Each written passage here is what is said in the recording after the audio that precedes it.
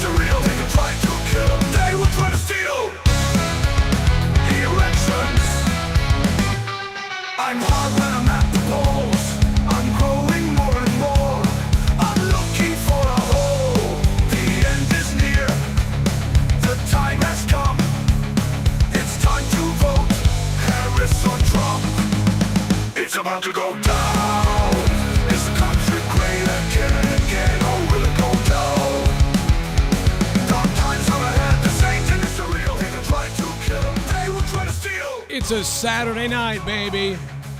It's a Monetize this. This one is for that little squirrel that those New York scumbags, only in New York would they kill a squirrel like that, man. What a bunch of psycho pieces of trash. Unbelievable. Tonight, it's Monetize this episode 477. And it is Beat the Clock on Monetize this. Gear up. Be ready. Let's go. I'm ready. Are you? You might have to grab some beer.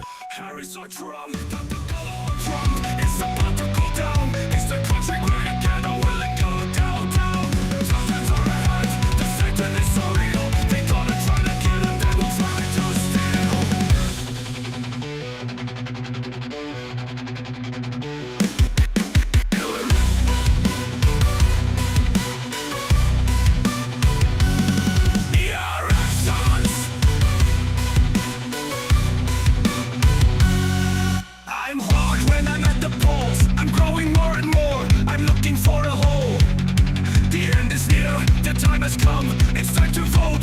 Harris or Trump, Kamala or Trump. It's about to go down.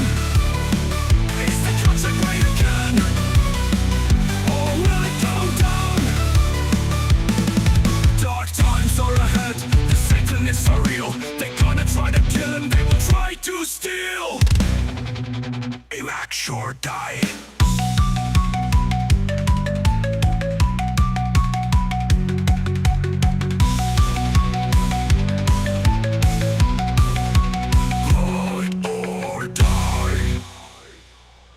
Let's go, folks. Are you ready or not? Bring it on, baby. We got the big one.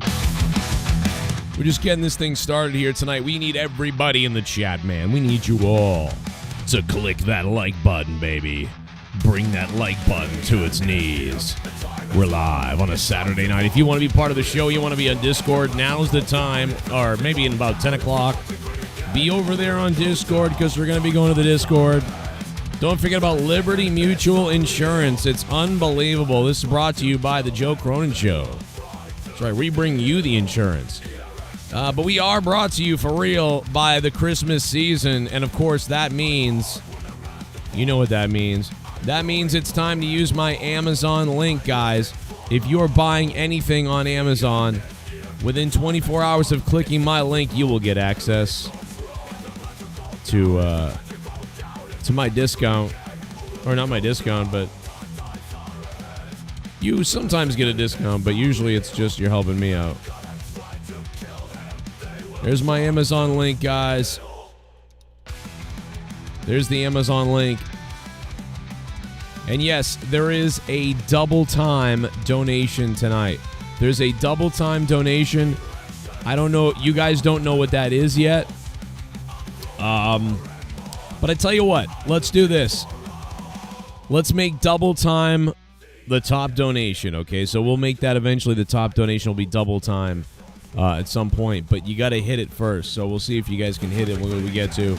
But it is Saturday night. It's early. We're just getting started. Help us by clicking that like button to ramp it up to about 100 people. We'll get about 100 people in here soon, and things will be ready to roll, baby.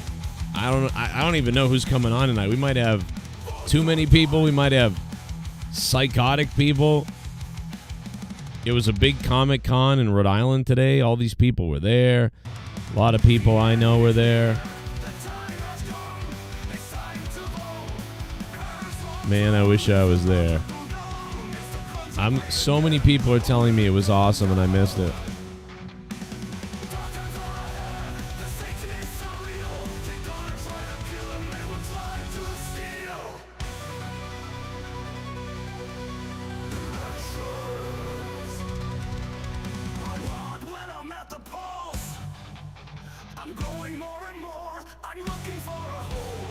Yo, you can imagine Ryback in a fight with the boss, and then Khabib. What? Dude, imagine Ryback and Khabib just beating the shit out of each other. I am so there for that, dude. I am ready to. I would watch Ryback and Khabib just beat the shit out of each other all night long. I would totally watch that. I would have a blast with that. But yeah, you guys, we got to click the like button, man. We got to get those likes. We got to explode those likes, man. We are getting there, though. I will say that, man. We are definitely getting there. Oh, make a song for Peanut. Yeah, maybe we can make a song for Peanut the Squirrel tonight as well. That's true. I think that's a good idea. We definitely can go over some of the Halloween stuff that you guys did. Did you toilet paper somebody? I guarantee you probably did. We'll make fun of some of the stuff going on with the polls and election. We had WWE Crown Jewel today. Kind of a nothing burger, really, but, you know, it was a little bit to be had there, I guess. But I was so busy, I couldn't even cover it, so that's what happens. But there's quite a few things we can get to. So to be honest, we'll get to them. Plus, you guys are on on the Discord. We'll be hitting up the Discord in a little bit as everybody potentially comes over to the Discord and gets a little weird. I think it's going to go down in the Discord tonight, to be honest. And I'm talking about dick pics, guys. I'm talking about dick pics, just to be clear. All right, let's start her up, baby. Make some noise in the chat. Woo! We're going to take some calls, too, buddy.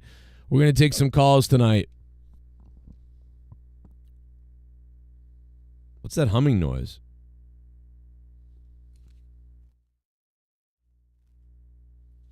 I hear a humming.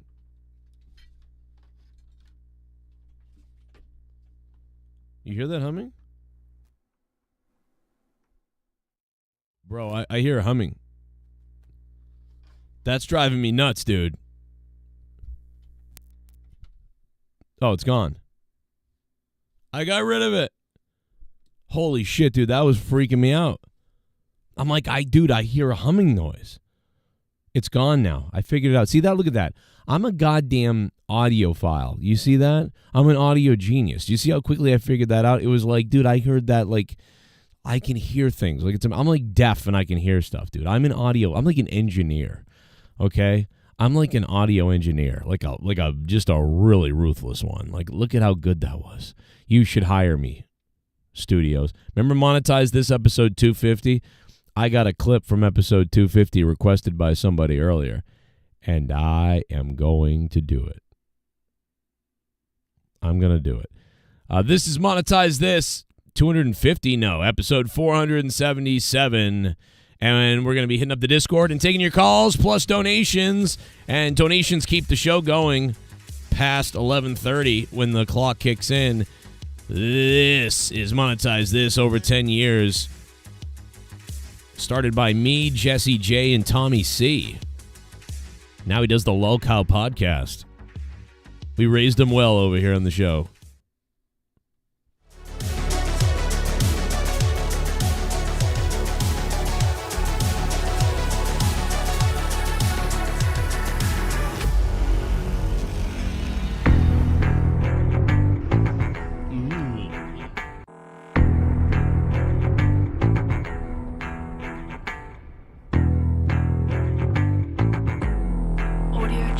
Yo, pull up your fist, yo, monetize this. Ain't no way, motherfucking handle this for over 10 years. If 100 shows, fuck around and find out. Get your Cronin nose, no pussies allowed, not for the weak of heart. Sex line calls and the bombs don't stop. In the wheel of fun, yeah, the wheel of funk. And yeah, fuck your mom, he gon' fucking come. Monetize this, monetize this, monetize this, monetize this. Audio Jungle.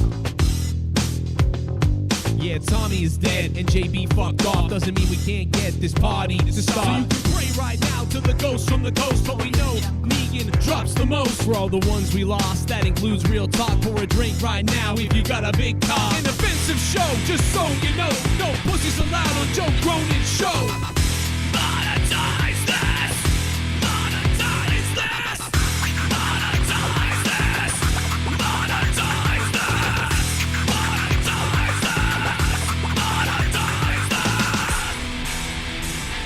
Before it is my birthday. Can I take Tommy's spot on Monetize This for that? Justin Bailey and all your other friends can dish it out. I can dish it right back.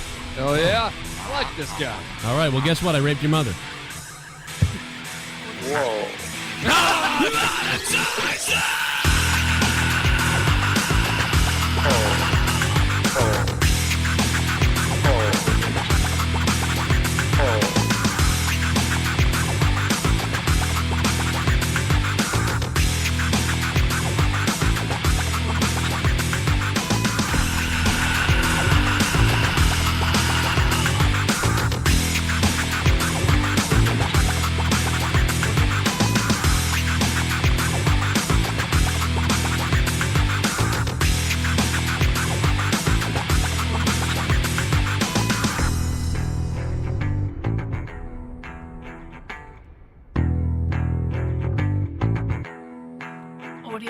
Bailey and all your other friends can dish it out. I can dish it right back.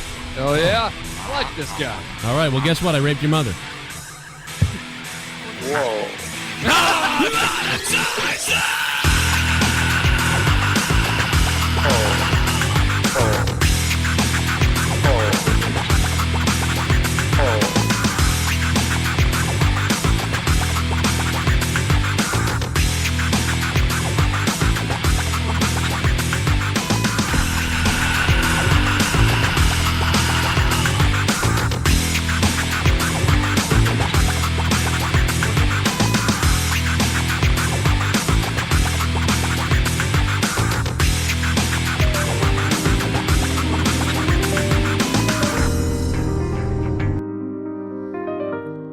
if everybody is aware of this or not, but although in New York they're not really doing a good job of arresting illegal aliens, and they're also not doing a good job of arresting child sex predators in New York either.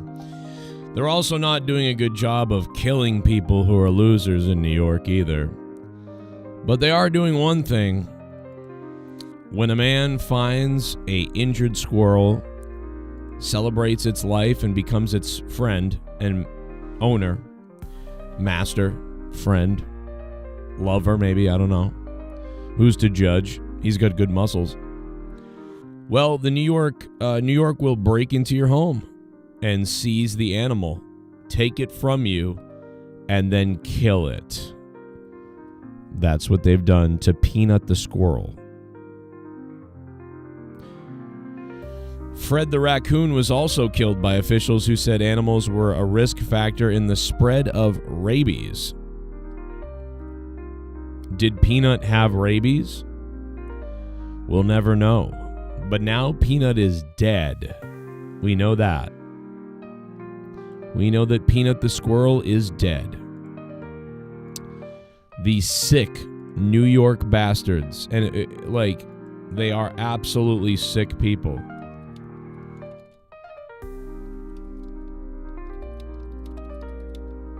And I think it has something to do with the World Series, I gotta be honest. I think these sick Italian Jew someone's coffee drinking fucks love to kill. They just love to kill. That's right. They love to kill. And that's why they killed Peanut the fucking squirrel, okay? They killed him. They're pissed off. They're mad about the Yankees. They're mad about the Mets. They're mad about the Bills. They're mad about everything in New York. And so they're like, we're going to fucking kill this squirrel is dead. That's what they said. That's what they said. This is sickening, guys.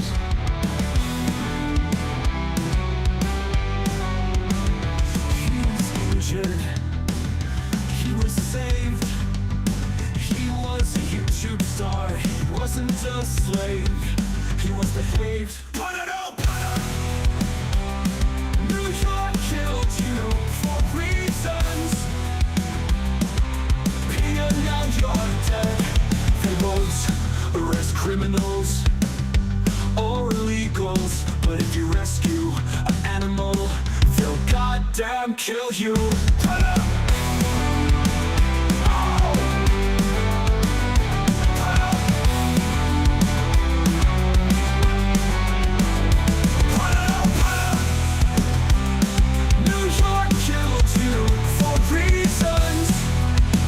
They killed him. Peanut, now you're dead.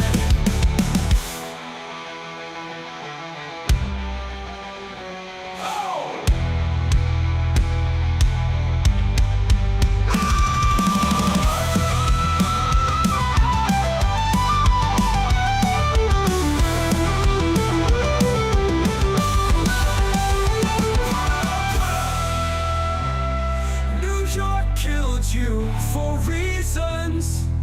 It's sickening, really. Peanut, now you're dead. It's so sickening, dude. Like it's like this, dude. It's disgusting. Like, let's be honest. Like, who kills a little tiny squirrel like this that people love?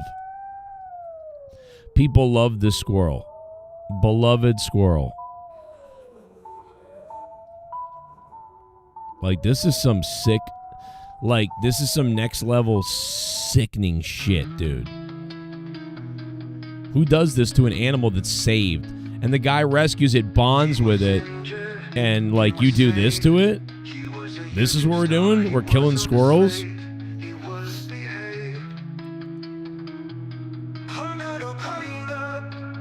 That's sickening. New York killed you for reasons. Peanut, now you're dead. They won't arrest criminals or illegals. They won't arrest criminals or illegals, though. But if you rescue an animal, they'll goddamn kill you. Hold up.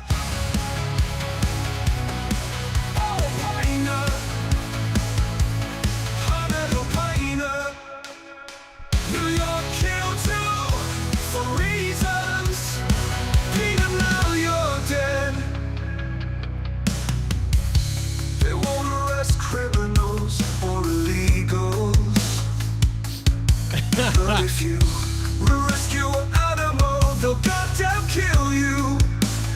Oh, no.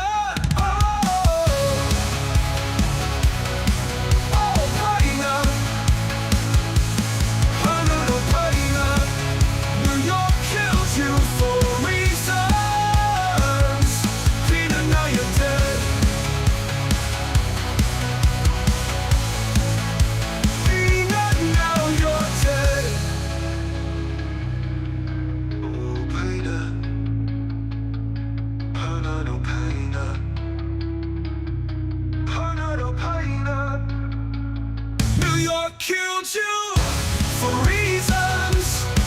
Peanut, now you're dead. New York killed you for reasons. For reasons. Peanut, now you're dead.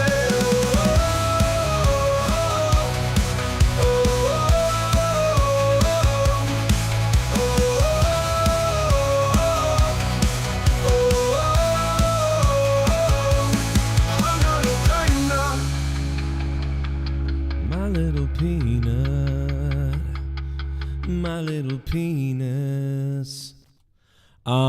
Rest in peace to Peanut. That was the best we could do for him in such short time.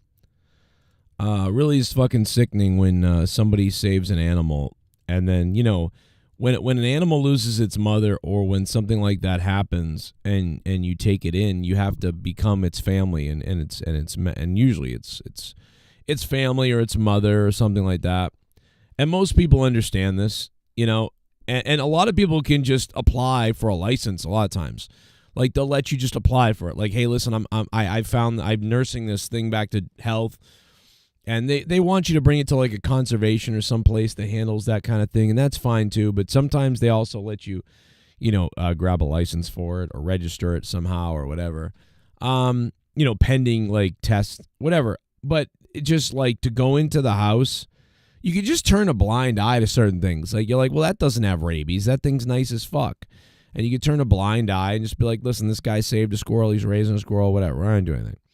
But people, like, you know, I guess it was internet trolls that were like, you know, Karens calling, you know, the place like, this guy's got a fucking squirrel. Like, what kind of fucking loser? First of all, what kind of loser do you have to be to go report that kind of thing to anybody?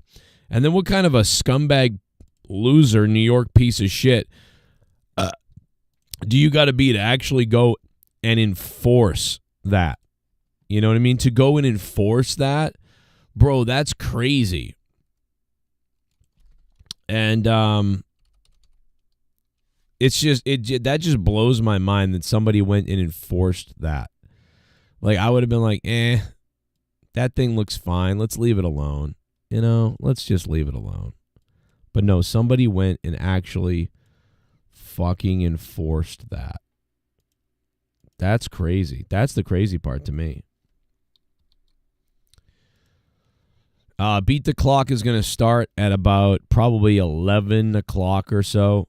I do see Discord. We got a few people hanging out in the Discord, popping in the Discord. Feel free to jump in the Discord. I'll be heading over there in a little while, especially once it fills up a little bit. We do have the Monetize This champion. I see him over there. Jay Menace is over there waiting for the opportunity to get weird. So shout out to him and everybody else who's going to be stopping by. Monetize This episode 477. There's so much to get to, bro. The Karen bitch that actually made the report has left the internet. She deleted everything. Wow, she should be deleted, bro. I mean, I don't necessarily think you should kill her, but like, she should definitely be like fucking, like, I don't know, dude. I want, like, what a scumbag loser move. You know, like, what a loser move to do that. Whoever that is. Who the fuck would do that?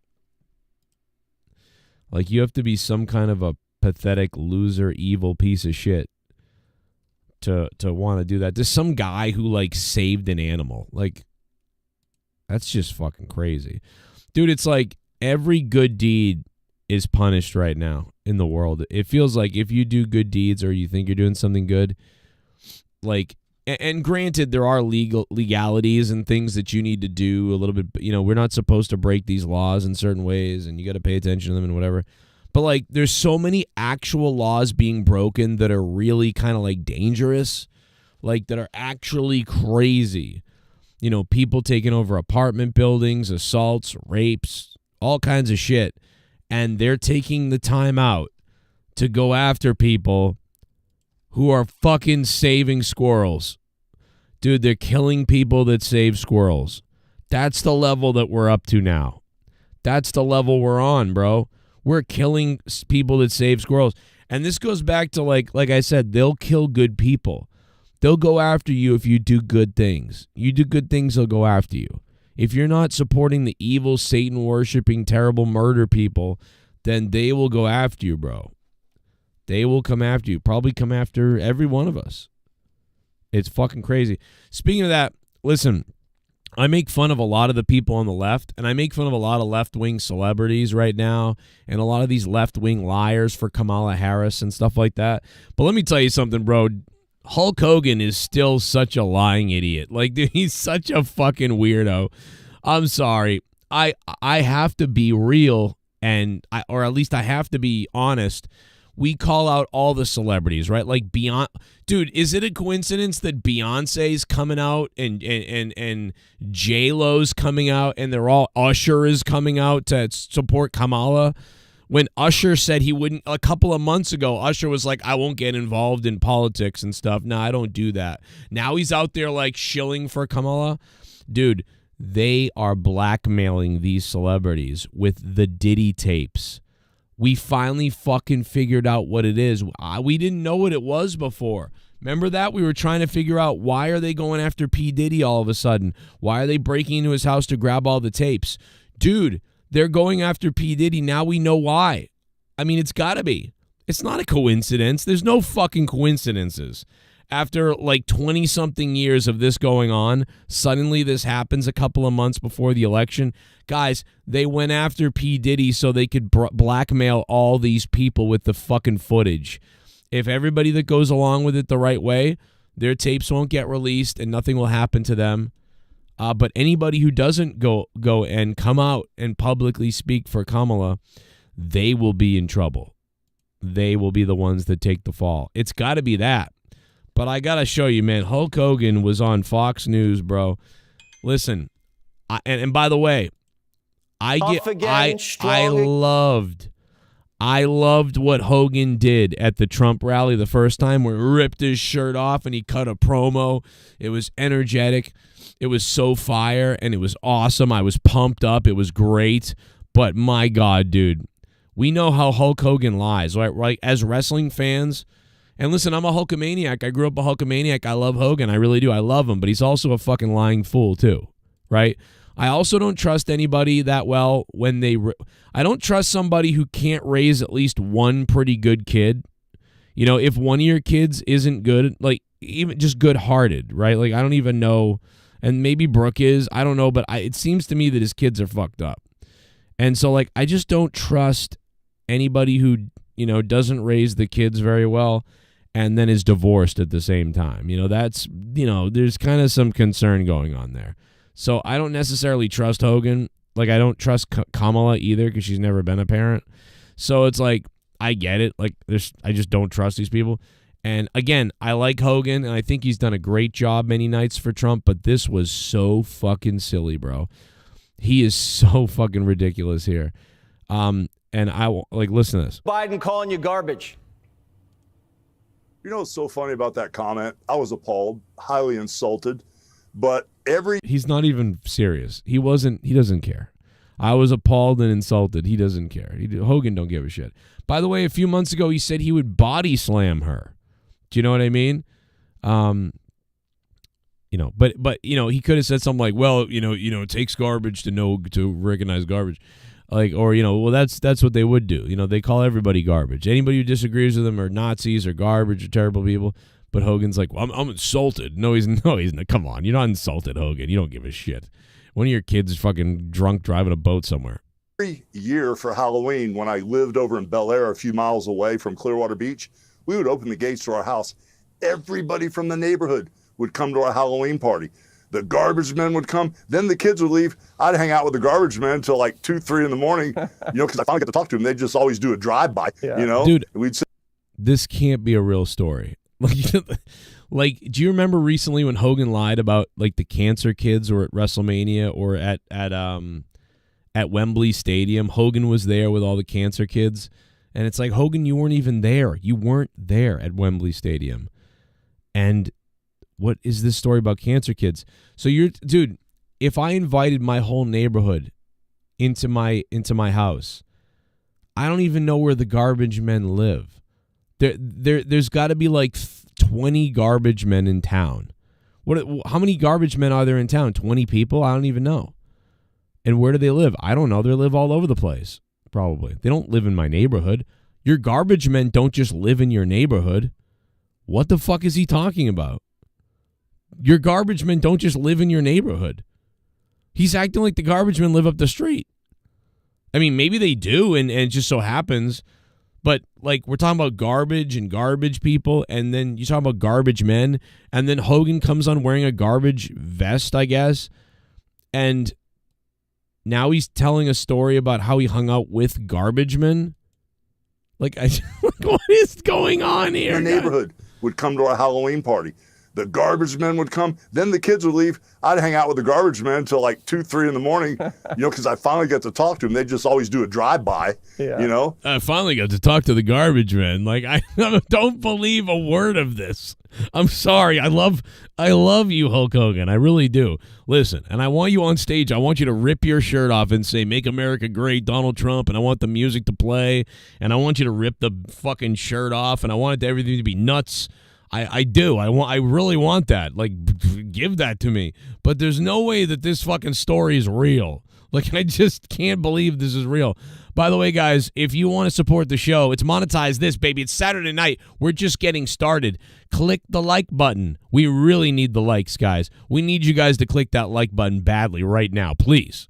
But also, we need the donations. If you donate to the show live, we'll play the donations in a few minutes. Every $5 is a minute. So that contributes to keeping the show on. It's Beat the Clock. We're going to put the clock up in a few minutes with 30 minutes on the board. Let's go back to Hulk Hogan's Whopper story here. Hold on. Let's see if we can get back to Hulk Hogan's Whopper story. This can't be real. We'd sit there and drink beer. I just wish it would have been Hulk Hogan's Real American Beer back then.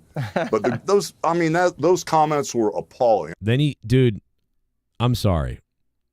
I know that I've bashed the left so much recently. I've bashed the left-wing celebrities, and I've bashed CNN, MSNBC, and all the left-wing media, but the Fox News is still, like, this guy is sitting there with this shit-eating grin on his face, like, this is the fakest fucking interview ever. This is not real. This is so fake. It's unbelievable. To talk to them, they'd just always do a drive-by, and we'd sit there and drink beer. I just wish this is cute. It would have been Hulk Hogan's Real American Beer back then. Oh, now he's plugging his beer. That's, But those comments were appalling. I hated to hear that. Good job on Hulk by bringing it back, though. I actually saw my garbage man today, took a photo. Didn't put on his vest, but everyone is talking about this because you never insult the voters. Trump makes fun of pencil neck Adam Schiff, crying Chuck. He just said Mark Cuban's got slow head speed when he swings the club. Why do the Democrats keep insulting the American people? They hate us. The only thing I could think is they're trying to humiliate the Trump supporters into voting for them. To call us Nazis. I was in Madison Square Garden. I looked all around. I'm used to the building. There was no stinking Nazis in there. There's no domestic terrorists. They call us. Well, to be fair, you don't know that. There could be one or two lingering around. But Hulk Hogan fights the Nazis, dude. That's his whole thing. American-made Hulkamania is going to kill the Nazis, brother. Why do people constantly call us Nazis or call not us? I don't, because I'm not even a Republican. But why do people constantly call each other Nazis in America? It doesn't even make sense. We beat the Nazis. Does anybody does this fucking generation not know what World War II is? It's like literally our kids are retard people. Bro, I got a news fucking flash. We beat the Nazis. We are anti-Nazi. There's like no Nazis here. We are literally the country that dropped a fucking nuclear weapon on Japan. We literally are the ones who jumped in the war and tipped the scales and fucking took out Hitler and the Nazis. That's us, America. So you saying the most American-ish people or conservative American people are Nazis is a goofy fucking stupid thing to say, when mostly the conservative people, like, their families are filled with World War II veterans that defeated the Nazis. My grandfather was a nurse, a firefighter, and a war vet. Okay? My grandfather was a war vet. He defeated the Nazis. He was a medical nurse. He was a firefighter. That's my grandfather. So when someone says, like, you're a Nazi, you're a fucking retard. My grandfather defeated the fucking Nazis, you cocksucker. So it's just the stupidest shit that you hear. But at the same time, Hulk Hogan is full of shit here. Like, he's got to be full of shit. It's deplorables, but to call us garbage? They call us deplorables and they call us garbage? Like, he's like shocked. Dude, Hogan's so full of it. He's like playing victim here in a weird way. Hogan should just say what everybody knows. Listen, these people will say anything because they have nothing. That's why they throw anything at the wall. You're a Nazi, you're a murderer, you're a killer, you're white, you're this, you're that, you're a whatever, you're racist. They'll just say anything because they're name calling, because they're nothing but bullies. And we can defeat bullies here in America because the American dream, the American passion, the American work ethic is stronger than some bullies. No matter how big they get, they can't hide for long. The cream always rises to the top. The truth shall set you free. The truth will rise. The truth will come out. Eventually, all lies are told. And that's why we need to vote for Donald J. Like, that's what Hulk Hogan could have done. That's what he should have done. But this weird victim shaking, like, I am appalled. Oh, what do you mean you're appalled? You're appalled that they're the fucking Nazis, and you're appalled? They're calling the American people that support Trump garbage. Oh man, Hulk Hogan in full gimmick is awesome. I will take that. I'll take that Hogan. I don't want the victim Hogan that I'm getting right now on Fox News, this fake conversation that they're having. I want full gimmick Hogan coming out waving that flag around. That's what I want. That's what you want. That's what we all want. It's just ridiculous. You're right. It's social shaming. It's just ridiculous. You're right. You're so right. I'm so right. We're so right. This is so lame. That's what this is. Oh God, I don't watch the news, and this is part of why. They're trying to humiliate people so they're not proud of who they're voting for.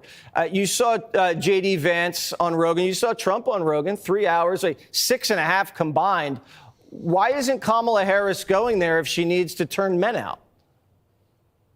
Well, let me start with this first, and then I'll go to here next, and then I'll go to there next, and then I'll do an end around Tutti Frutti over the top Fruity Loop, and I'll never give an answer. Right. That's why. That's why she didn't go on there. Donald Trump is direct, to the point. He's versed in all subject matter. He knows everything domestic, foreign, international, swing arm of knowledge. He's our guy.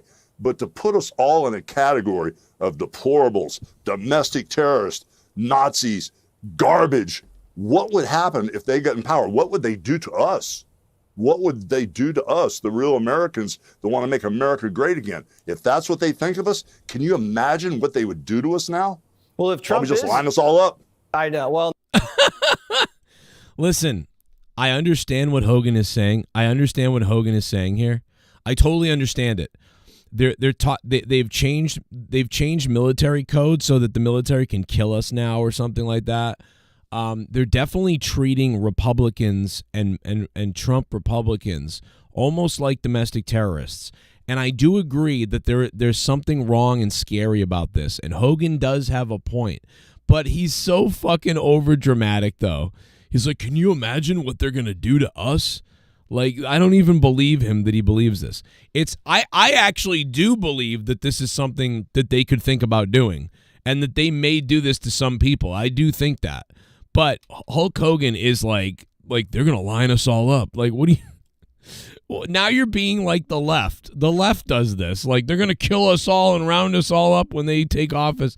They said this about Trump the first time. If Trump got in office, he was going to, like, round everybody up and kill people and blow the nuclear weapons and everything else. Like, Hogan is so overdramatic, but it's not believable here. He's not believable. If that's what they think of us, can you imagine what they would do to us now? Well, if Trump Probably just line us all up. I know. Well, not if you're there. I think you'll protect the country.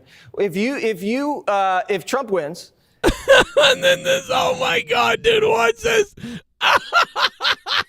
well, not if you're there. I think you'll protect the country. If Trump wins, are you going to play any role? I know RFK Jr. is talking about making America healthy again. Oh my Is Hulk gonna God. Yeah, we're going to make America erect again. Anyway, I just wanted to show you that part because it was so cringy. And if you know Hulk Hogan, you know his bullshit like that he spews and shit. Holy Christ.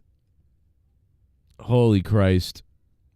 No, CNN and MSNBC are definitely really bad and terrible and worse. No doubt about it. But I happened to catch that Hogan clip from earlier today and I was fucking dying. Like, that was, holy shit, dude.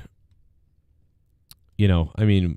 But, you know, on their side, they have Beyonce and J-Lo and all these people who are trying not to be arrested for what they did with children and at Diddy's party, allegedly. And they're coming out for Kamala, which is very interesting because I think it's blackmail. I think it's an obvious, you know, I think this has obviously all been planned. So, you know what I'm saying? I don't think Hogan's wrong. Do you know what I'm trying to say to you guys? Like, I don't think Hogan is necessarily wrong. Like, I agree with a lot of that. I'm concerned the way he is. But it's the way he says it and delivers it. It feels fake, the way he delivers things. It doesn't feel real. And he's, like, overdramatic in a weird way. I don't believe it. Like, I think I could go on there and talk about these things. And they would come off more genuine. Like, I don't think what he's saying is very genuine. Do you know what I mean? Very strange. Very strange. But Hulk Hogan is, dude, it's just, like, I was standing with my garbage man. Like, there's no fucking way that happened. I'm sure Hogan had a party and he opened his gates and, like, the neighborhood was there and he was hanging out and hosting a party. But there's no way he was, like, I was waiting for the garbage men to hang out with them. Like, what are you talking about? Who the fuck believes this shit from Hulk Hogan? There's no way that anyone believes that from Hogan.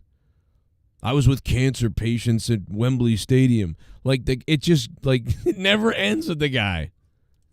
It's hilarious. Yo! $9 for a fuck, someone donated 9. I'm getting hard, I got 9 inches inside of your wife. $9, I'm shooting Creator to the ceiling, I'm coming, and my balls have turned blue. $9, suck my dick. Big government Democrats in NY are raiding people's homes and killing their pets.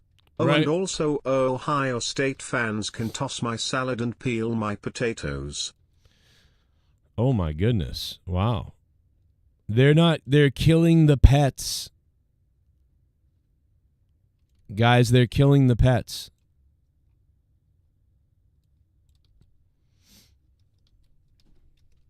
They're killing the pets. Soon they'll kill us. But right now, they're killing the pets. So there you go. Now they're not eating the pets. Now they're killing the pets. The pets we saved. The injured pets. Our family pets. Like, this is another song, bro.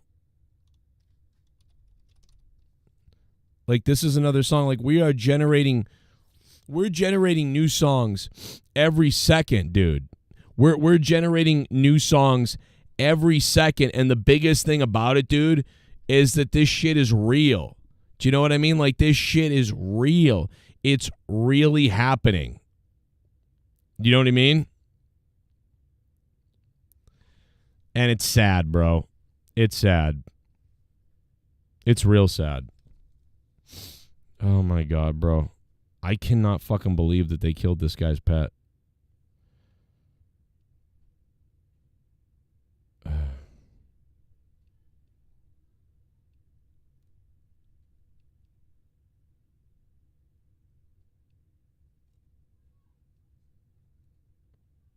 I mean, dude, New York is sick, bro.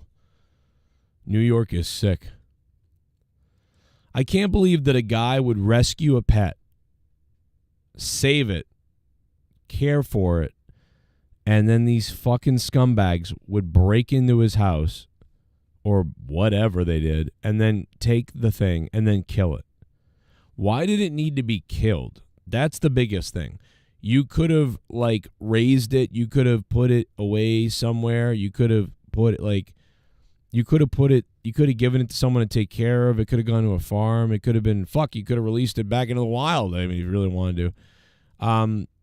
You could have just put it in a place that was safe for it if you wanted to test it and monitor it or whatever. I mean, there's just so many things that could have been done. And it's like they don't even do that. They just like go, well, let's kill it. Let's kill it. That's what we'll do. We'll just kill the fucking thing. You know what I mean? We'll just kill the fucking thing.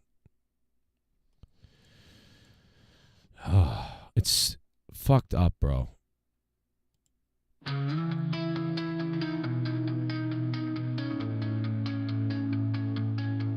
He was injured, he was saved.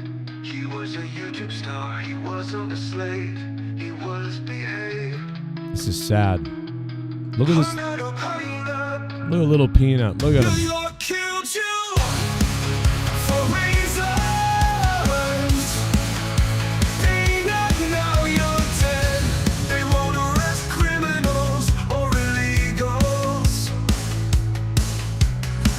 But if you rescue an animal, they'll goddamn kill you. Hold up.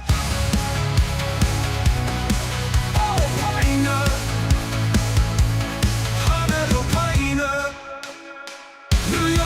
Little Peanut.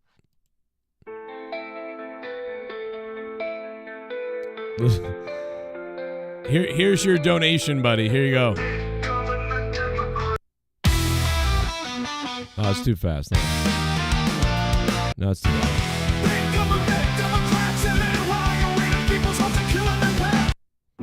Big government, Democrats and NY raiding people's homes and killing their pets.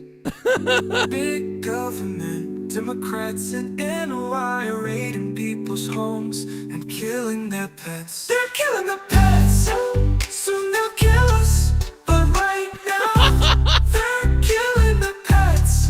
They're killing the pets, soon they'll kill us. But right now, they're killing the pets. The pets we saved, the injured pets, our family pets. Oh my God. They're killing the pets, soon they'll kill us. But right now, they're killing the pets. Big government, Democrats and NY raiding people's homes and killing their pets. They're killing the pets, soon they'll kill us. But right now, they're killing the pets.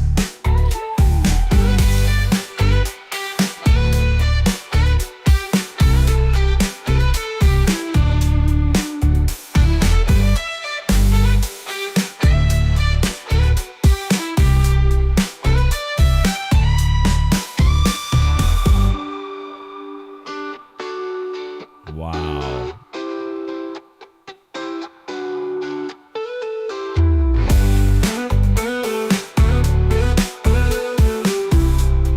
That's pretty sad right there.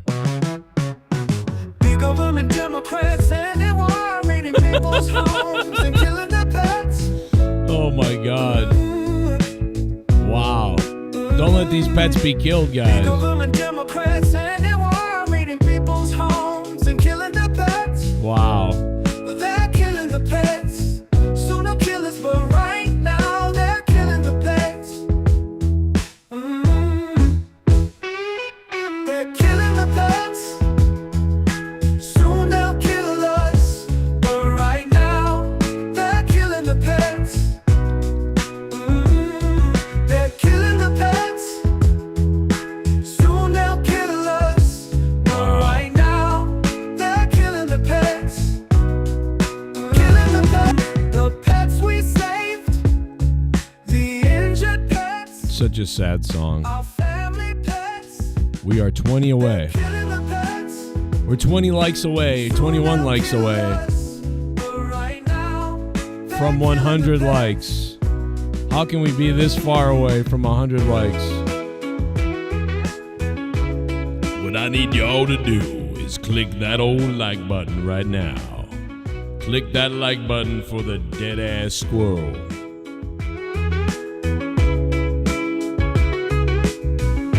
There you go. Click that like button. Put that route in. Put that route in. This is pathetic. 79 likes is fucking pathetic, people. Like, it's really sad. Like, we got a goal of $2,500. We got a goal of that. Like, and we got a goal of like 100 likes. We can't even get 100 likes. I mean, we got to do better. We got to do better, man. All right, let's check out something on Twitter. I've been sent a lot of shit on Twitter. Apparently a fight broke out tonight at a football game. And this looks pretty crazy. So let's check this out real quick. Most people look like they're just enjoying, observing. This cop right here is hugging this bald white guy, which I'm bald too, so. Wow, look at this. Wow, look at this guy. Was happy as shit though right here. See this black guy over here? Look at this black guy on the right. This guy. Look at that guy's happy as shit. He's like, man, this is great. They're beating up white people now. This is great. Look at that guy. Looks like Black Troy. Oh my God. Like, this is great. I never seen the white people beat up like this before. This is amazing. Look at this guy. This cop's beating the shit out of this guy. I mean, this guy's down. And this cop is just waffling this bastard. Like, dude, he's getting his clock cleaned. Hammering down away. Here he goes. And now another one. And we have a Donnybrook going here. Wow, imagine if a white cop did that to a black guy. There'd be like riots tomorrow. Watch this cop, dude. Boom. He's tomahawking him, dude. Look at that. He's got the Tatanka chop, bro. Watch this in slow motion, dude. This guy is... yeah. Like, he's fucking doing the... He's doing the fucking... The Tatanka tomahawk chop, dude. Look at this. Oh, good God. Tatanka's firing away on Shawn Michaels.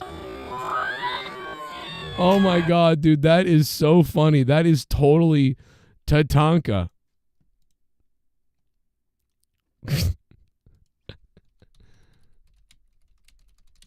Oh my God, that is so funny, bro. Oh my God. Watch this. Watch this.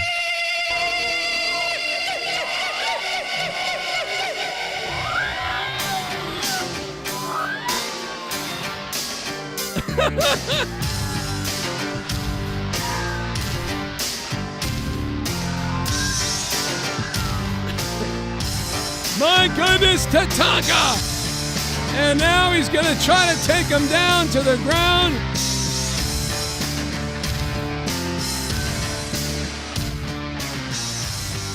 This has been just a war of attrition.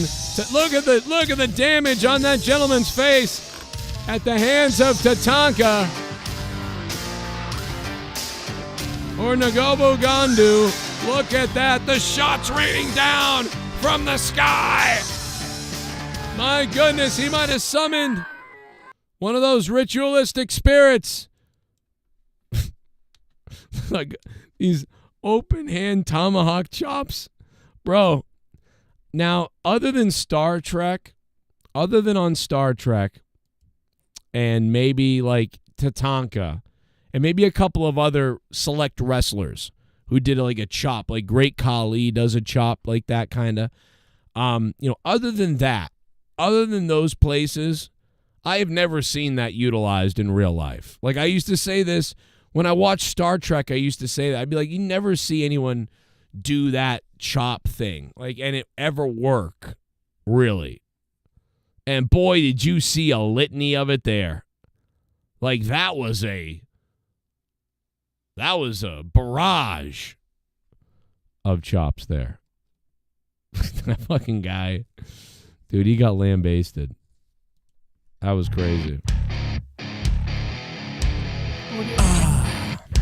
It's Joe Bishop. $9 for a fuck. Someone What up, donated Bishop? 9. I'm getting hard. I got 9 inches inside of your wife. $9. I'm shooting my semen to the ceiling. I'm coming and my balls have turned blue. $9. Suck my dick. They were like toys for us. The women were there for us, and we abused them. They were like a toy for us. They were like a toy for us.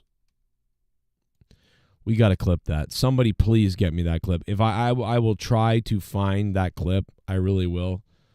I will try to find that clip. I'm trying to utilize it because they were like a toy for us. It's just one of the greatest clips ever. It's one of the best clips I've ever heard. They were like a toy for us. We got to clip that. Somebody please. They were like a toy for us. The fuck?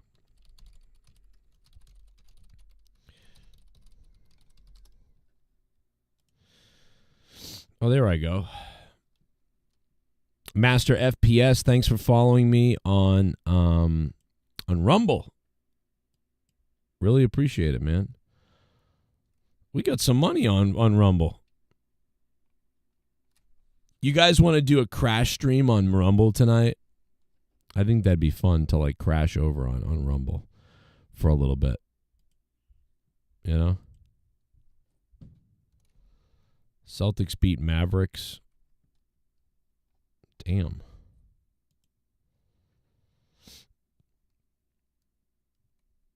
Let me see.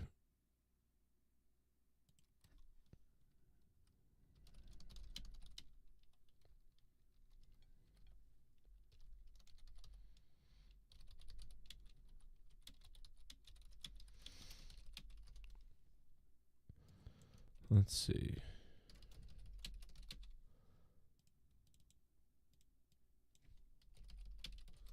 They were like a toy for us. God, I love saying that. I would just say that all day.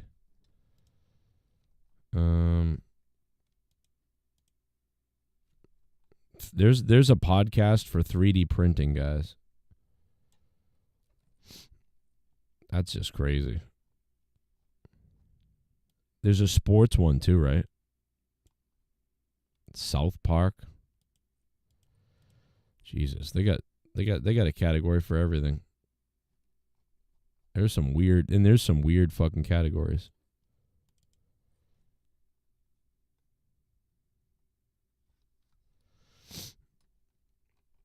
Let me see. Specify. Okay.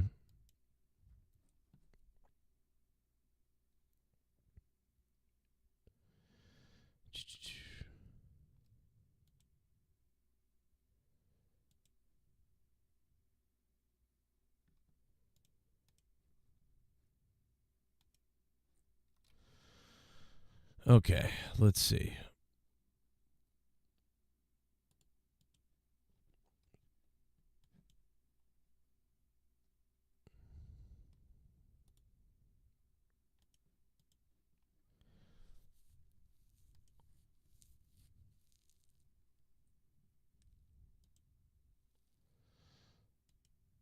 Trying to figure out Rumble is like always bizarre.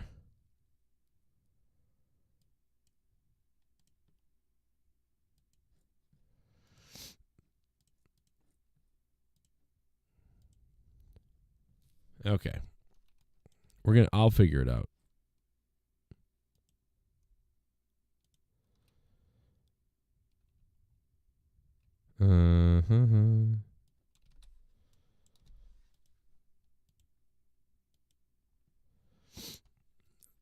Your Rumble, blah, blah, blah. Check your channel settings to confirm by clicking test bandwidth. What the fuck does that mean?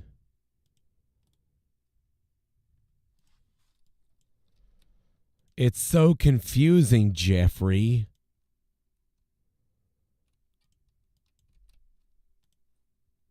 So confusing, guys. Okay, I think I figured it out.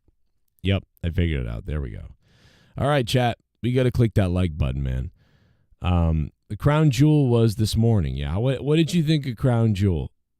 What did we think of crown jewel? Because I wasn't a big fan, Ghost.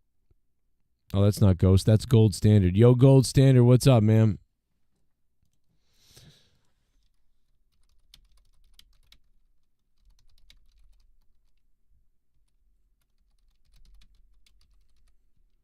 I don't know. How much you want to lose your wrench? Oh, shit. Haystacks Monet is gifting subs, baby. He is gifting subs. They would like a toy for us. Yeah, if you guys want, jump on Discord now. Now's the time to jump on Discord, baby. Look at that. They're coming in 5 memberships gifted by Haystacks Monet. Come on out, you rapist!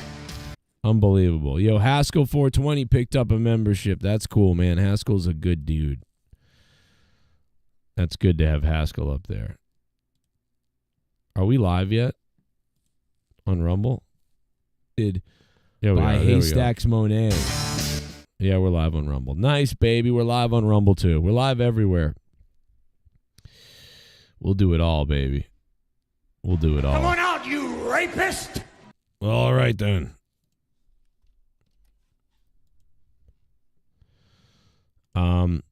Topher, thank you for becoming a member, my friend. Because of Haystacks Monet. He's gifted. He gave us some love and gifted it up. Thank you very much. Dodgers back-to-back. Well, you know what? As weird as that is and makes me sick as a Red Sox fan that the Red Sox... Come on out, you rapist! That the Red Sox let Mookie Betts go. You know, right away it was like, dude, we're letting this guy go for nothing. Like, so we're the retards. Zach McNulty, man, congrats on the membership. It's like, dude, I watched so many teams dumbly give people to us over the years and do things. And now, like, what, we're the stupid people? I said this the minute it happened. I was ranting on my Come on out, you stream rapist! About it years ago. This was back when we first... Most Blaze got a membership. Most Blaze. You Most Blaze. And I was pissed off about it back then, dude. I ranted on it. It was like, dude, you better get fucking a shit ton for this guy. They got shit. They got dickhole for the guy. Like, they got nothing. It's like, what are you doing? It was so stupid, dude. A lot of OGs. Come on out, you rapist! Dude, Daniel Carter, thank you, bro. Listen, dude, a lot of OGs got a membership courtesy of Haystacks Monet, man. Thank you for that, for dropping 5 subs, man. I really appreciate it. We're going to have the clock going at 11 o'clock. We're going to start the clock, and we're going to get fucked up. And then we're going to fuck people in the ass, bro. I see over on Discord we got Jay Menace is going to join us to monetize this champion. Jesse's going to be on drugs. I see Omar's over there. We're going to be heading to Discord in a few minutes to get weird and get lit. So we'll see what happens. But yeah, no, I just think whatever. As long as the Yankees didn't win. As a Red Sox fan, bro, whatever. Dodgers win, fuck it.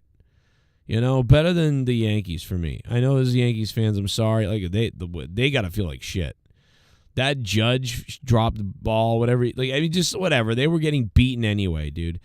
And listen, the Dodgers weren't even at full strength, and they were just cruising. Do you know what I mean? Cruising.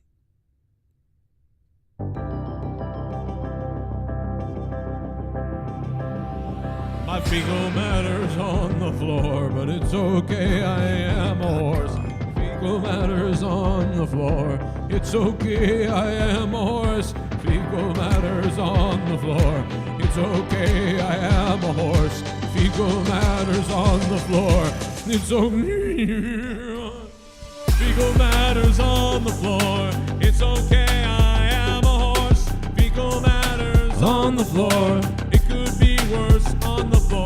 My fecal matter's on the floor, fecal matter's on the floor, fecal matter's on the floor, but it's okay, I am a horse. It's okay. The Creeder, baby. It's early in the night and the Creeder's dropping a hard one.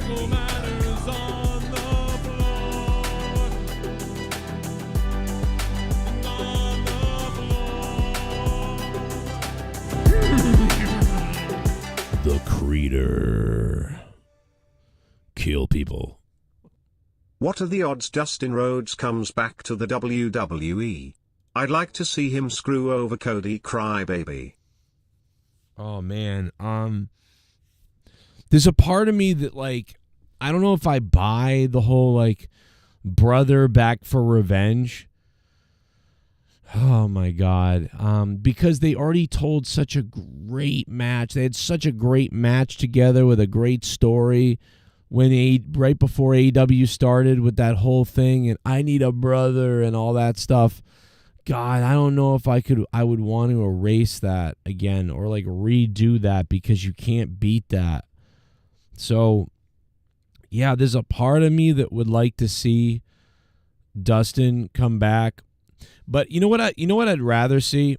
I'd rather see Dustin Rhodes come back, and I'd rather see him come back and tell a story about one last match, and I've got to fight for myself, because he comes back to meet with his brother, and then he gets attacked and beat up in the backstage or something like that happens, and now Dustin's got a personal vendetta to score with whoever that person is, and he goes, if I have one last match, then damn it, I'm going to go out beating his ass, or like I'm going to go out winning and beating him at WrestleMania. I'm going to have it at WrestleMania and I'm going to win and whatever. And, you know, he'll be a younger guy, something like that.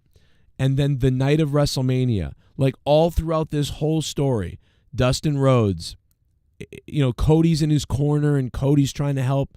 And Dustin's talking about, you know, one last match, and he's so old and all these things, but he can do it, and he's gonna be ready to go for WrestleMania, regardless. And you know, you don't have it anymore, you old son of a bitch. And your brother's more talented than you. Your father was more talented than you. All you were was a goof. You know, you'll never be any. You never really got to the levels that Cody did. You're jealous of Cody. All kinds of shit like that. You're an embarrassment other places. And, dude, it would be so cool to then see on the night of WrestleMania, Dustin Rhodes comes out as Goldust. Like, he just comes out as Goldust. There's been no mention of him being Goldust. There's no mention of any of that stuff. And you get the bad guy gets in the ring first. And then suddenly, bro, it's this throwback of Goldust. And he comes out the classic shit and everything. And it's this big, like, intimidation fucking thing. I think that'd be cool. I'd like to see that. And then at the end, you know, whatever. Something like that. I'd like to see that, where Cody's in his corner, sticking up for him in there. And they're like, Cody, with everything going on this WrestleMania, you know, are you going to be able to focus on your world title, your WWE World Championship match tonight? You know, your brother tonight is going out there, and I know it means a lot to you. And it's this whole family affair thing, and he comes out as Goldust. You know, I would like that. This is my last match. I'm losing my voice, so I'm trying hard to sing, but I can't do it. This is my last match. Yeah, my voice, it's fucked up, guys. Something wrong with my voice. So that would be really, I want to see that, I guess. I want to see that, I guess. I want to see that. Give me that, and I'd be happy with that. You know?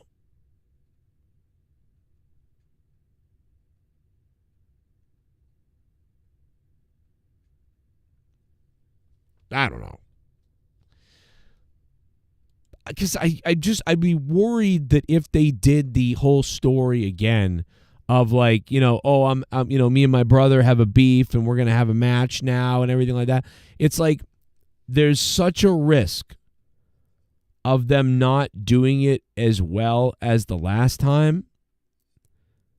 And there's a risk of, but I mean, part of me wants to risk it because it would be good, but you know, at SummerSlam next year or something.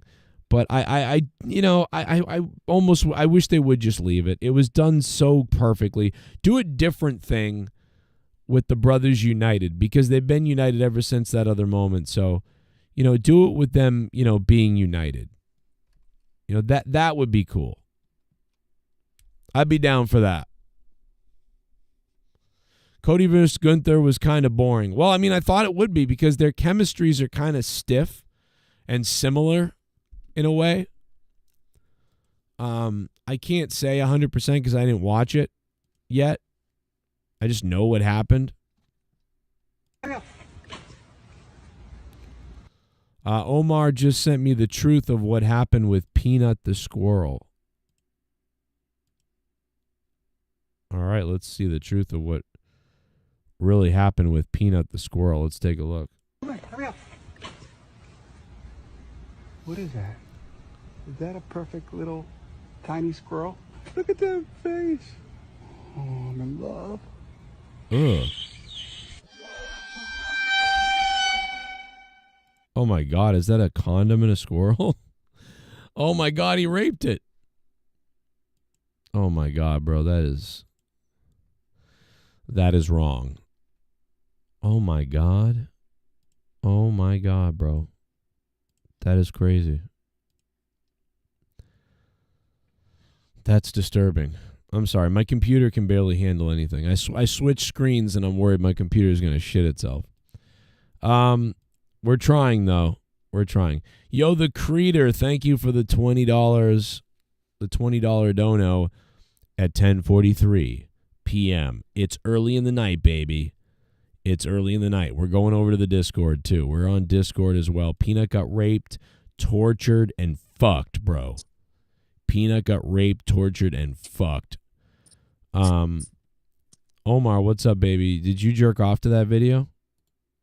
No, I thought about it for a second, but yeah, no, I didn't. Yeah. I'm concerned, you know, that you would. No. But yeah, that's the truth. I mean, that's what they're hiding. That's what the government are hiding. And yeah, they took that score up because some people enjoy, you know. Do you think that do you think that they took Peanut the squirrel and they didn't kill Peanut like you said, like they're actually raping Peanut the squirrel right now? Is that what you think? Yeah, raped him to death. Raped him to death, yeah. Yes. And just throw him. Why are the elites raping squirrels to death? Why do you think that is? I think they just got bored of kids. So what is the most fun thing? You know, right. Squirrel. Yeah.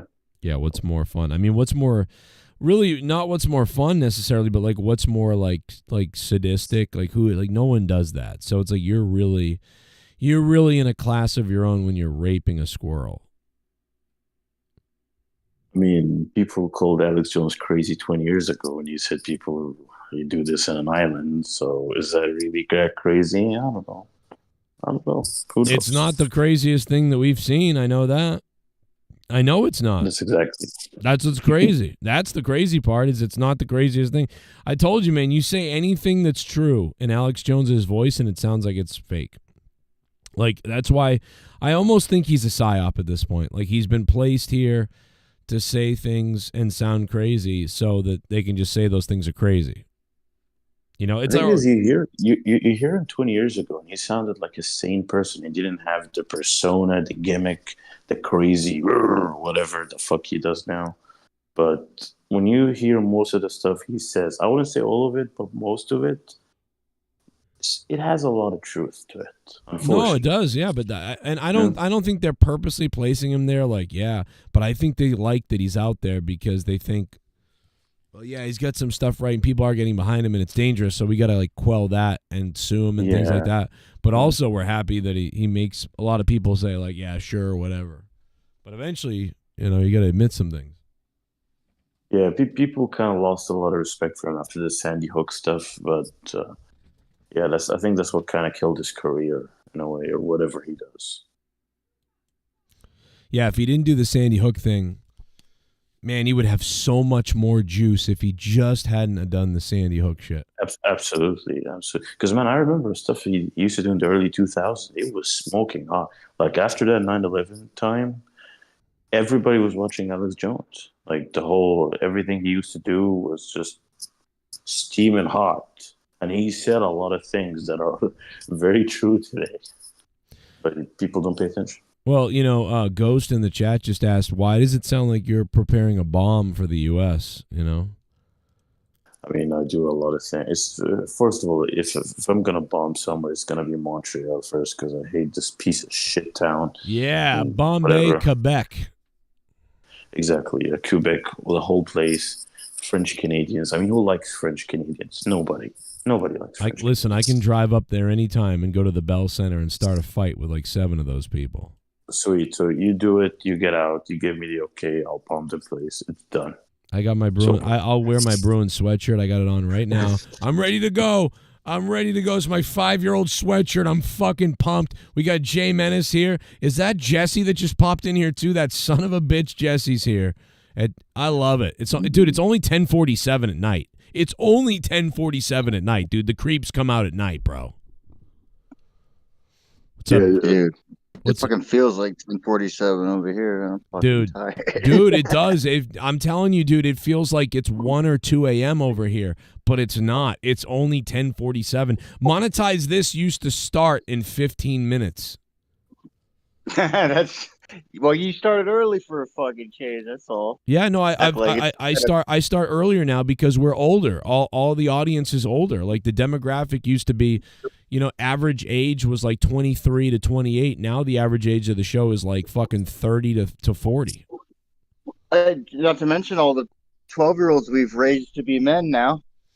Yeah, dude, a lot of people without fathers and shit like that we were there for them. That's actually true. Yeah, no, I mean, just like Howard Stern was there for me. He was there for me. Boy, it was great. I don't know about Tom. Actually, Tommy was the only one it wasn't. But I think didn't Chris like all of us. I remember all of us kind of tying together on that a little bit on the fucking no dad thing, and then a bunch of the fans, same shit. Yeah, it's like dude, no. Like deep. I've found I got to get going because like I have to get the show going because by like midnight. A quarter of the audience is getting really tired and falling asleep. And by 1 a.m., they're out. A lot of people are out. And it's only like maybe 20, 30% of the audience is still up with us at 2 or 3 if we go that late. But we'll be beating the clock tonight. So we got to see if the donations come in. We might have a shorter show than usual because I'm doing Beat the Clock tonight, baby. Put it up or shut it up tonight on Monetize This. And we're live on Rumble as well, by the way. Shout out to Asher, he's 30. Joe, how is life feeling after 40? I need to ask you that question since you hit 40. How does it what? Say again? How does life feel after 40 since you hit 40? I'm actually, I don't feel good, man, because because I almost feel like I lost a part of my life, if that makes any sense. I mean, this is not like, I'm just trying to say like, when I left my regular work to do this in 2017, right? So like 17, 18, 19, 20, 21, 5 years I did not work a regular job. So what happened in my brain at this point is, okay, when I was 35 years old or 34 years old, I didn't really know what I was going to be. I didn't know if I could be something more. I was working my way up in a real corporate office company. You know, started off at like $35,000, ended at $44,000, and which is now the equivalent of like 60,000 or something. But like, so I was making, you know, for a GED retard person, I'm like, okay, $44,000 a year. And then I'm making YouTube money. And then I leave that job to do this permanently. And what happens though is because I did this for 5 years, to suddenly realize, oh shit, I got to go back to a regular job. I'm not making enough money anymore on YouTube. This sucks. The dream's kind of fucked. It's like, dude, what do I do? Like, what do I go in? Like, what am I good at? What is my thing? What can I be? And I'm already 40. And I'm like, so dude, what can I pick to start doing? Because there's not much time left when you think about it. So it's like, I've got to take care of my family, pay this house off, pay everything off, have some kind of plan. And I'm 40 and I'm just starting over essentially. It's like, so dude, I don't It's feel like you're 18 again.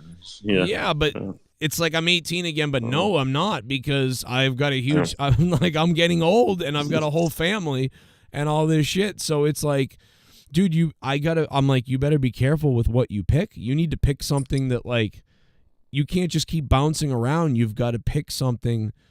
Okay, what was the thing that killed off making YouTube a full-time job? Was it the ad revenue? Like what was it just, I don't know, the fucking COVID? What the fuck happened?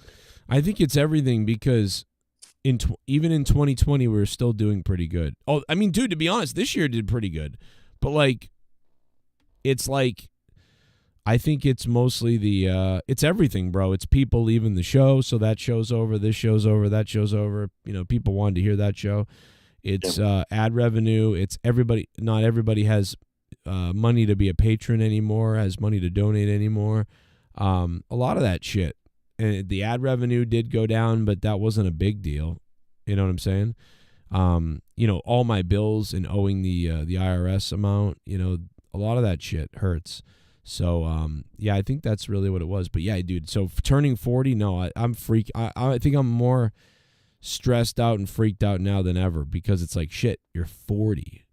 What are you, a salesperson? That's what I am. I'm in sales, I guess. But like, I guess that's all I am. I'm just going to be a person who's in sales, which is fine. But, you know, you'd like to be, you know, a lot of other people are at a company for like 5 years, 10 years, 15 years.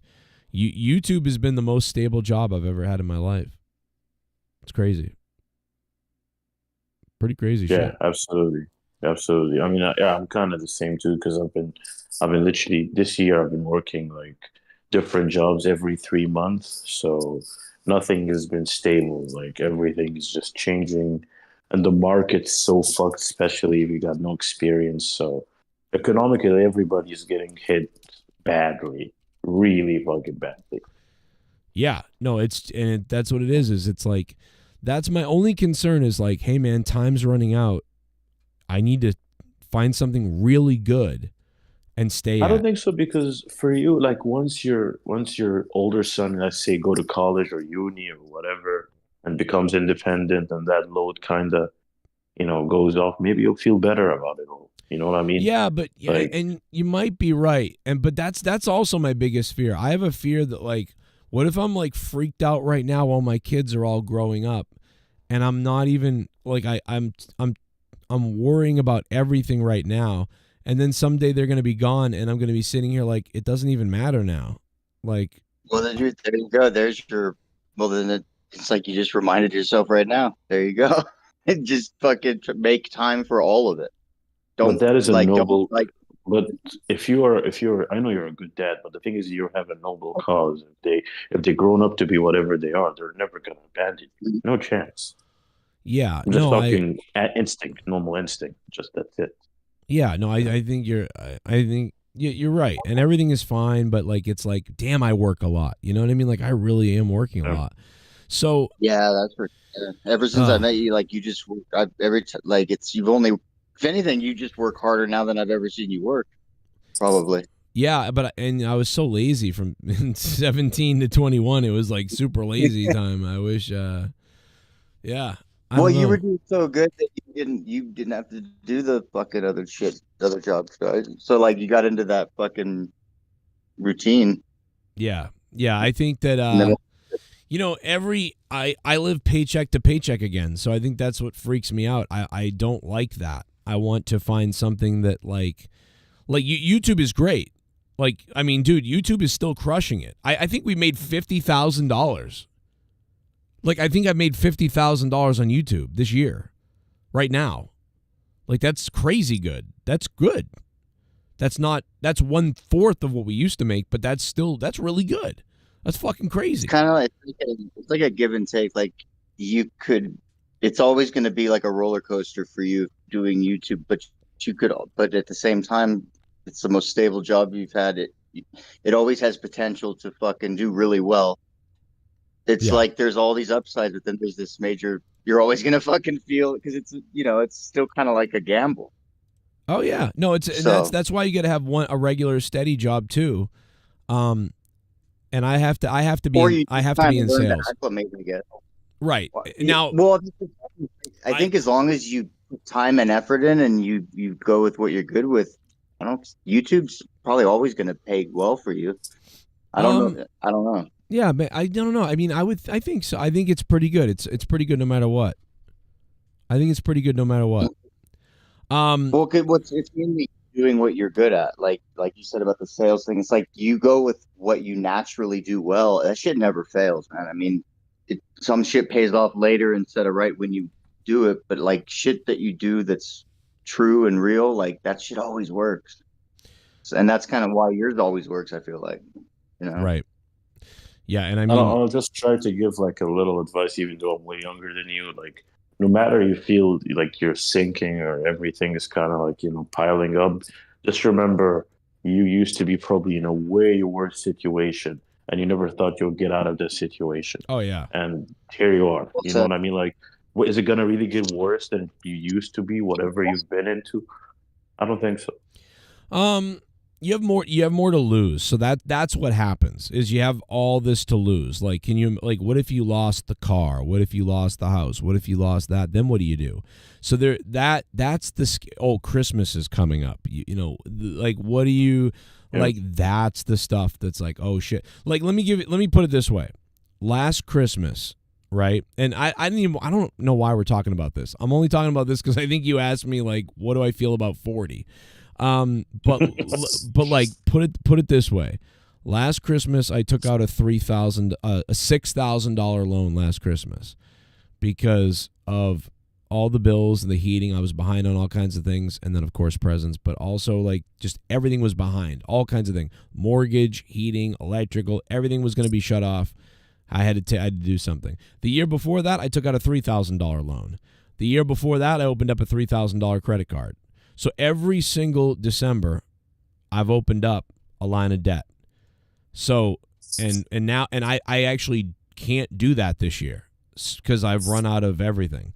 So I don't know what to do. So like those are the things I'm talking about. So I would rather have another I would like to have a job where I either have to crush it in a sales job or I have to have a base pay job that's really good. And right now we don't have that. So as you asked me about 40 years old, the one thing I would say to anybody who's 30 or 35, like if you're 30 or 35 right now, like if you don't know what you're doing or you're like, I'm still floating around doing whatever, now is the time that it's just you've got to focus on like let me get a career going somewhere.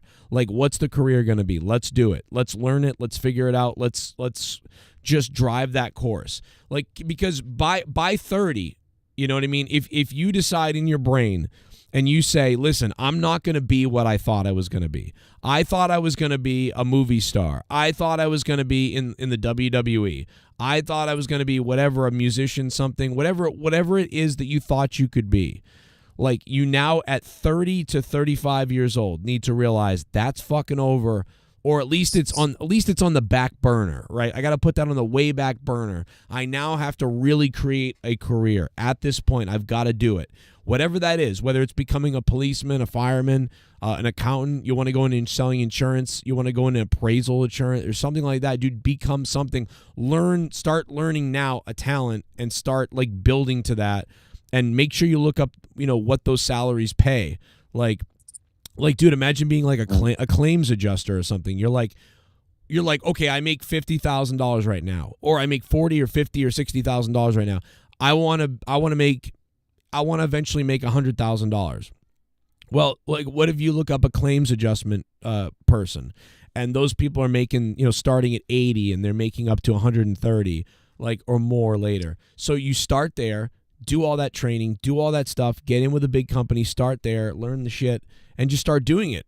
And you know what I mean? And now listen, $80,000 and maybe more for the next 5 to 10 years. I'm going to push this as hard as I can go, and then try to move up over the years. But also make sure you bank the 401k.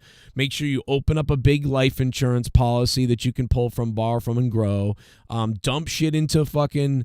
You have your 401k, but also dump shit into the stock market, into those whatever they're called, mutual funds and shit, and just start rolling for the next. And in 10 years, you'll have a chunk of shit. Like, dude, like you got to do that, because then again, in 10 years, if you're doing that, you're gonna have $60,000 to $100,000 saved in 401k and mutuals and shit. And on top of that, whatever else you can save, $85,000. Maybe you meet a girl, maybe she gets pregnant, maybe you finally create a family, or maybe you guys are just single together. But you've got to do it around 30, 35, because I'm different. Because, dude, I was just getting my career going, right? I was just figuring it out when I got that job at Clark's at the corporate office. I knew that, oh shit, I'm going to be in sales and customer service, whether that's a manager who makes $60,000 or a sales rep manager or a floor guy or whatever it is. I'm going to be in this now, I think, forever. And I'm going to probably make somewhere between $60,000 and $100,000 at some point later on, because I'm going to apply to another level later on because I've got so much experience. But as I was doing that, this YouTube shit came along. And this was so much bigger and better and crazy that I did that. So, that you've got to take that opportunity. But now I'm left with that sort of split personality of, oh fuck, I've got to go figure out a real career. But this is a real the stress kind of right. But this is a real career. So it's like, it's one of those things. Yep. So that when you say 40, that's what I think is shit. You better time's kind of running. You better figure it out, at 40, because in 10 years you're 50. Yeah, absolutely. So it passes by really quick. Yeah, but anyway, we can get off of that weird ass heavy topic. But I agree with it. Let's go to a donation. Speaking of money, let's go to a dono.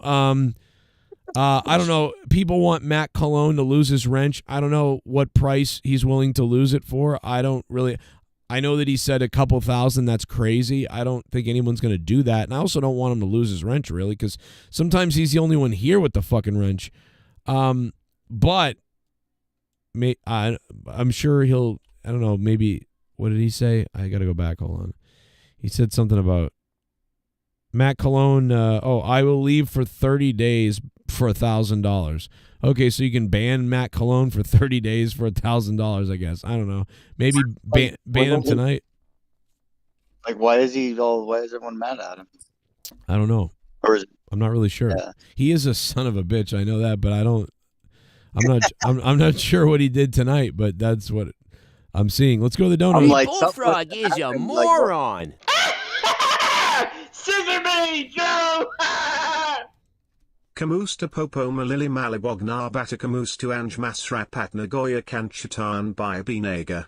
AJ Adams Nigago Putnega Mindanao Kalaban. Anj Sinagang or Porsi Kera Hindiako Cronin Sir. I will eat that nigga AJ Adams like Jollibee. Oh my god. Oh my god. Oh Jesus. Oh my god. Dude, was he speaking like that fucking shit where they put the disc in their mouth? Shit, what the fuck was that? I think he's trying to speak my language, but I don't speak that language. Dude, so that's fucking. He was speaking some kind of bamboo black. I don't know what that was. Bro, what the fuck is a jolly bean?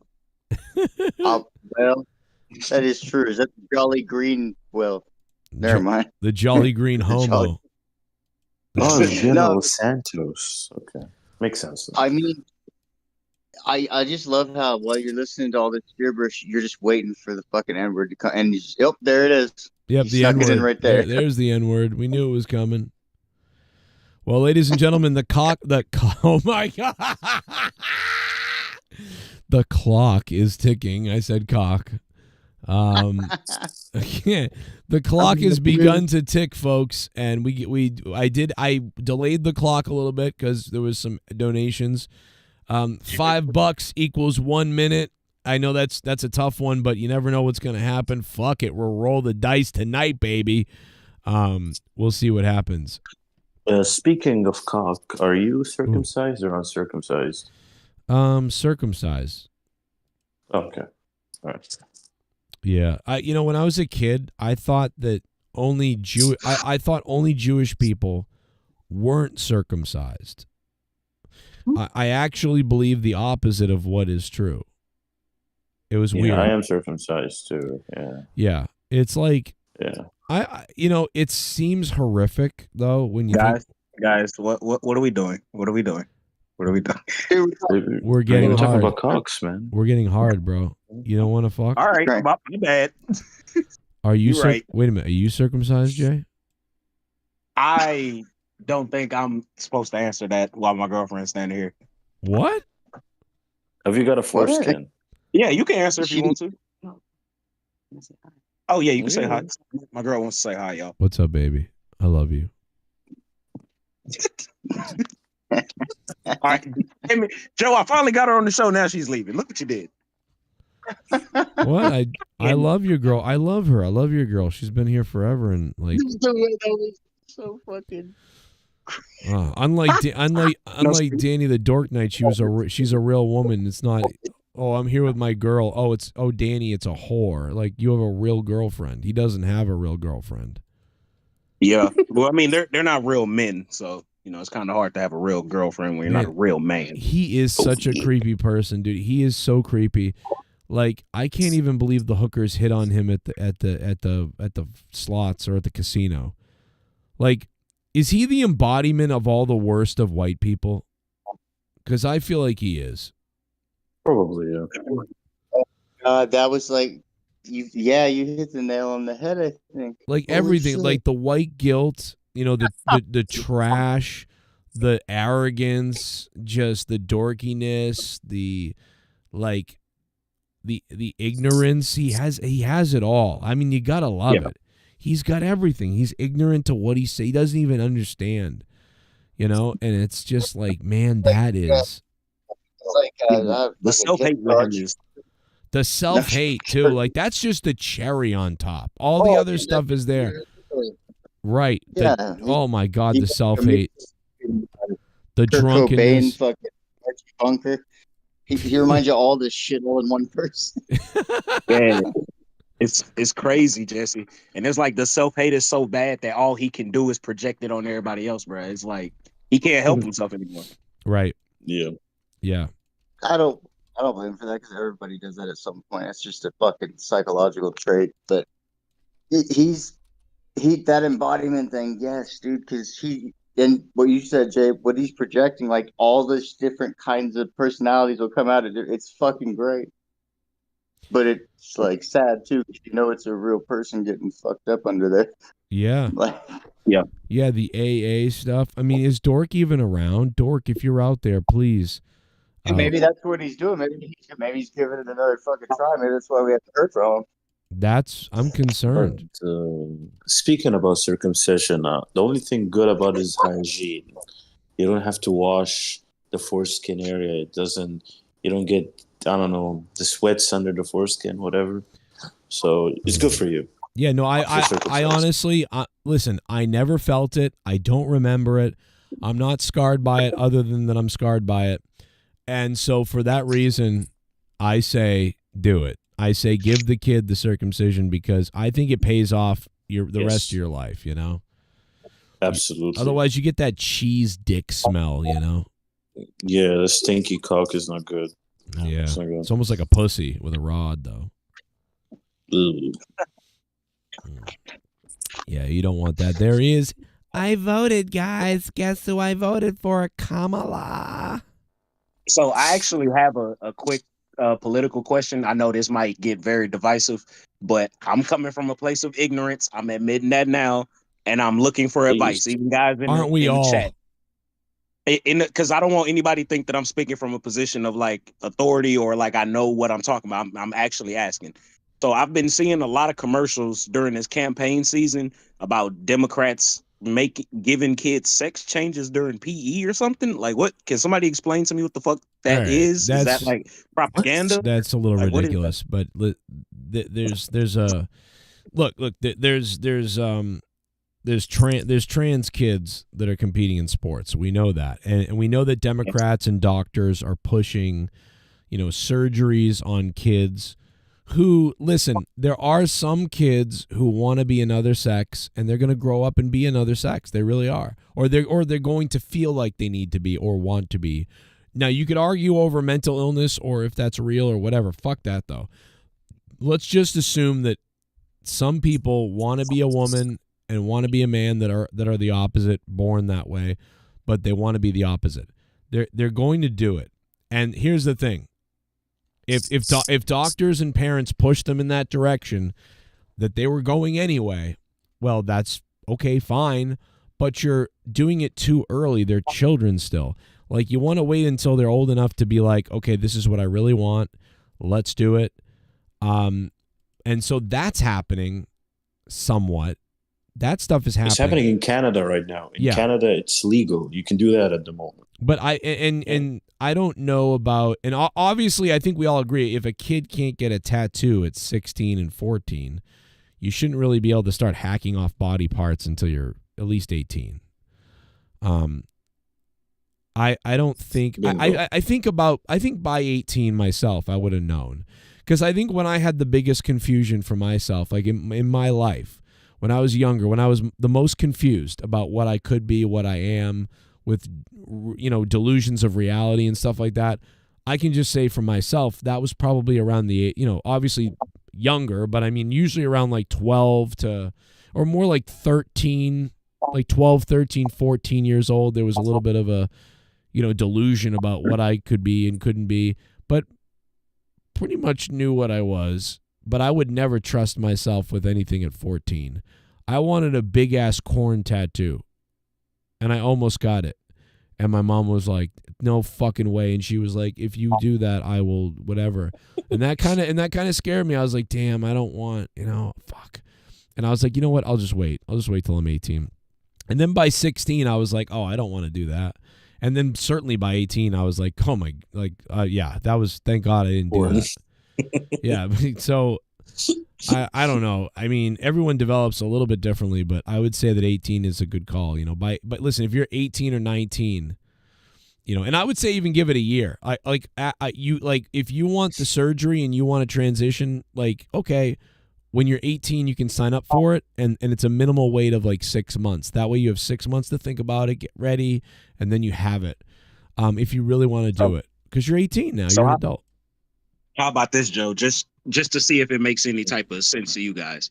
So if you have to be 21 in a lot of states to purchase tobacco or get alcohol, you should at least have to be 21, because from everything that I've seen, a lot of these surgeries end up, hurting people's lives more than helping them. You know what I mean? So not to necessarily equate it to voluntary drug usage, but I mean, absolutely.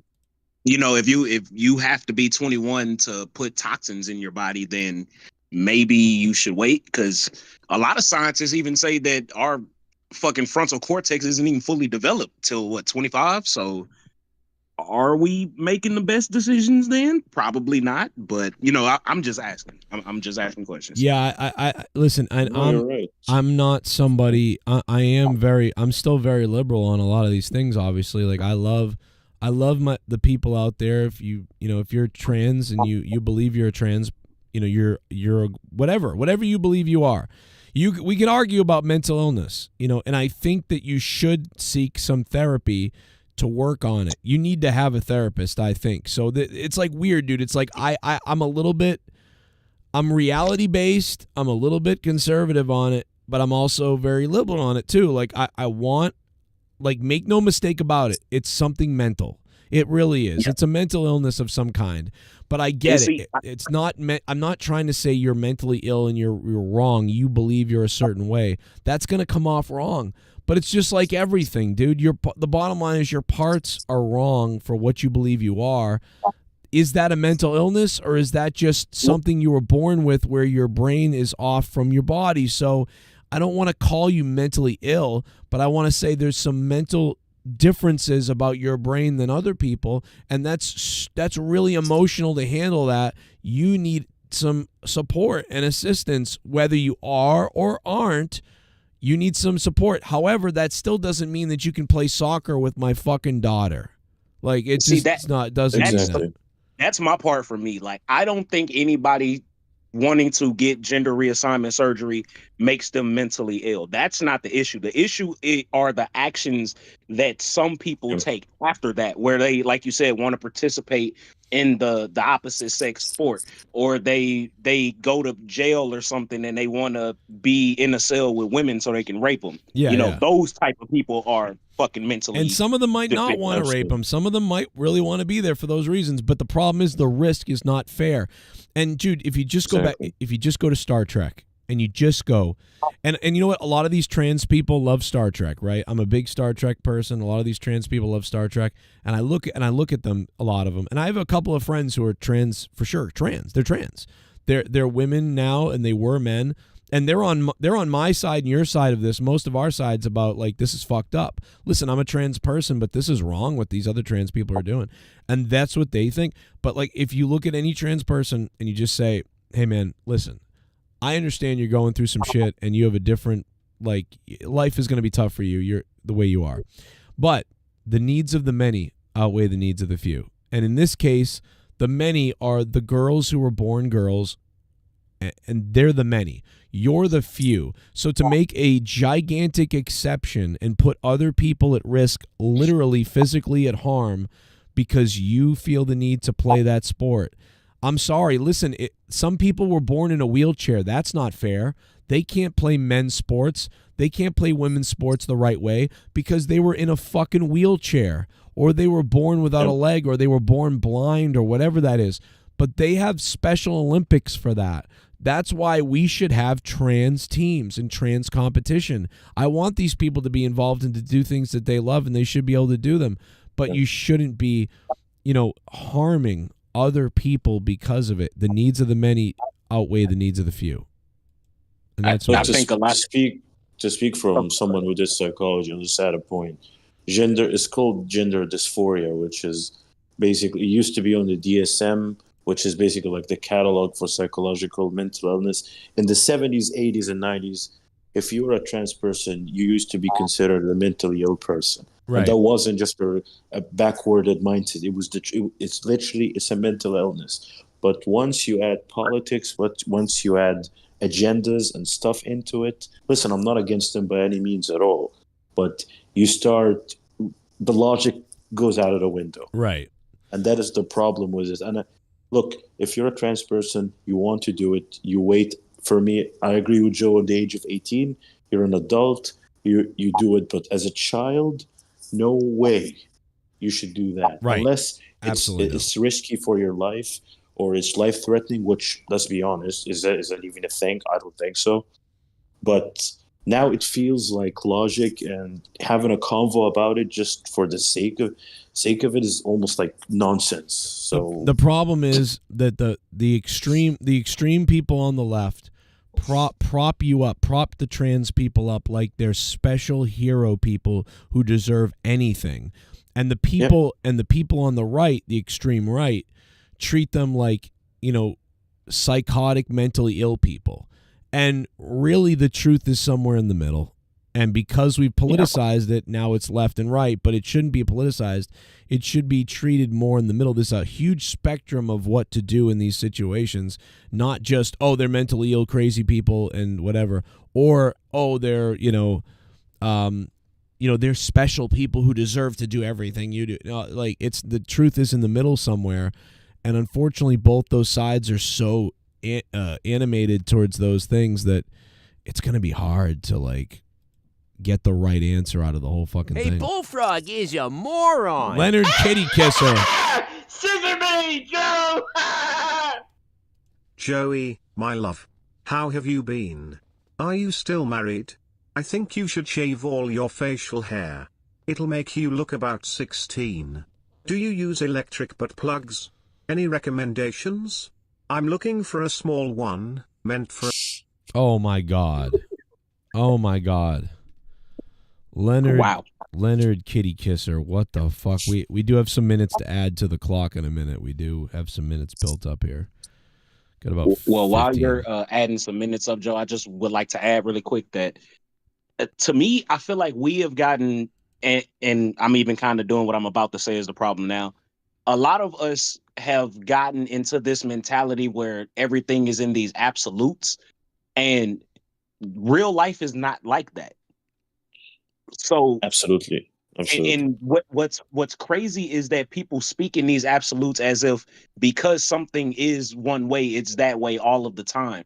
Like everything doesn't fall or fit into that category. For example, like I'm not personally saying that women shouldn't be able to compete with men in certain avenues. Like there are hundreds of thousands of women that could probably kick my ass, beat my ass in every fucking sport, probably outfuck me. I mean, there's things that like are on an even playing field.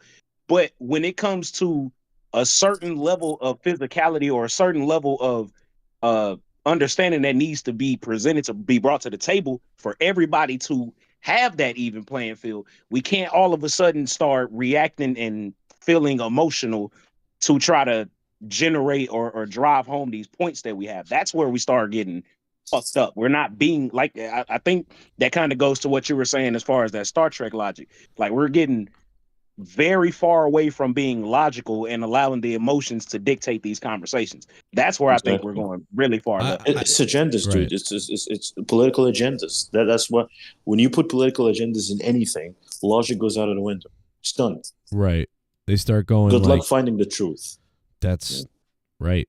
Because it's I know that I said it, so I sound like a fucking full of myself. But like, I think what I said is pretty true. Like I really do. Like it's a tough. You know, you got to write it all down. You know, you write all these things down. Like you write down like mentally different. You know, dysphoria, like you said. But can somebody live like that without hurting anybody? Yes. So what's wrong with it? You know. So do you like there's some mental illnesses or mental issues that you don't want to nurture, that you want to be careful with, but then there's some mental issues where it's okay to play along. You know, like if you think the fucking oven is gonna eat grandma, you know, that's a concern. Yeah. But if you think that you're a girl over a guy, you know, it's just seemingly less of a concern. But if you're and what about the accountability? A lot of times, as fucked up as this may sound, accountability is what's lacking in these conversations. I know a lot of people will say, and I agree, that like your ability or your desire in sexual companionship isn't necessarily something that's your choice. Sure, but we have to also kind of talk and not leave out the fact of some people's upbringings do kind of make them how they are. And I'm not making excuses for people, but some of the people who are actually fucked up, like mentally, have had things happen to them where not only has their physical chemistry changed, their mental chemistry has changed. A lot of abuse has happened. A lot of sexual abuse has happened. A lot of abandonment, a lot of torturing and, you know, entrapment. All of these types of things can lead people who may also identify as wanting to be of the opposite sex. Then they get that operation, and now those are the people that are, you know, your fucking murderers, your really risky offenders. We have to also talk about the accountability as well, because people like to address the problem but never want to do the deep work on how we got here. Right. Yeah. Yes. No, it's and that takes a lot of work. Like, genetics. How were you born? How were you raised? How was you know, what therapy did you get or not get? What medications are you on? There are so many factors, but nobody wants to figure that out, really. Nobody wants to dive into that. Is it genetic? Is it mental? Is it this? What was done? And it's like a big mathematical code that we could start working on and try to figure out. And not that we need to whatever. And we could probably solve some shit a little bit quicker that way. LeBron endorsed Harris. Exactly. Oh, LeBron's in trouble too. Yeah, guys, LeBron. Why are all these people endorsing Harris who are on the Diddy list? That's pretty weird. Is that a coincidence? I don't know if I believe in coincidences anymore, Joe. If I'm being honest with you. They rated. I now believe it. I mean, we said it. We said it when this happened to P. Diddy. We said it. I said, why are they doing this? There's got to be a reason that they're getting these tapes. Some people said it was to destroy things so people wouldn't be in trouble and they could just charge a few people. Other people thought it was like they're going to use it for the election or something else. Well, this is it. Because why did Usher say, "Oh, I'm not going to ever, get involved politically because that's not what I do." And that was that was a little while ago. Now Usher, and he deleted all his tweets. Right. All his tweets got deleted. Then Usher deletes all his tweets, and now Usher is out promoting Kamala Harris. Bro, how can everybody not see what's going on here? Like they were blackmailed. They're on tape sucking cocks. And they were hit up, and they've all been prepped, and now they're all coming out for Kamala because she has nothing else. Dude, Donald Trump can win on being Donald Trump. Kamala needs a celebrity to come out every day for, like, it's crazy. How can nobody see what's happening? Like, this is fucking unprecedented. I just thought about, they may be looking to get her in office so they could potentially get pardoned for some of these crimes. No, that's what I'm saying. Like, they're, dude, okay. They're like, oh, dude, you better. If you don't go out there and do this, you're going to jail, and we're going to release the tapes of you sucking cum, whatever 100%. It is. Dude, so this is what, like you said, 100%. This is what's happening. There's no way. What are the odds, dude? Are you serious? Is anybody awake? What are the odds of J-Lo, Beyonce, Cardi B? Like, what are the odds of Usher? Like, Cardi B actually is always been a puppet for them. She gets paid or whatever. But like, so Cardi B might just be whatever. But LeBron and Usher and Beyonce, like, they're all Diddy people. Well, if I can play devil's advocate or Diddy's advocate in this case, right? Just about everybody that you just named has been aligned democratically, politically for just about as long as they've been in the spotlight. Right. You know what I mean? What's weird, what's getting me is the timing, right? Like Beyonce disappeared. They said J-Lo fled the country or something, or J-Lo breaks up with Ben Affleck, right? Ben Affleck and J-Lo break up, and Beyonce left the country. All these people left, and now suddenly they're back. Usher deletes all his Twitter stuff. Now suddenly he's back. Like, all of these people returned to drop a big endorsement, not just online, at her campaign. They're all there doing this. And, like, Bill Gates' wife left him. I mean, dude, all of these people, significant others, are finding out that they're involved in pedophile stuff and crazy shit. Epstein, the same shit happened with some people with the Epstein stuff. Like, it's got to be all being used against these people so that they support the message or the person. And the part that kind of gets me is a lot of the people that you've named, there have been rumblings and rumors, about some of the things that they may be into for years. We just never had any concrete evidence, or, oh, that's just hearsay, or, oh, you just hating because they're successful and you're jealous or whatever. That was always the way to get that conversation off. But now it's like, nah, there may actually be some tangible dirt here to put on people. It's not like we're just saying this because we don't like them. Yeah. It's like, no, they may be on these fucking tapes. They may be, complicit in some of these fucking federal crimes that are going on. Yeah, I mean, even out of the tapes, there was a video of Eddie Vedder from Pearl Jam. He was 10 years ago. Remember when Kamala Harris had this thing when she locked up a couple of people. I don't remember the exact fucking story, but he went on stage and actually was shitting on Kamala Harris like 10 years ago. Yeah. And now he is on stage going, guys, we have to fight for freedom. You know exactly what to vote for. Yeah. Harris Waltz, baby. I'm like, yeah. Oh, wow. Now you are like that. They're all liars. They're all liars. 10 years ago, Eddie Vedder was saying Kamala Harris was an evil person. Now he's on stage saying you got to love her. She's great. They're just liars. They're all liars. And here's the thing about Trump, like William Belcher just brought up in the chat. Listen, just because not everybody that went to the P. Diddy party is bad. Not everybody that went there is bad. Not everybody that went to Epstein's Island is bad. Like, a lot of these people went there, nothing ever happened. It's only when you get to that next level. It's like, dude, you guys have all been at parties. I've been at parties. We've all been at parties. And at a party, we go there, maybe you have a couple of drinks and you have some fun, you joke around and shit and whatever, and you leave. But you hear about later, like, oh, Michelle and Michael were upstairs and they started a fire, or, there was a guy passing out drugs and ecstasy, but you were like, nah, I'm good, I don't do that. And other people were doing ecstasy and getting high, and maybe other people were involved in marijuana and like cocaine, and they were like having an orgy or something. But you're like, nah, I was just there to party a little bit, maybe hook up with a girl and get drunk. Like 70% of the people probably at most of these things didn't do anything. Like, so that it's not like everybody at the parties were terrible or whatever. And like Trump went to Epstein's Island, I think, and I think he was with certain people. I don't know if he went to the island, but he knew Epstein pretty well for a while. And then Epstein and Trump got into a big fight over something, and Trump claims he thought the guy was sick or whatever. So there's no real like direct 100% proof on things, but he was involved in some way. And Epstein was involved in so many people. I think Trump let him use his plane or something like that.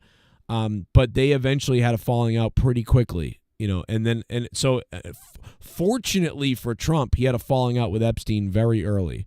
But for a lot of other people, they remained friends with him for a long time, and they may not really 100% know everything that was going on. But most people did. Most people knew that, oh, this guy like sets people up with this, that, and the other thing.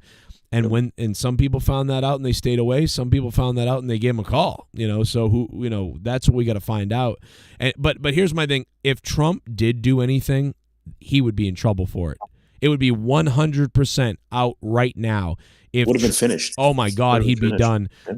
I guarantee it. If they had found anything with Trump and P. Diddy that was damning, Trump would be done. It would be out right now, guys. Use your brain. They already saying he done with the shit that they convicted him on already. I know. They already basically calling him. I don't know. It's crazy to me that people say things like, we got to fight for our freedom, vote for Kamala and fucking Tim Walz, as if Trump gets elected and meteors are going to fall out the sky. And the fucking dead are going to rise out the ground, and COVID's going to come back. Oh, sorry. CV's going to come back. It's just like, what? Like, are you fucking serious? Like, come on, bro. Dude, Tim Pool had a funny video. They were making fun of the Kamala Harris people the other day. Like, there's this trend going on for the people on the left where they're like, oh, am I being too political? I just don't want to lose my freedoms. Like, it's like, what are you talking about? They're just fucking saying shit and making stuff up at this point. Like, it's this big goofy trend that they're in. Like, whoa, am I being too political? Like, I just don't want to be, my family to be. It's just like, it's not. None of this is real. I wish I could find the clip. It's somewhere on his site, and it's funny because like they're lying, and yeah. That's the thing is like, listen, I'm no fan of all the right-wing craziness, but I got to put more time on the clock. I'm sorry. Let me put more time up. Joe, you said it best. You said, how the fuck did we reach a point where Trump is kind of the logical option? Like, the fact when you reach that point, you're so screwed. Like, it's so crazy, man. Yeah, it's weird. This is weird. I don't know where the video is, if this is it or not, but I've been looking all over for it. Oh God, it's so funny because it's so true. It's like they're lying, and that's what's making me upset. Like I don't think people understand. Like, a lot of people can't understand why I've changed my political stance. But it all started in 2016. Like, I was gonna vote for Bernie. And when they stole it from Bernie, I became a Trump supporter. So it's like I was a Democrat. I voted for Al Gore. I voted for John Kerry. I voted for Obama. And then I voted for Bernie Sanders, and then they stole it from Bernie. And I started to see what was going on when Obama was president the second term. And I was like, I don't really like this at all. This is bad. And then I was like, well, Bernie is an outsider. I'm going to vote for Bernie. This is different. He's an outsider. He's going to do some radically weird shit. But he's always been around doing the same kind of thing, so I trust him more than these other people. And then when they screwed Bernie is when I woke up. That's when I woke up and went, holy shit. And that's when I changed to Trump. So the Democrats did this to themselves. They screwed over Bernie Sanders, and that woke up so many people. So many Bernie Sanders voters became Trump voters, and that's crazy because they're such different people when you think about it. But they're not different in the way that they're a bit outside, although Bernie's not as outside as Trump is. But, you know, it was something different. And so it's just crazy. So, like, I'm just saying, like, I didn't just become, like, you know, oh, I'm an evil person voting for Trump now. No, I didn't just become that. I was raped several times, and now I'm voting the other way. So Raped up ass, Joe. It's right. I got raped. Damn right you did. Have you been raped? Oh, many times, especially by the DNC. Oh, my goodness. Oh, Bernie's here. It's good to have you, sir. I didn't even realize that was you. Yeah, Joe, I just got a call. Yeah, I heard that you were also involved in, like, there's a video of you and Hillary that could come out. Is that true or no? Oh, yeah, it's a sex tape between me and Hillary Clinton. She screwed me, Joe. Not just in the votes, but also screwed me up the ass, Joe. Oh, my God. What the hell? Oh, my God. I heard when she has sex that she says that she wants to be the one on top and that she wants to break your prick off. Yeah, I could confirm that. Right. Now, is it true also that every time you see a penny on the street, you stop to pick it up? Yeah, that's a fun fact about me, Joe. If I even see one penny, I'm gonna pluck it out like an onion. And also, you're one of these environmentalist type of people too. You know, to be honest, Bernie and everything, and you have a lot of cars. You have a lot of gas cars, expensive cars. How do you feel about ruining the planet despite expecting everybody else to save it? Well, just give me your money, and that's all I care about. Oh my God! Hell, I won't even be around here that much. Only like 5 more years, and then I'm gone. That's true. You could be in a nursing home in 5 years. But listen, but that's why you're so good. Your honesty is really what drives your popularity. And I trust people from Vermont. I got to be honest, especially a Jew from Vermont. Like, I don't know if there's anybody more trusting than a Jew from Vermont. Tell me about Ben and Jerry's ice cream up there. You know, you guys they're so political. Their ice cream, basically, when you eat Ben and Jerry's ice cream, you get raped in the ass by a faggot. Right? Yeah, don't get the vanilla flavor, Joe. I must warn you about that. Yeah, because you can't see where the cum shot is. Exactly. It's the good old Bernie flavored vanilla ice cream. I get it, Bernie. Listen, I was totally going to vote for you until they stole it from you. Isn't it crazy that not only did they steal it from you, but then they admitted to stealing it and doing these terrible things? And Tulsi Gabbard was helping you out and helping that whole thing out, the DNC, and she left because of that. She saw the corruption, and you saw the corruption. My point, though, my only issue with you, Bernie, is why do other people stick up for you, but you won't stick up for yourself, Bernie? That's my question. Like I said, Joe, they got tapes on me. They got many different tapes. I got raped. I got raped with the ass, Joe. Okay, I can understand that. Let's go to a donation. Oh, yeah. Motherfucker, here we go. Everyone knows I'm out the window. Yo. Motherfucker, no romance, cause there ain't no chance in my happy pants. Could you purchase chance, come and take This dance. and leave me here. I'm a bad motherfucker, ain't got no fear. What the time was the time, motherfucker? Time, motherfucker. Yeah, you Put it in a happy rhyme, motherfucker. I say it's clock, a clock. Bang, bang, tick tock. Fucking suck. Oil shock. 2 on consignment, 1 in stock. What's the time, motherfucker? Said clock, clock. I said clock, clock. I went trick-or-treating and had a blast. I dressed as Cookie Monster. I gave out Chips Ahoy cookies as I walked around town. I left you a handful of cookies in your mailbox. I hope you got them. Several kiddies ate my cookies, right out of my hand. Oh my God. Oh my God. That is terrible.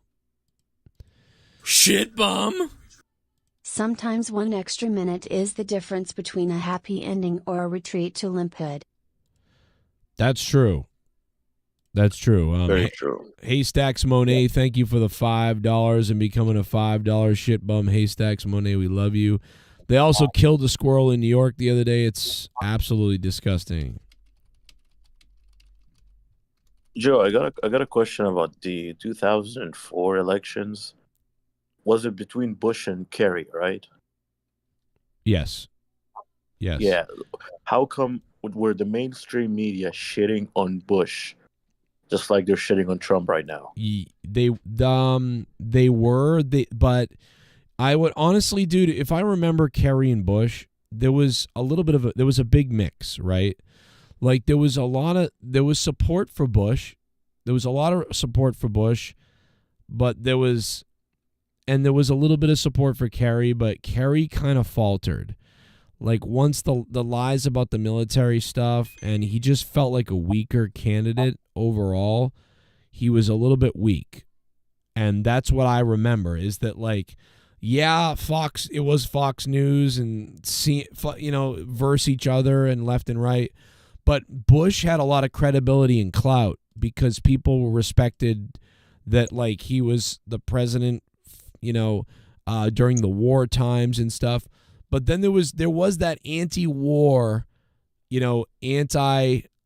Republican sentiment that was hardcore by a lot of people. Like I remember 9 Inch Nails. 9 Inch Nails had a big anti-war Bush thing, and there was a lot of anti-Bush at the time. Green did well. Yeah, everybody was, fuck Bush and stuff like that. Now they think Bush and Cheney are gods. Now they all think they literally think George Bush, Dick Cheney, and Liz Cheney are all good people. It's so fucking weird.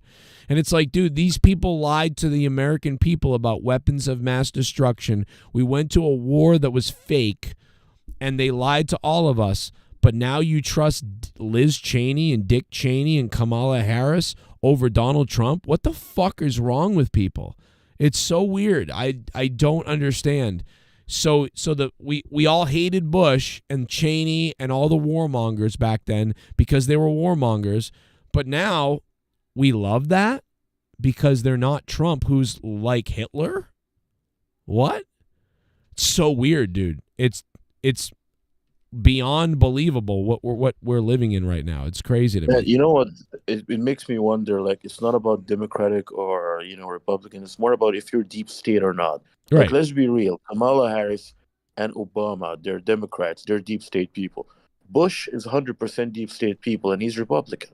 So, yeah, it's not about the red and blue thing anymore. Well, so Gold Standard says he lied about Haitians eating pets. I mean, that he did get it wrong.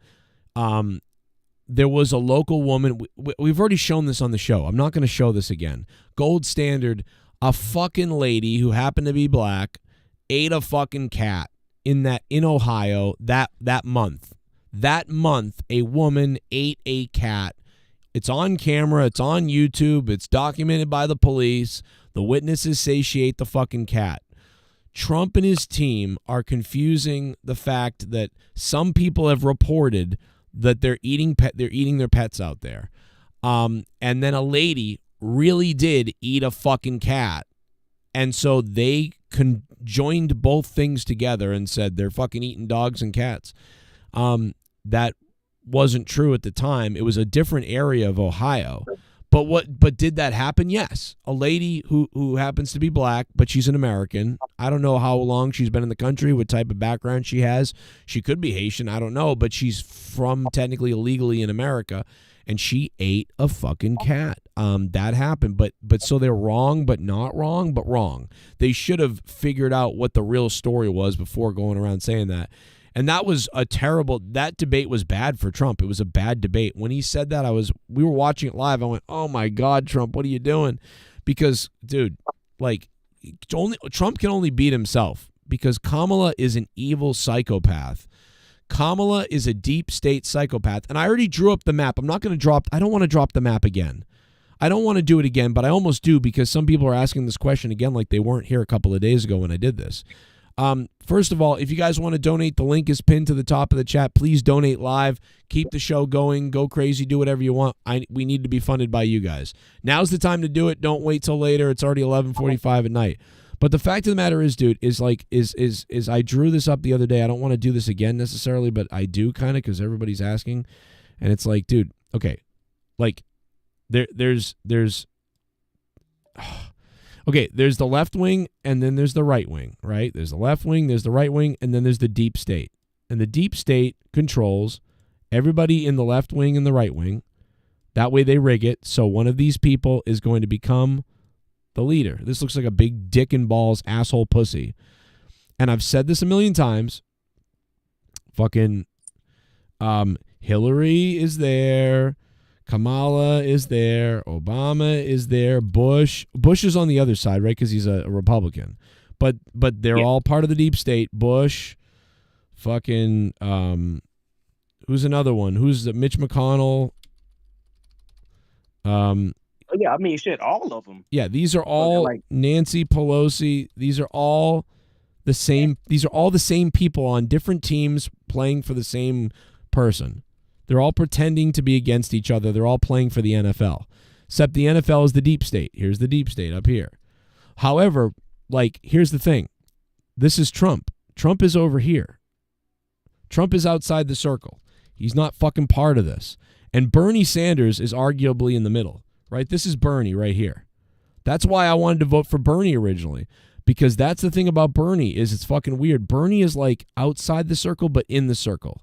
He still remains in the circle enough to be part of it. Trump is way the fuck out here.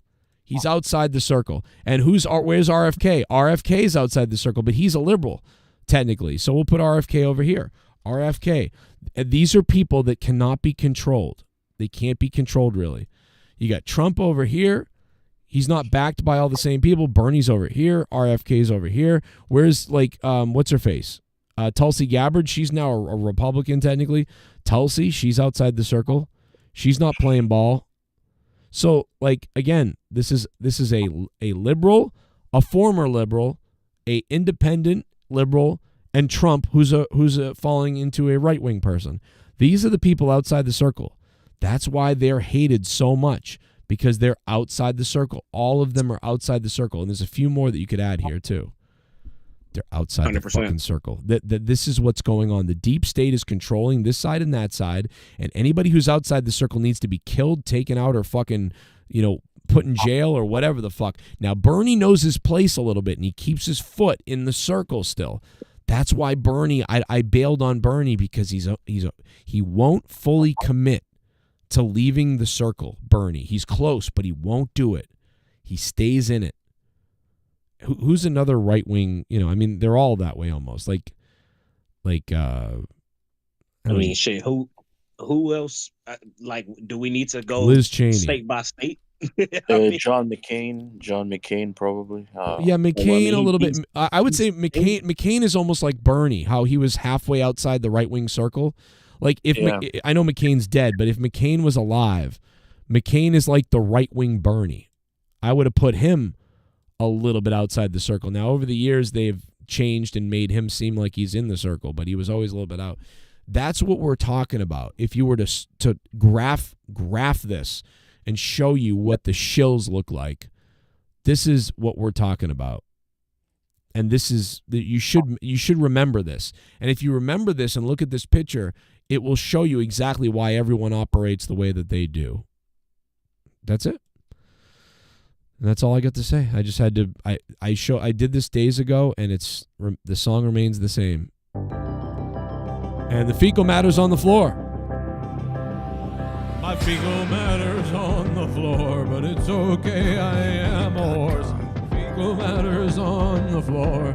It's okay. I am a horse. Fecal matter's on the floor. It's okay. I am a horse. Fecal matter's on the floor. It's okay.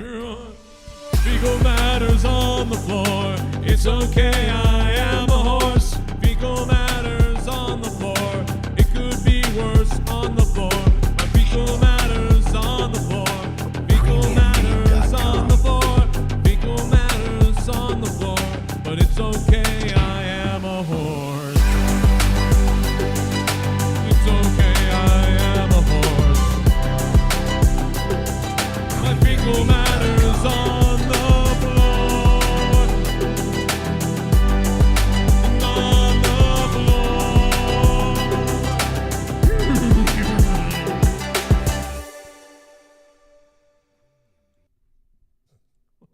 Oh my god, brother. Oh my God, that's all I said. That's my line. Hey Tommy, how you doing? Shout out to Creeder for donating. Let's add some time to the clock, baby. I've got a little bit added up here to put on the clock. Let's put 20 minutes back on the clock. There you go. Tommy, how you doing, man? How's Hamza's house? Oh, it's going good, Joe. How are you gentlemen doing tonight? I think we're doing pretty good. I don't know who else is here. That's good to hear. I'm in a good mood tonight. Oh, really? Why is that? You saw pictures of your mom naked? Well, fuck you, Joe. Way to ruin the night, dickhead. No, Halloween passed, and I got a lot of candy. Oh, Tommy, what the? Your blood sugar through the roof right now, ain't it? Dude, did you? So wait a minute. You think because you're a special needs retard? I mean, a special needs person that you could go out? Fuck you, dickhead. That you could go out and trick or treat, dude? You know, my 15-year-old didn't trick or treat this year. Well, I trick-or-treated as your mom, and that was scary as hell. Oh, you retard. Well, you know what? I trick-or-treated as your dad, and it was easy. I just laid in the ground. Oh, fuck you, Joe. Okay, sorry. But listen, it's okay, Tommy. I'm glad you had fun on Halloween, even though you shouldn't have been trick-or-treating, you fat, gluttonous piece of shit. But I'm glad you had fun. And after everything that happened over there in North Carolina, you know, you really deserve to have some fun. And I'm sure not all the houses' lights were on this Halloween because some of those houses were destroyed. But, you know, you were able to, you know, find some chocolate. Now that your mother is single, does she find chocolate? Like black cock is what I'm talking about. Yeah, I would love to shove one up your ass, Joe. Oh, well, Maybe Jay Mayate could hook you up. Maybe he could. What the fuck you just called me? Ooh. You know what I called you, brown sugar. Oh my goodness. Okay. Wow, Okay. Tommy, that is.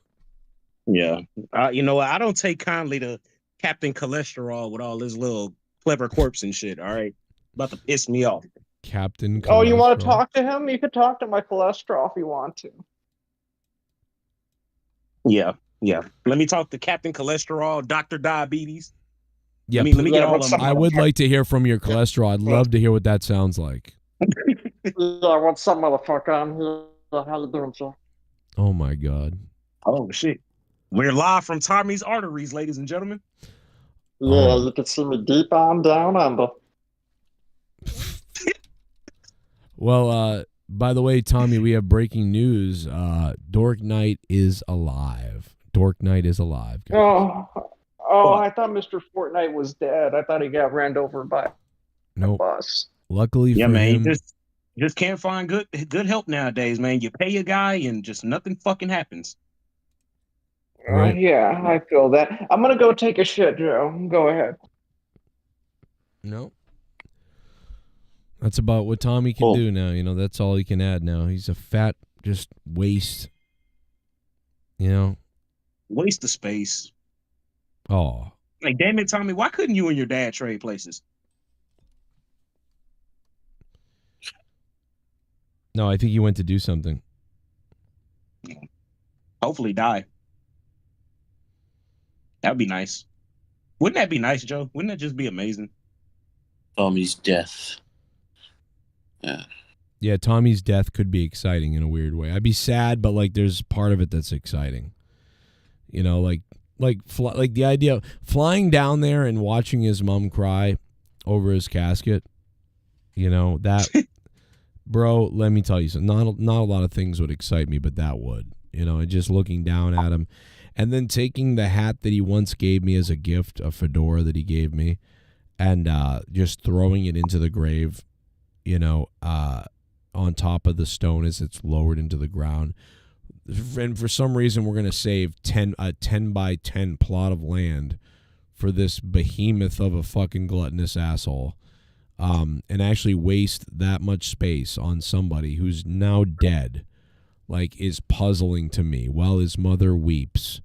And I finally get to look his birth mother in her 7 jelly rolls and say, listen, bitch, you really created one of the biggest wastes of space in the world. Are you happy about that? And you also broke.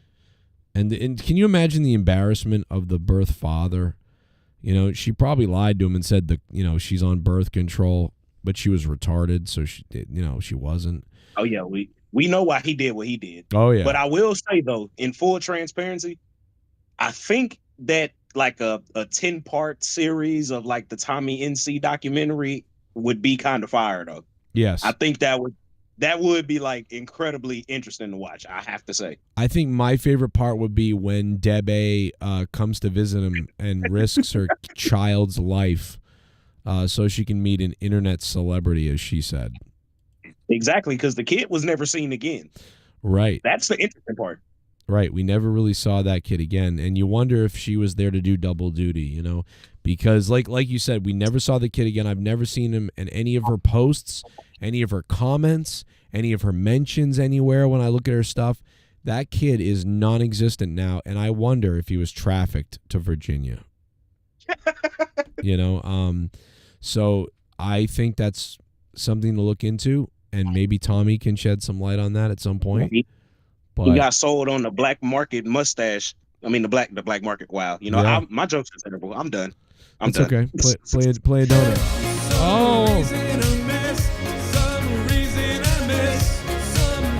It's El Tapo.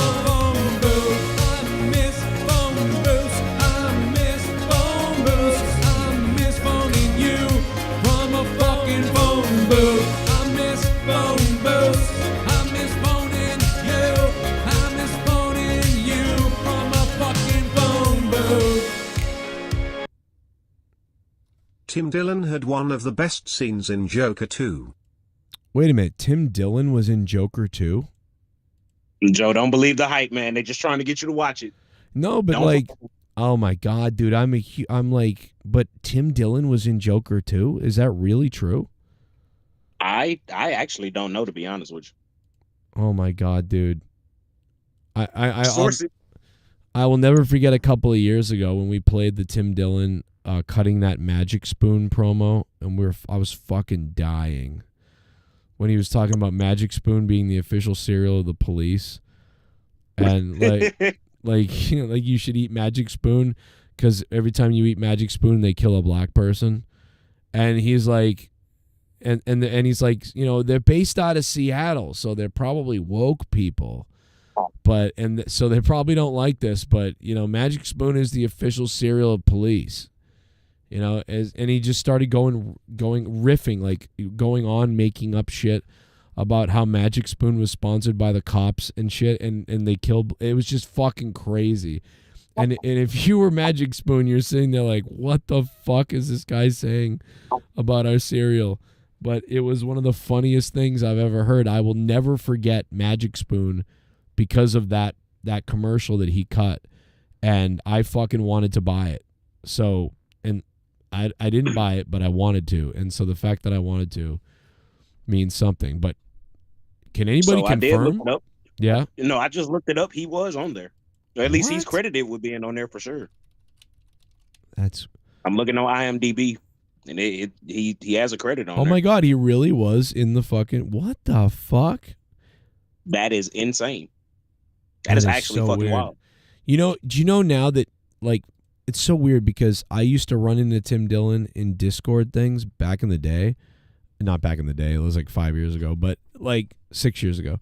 But like then he went on Joe Rogan and he blew up. But like, dude, he makes like $280,000 a month on Patreon. That's crazy, dude. Like $280,000 a month. The guy makes like $3 to $5 million a year.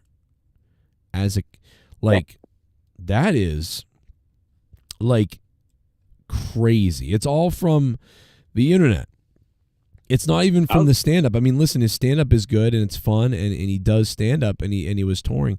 But if there was no thing as YouTube, if there was no YouTube and there was no any of that, the guy would be making like maybe $50,000, $60,000, $70,000 a year doing stand-up tours, maybe.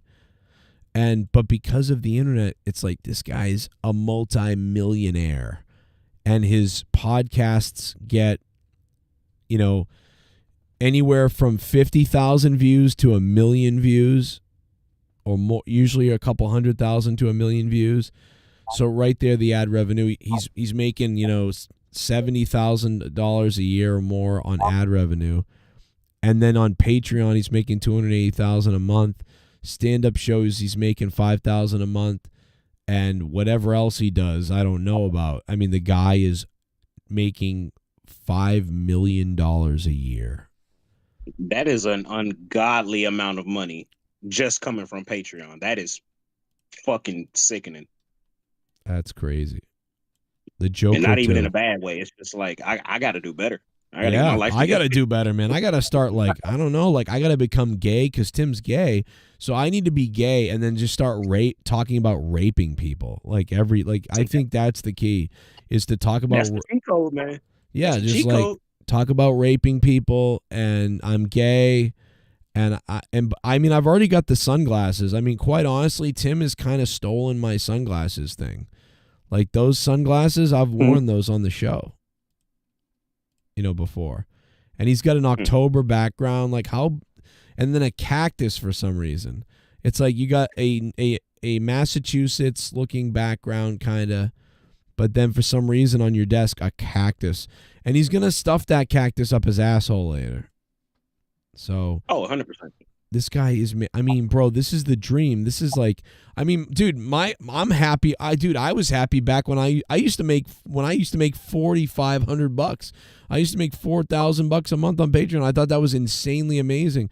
This guy's making $280,000 on fucking Patreon. I mean, to be fair, that is amazing. Let's see what he says about Joker. Anything means, by the way, no offense to anyone. Arguably the worst film ever on a screen, where people are walking out of this film. I saw it in Laguna Beach. That's why people don't know he's in it. They walk out before he ever gets on screen. Nobody knows fucking Tim's in the movie. Did he get paid? I hope he got paid. California with COVID. Oh, that's fucked and I went up. to go see it, and that's how you should see it. If you can see it with COVID. And I was watching it, and people were walking out of the theater confused, befuddled, angry. Why? Why did you do this? The reason the first one was so good is that it captured kind of the nihilism and anger rising in the culture. Whether it was or wasn't a ripoff of Taxi Driver is not important at this point. It doesn't matter. Okay? And I'm not taking cheap shots here. People think I am. I'm not. I'm actually talking about life. What was good about the first one is that it captured a sentiment that was coursing through the culture. Okay? This one is such a mess, such a joyless slog, whatever else they called it. You know? I mean, I don't even want to go through, I don't even want to read the reviews. I posted them on my Instagram. The most common word being associated with this film is disaster. Lady. what the fuck does he do in the movie? Does the Joker rape him? Like, I mean, like, I want to know what he does in the movie. You know, it's Tim Dillon. He's probably in the background. Or he's like a guy that yells like, "Hey, I'm eating my hamburger," and then the Joker takes his dick out or something. I don't know. Lady Gaga is not a good actress. Whoa, he's never going to be back in another movie again. Venezuelans stealing phones and things are getting gray. Atrocious. This is him. Okay, this is the scene. The film is I missed my scene. I didn't even see it, and I just walked out in Laguna Beach.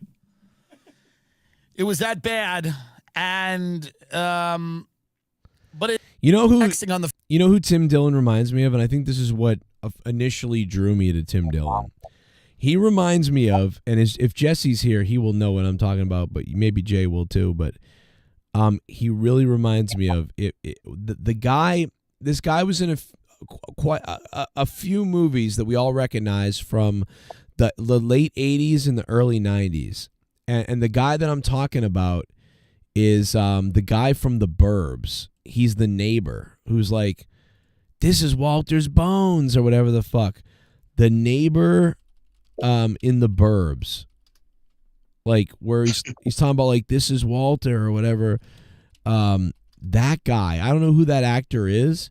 He's in a bunch of shit, but I almost think he reminds me of Tim Dillon. It's this guy. Does anybody know his name? He's in a bunch of shit randomly in the late 80s, early 90s. Expect anybody to.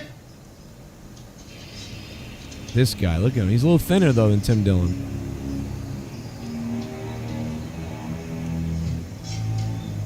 Do you know what this is? Dude, that movie's so good. I might watch that tonight again. Tim Dillon, folks. Imaginary gay guy.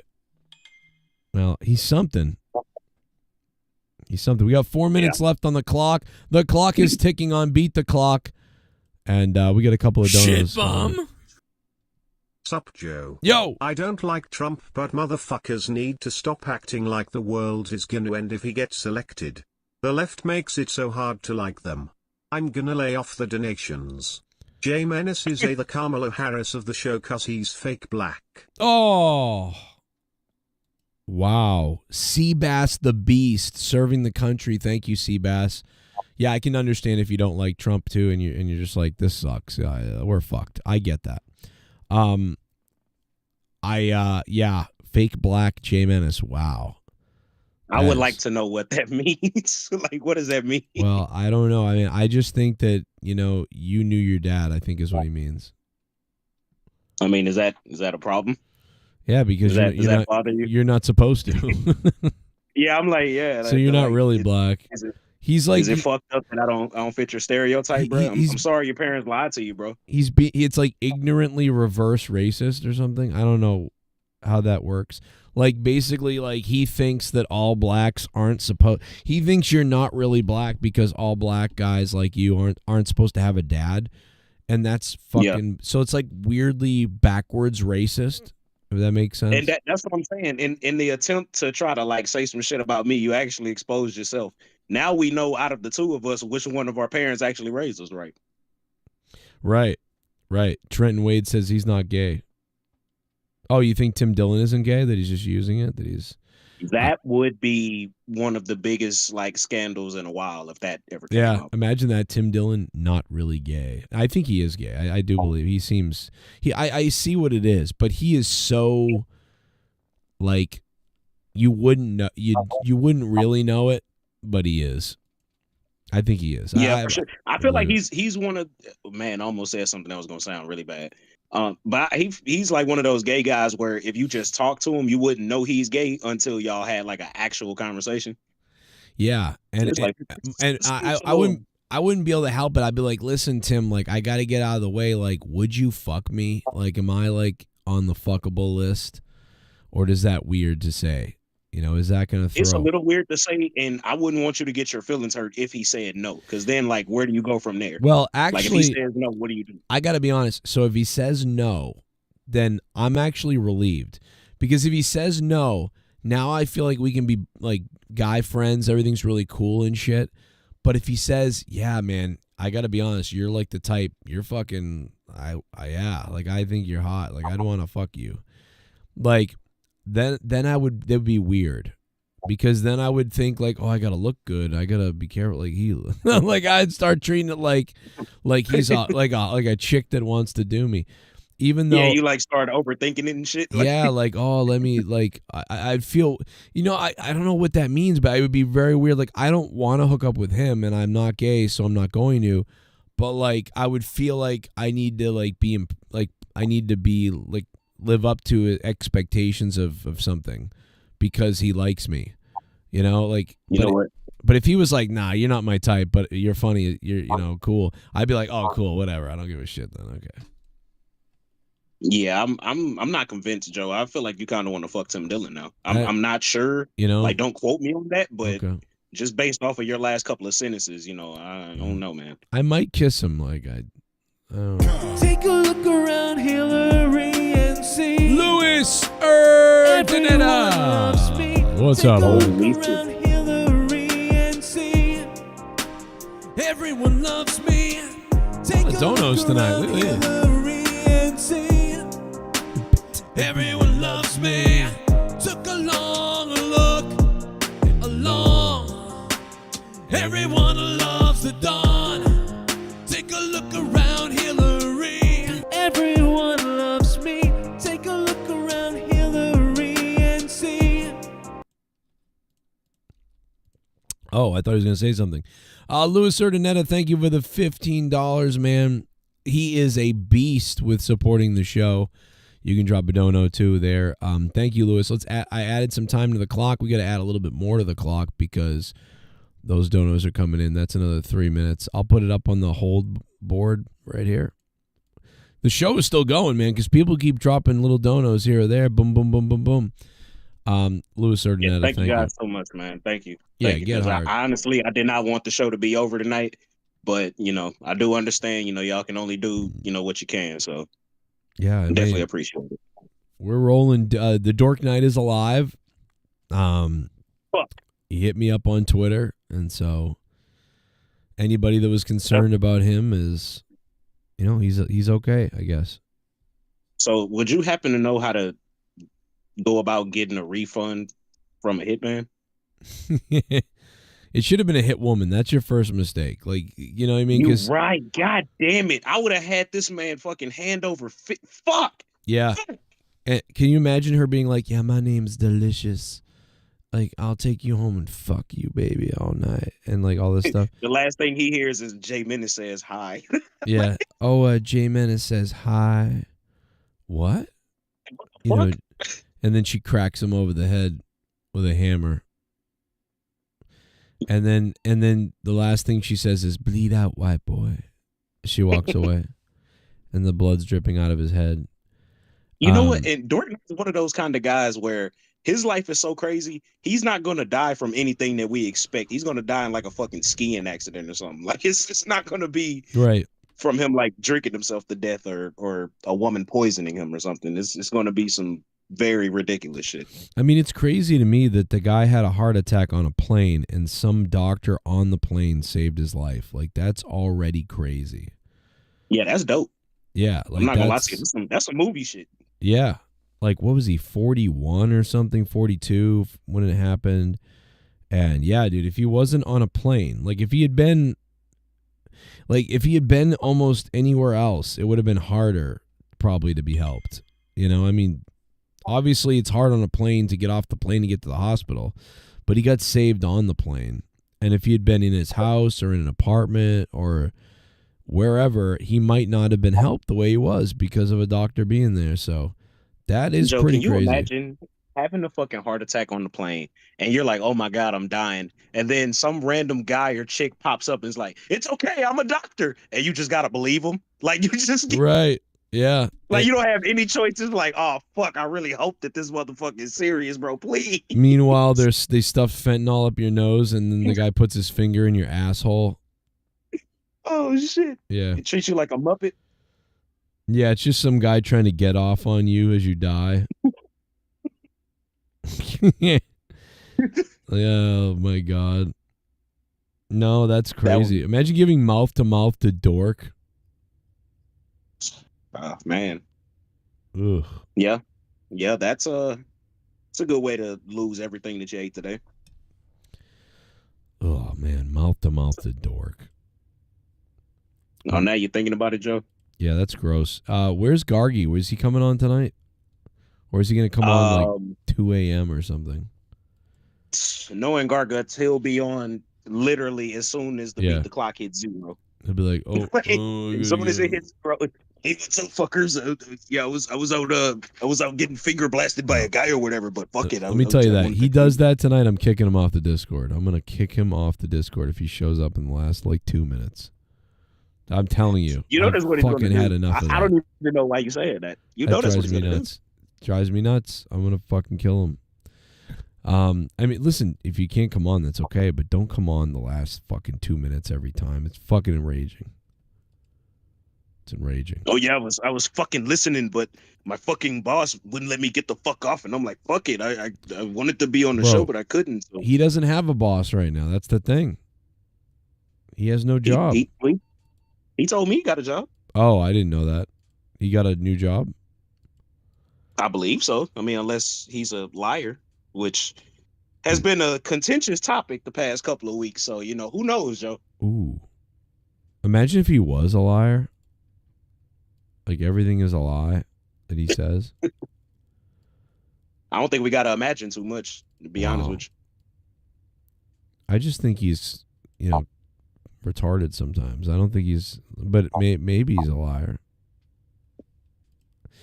Imagine all the stuff he lies about. Like, retarded. He's retarded, Jesse? Yeah, that's all it is. Sure.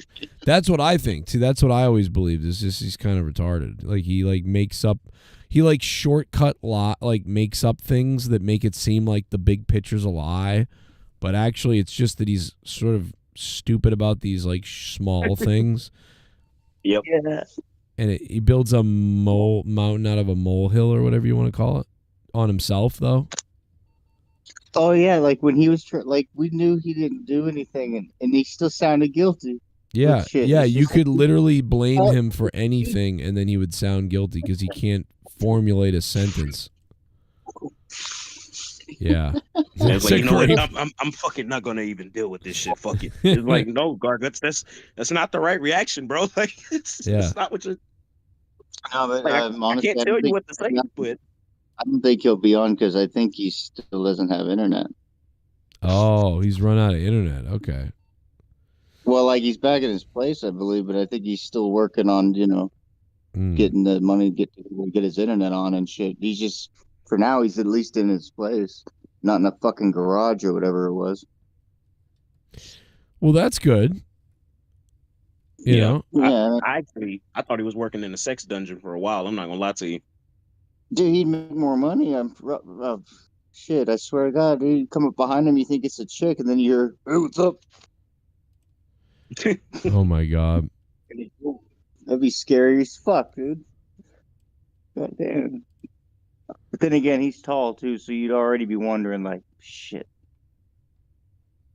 Yeah, these are the real questions, man. Like, if you're that fucking broke, and life is just constantly giving you like a Mike Tyson left hand, at a certain point you got to start thinking about selling your body, right? Like you can't just keep living like this. Right. At a certain point you got to be willing. You got to do the Lord's work. Yeah, but will he will he actually, do something? Do you know he's got a new job though, basically? Is that what you're saying? That's what he told me. Yeah, we had a nice long conversation yesterday about life and responsibilities and sexual preferences. It was a good conversation. Damn.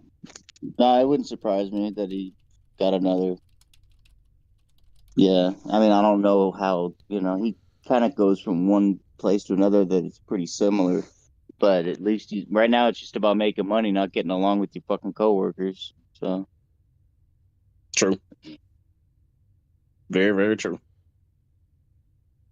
But shit, fuck, man. Yeah. I got call in at the end. I just come like, got my internet on. Fucking couldn't listen to the show. I got to add time to the clock. I just added the time to the clock, guys. I'm sorry. I got to add a little bit more, too. My bad. I'll catch up. 10 minutes left of the show, maybe. I don't know. God, I'm losing my voice again. We needed So Joe had. Oh, sorry. Well, I said we needed a couple more heads on Discord tonight. If you want to be on Discord, jump on because my voice needs a rest, motherfucker. So come jump on the show, man. We need you guys over here, and be a part of the show and give Joe's voice a break for a second if you want to join.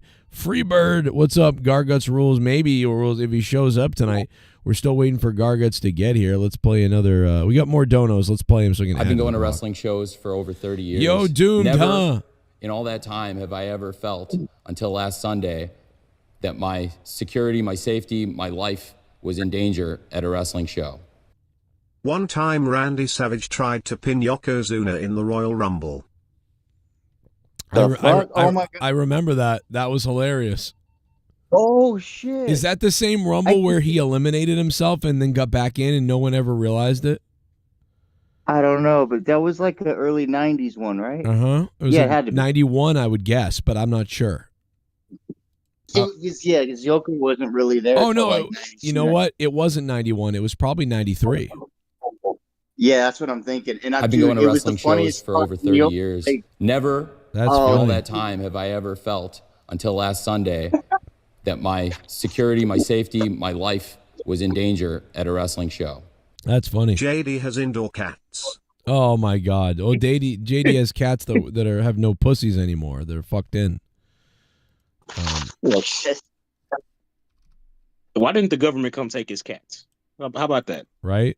Well, he gets away with it because it's like legal to have them. They don't care that he rapes and murders them. They're like happy. They're like, yes, dude, rape and fucking beat them. Like, we like that. That's why they took the squirrel away from that guy. That guy was loving the squirrel and taking care of it and being a sweetheart to it. You know, they don't want that, so they take away the squirrel. But if you're like... Is it really illegal? Is it illegal to have a squirrel as a pet? It really is. Yeah, you have to have a license to be, whatever. So it is, but again, it's one of those things where like from the outside, if you're the person who prosecutes that or whatever, and you look at it, you're like, man, this guy saved the squirrel.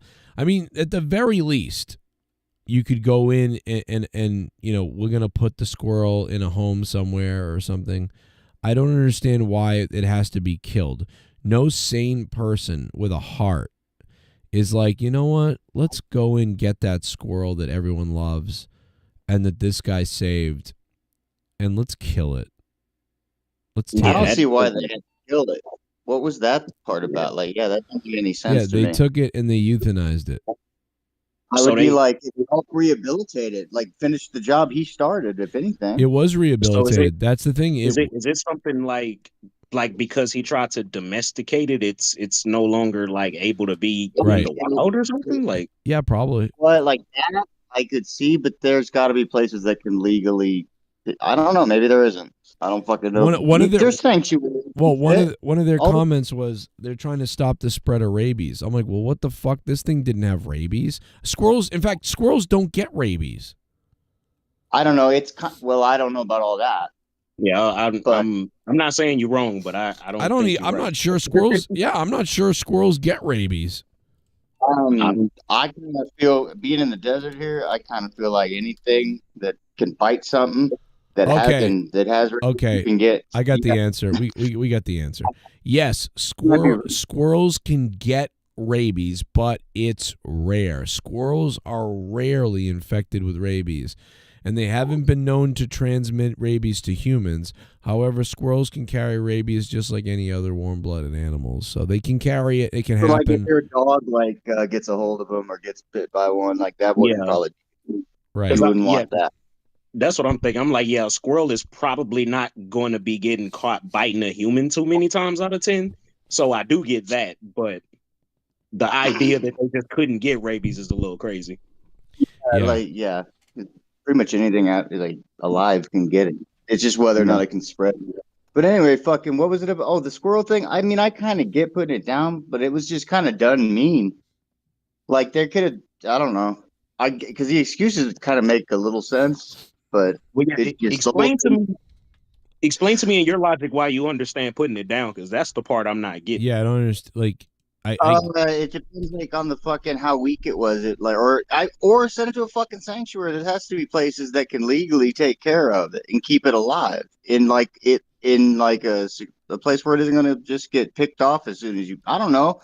Honestly, like I've had fucking a rat had babies once over here. The fucking guy that came to just spray for bugs, he just reached in the wall, grabbed him.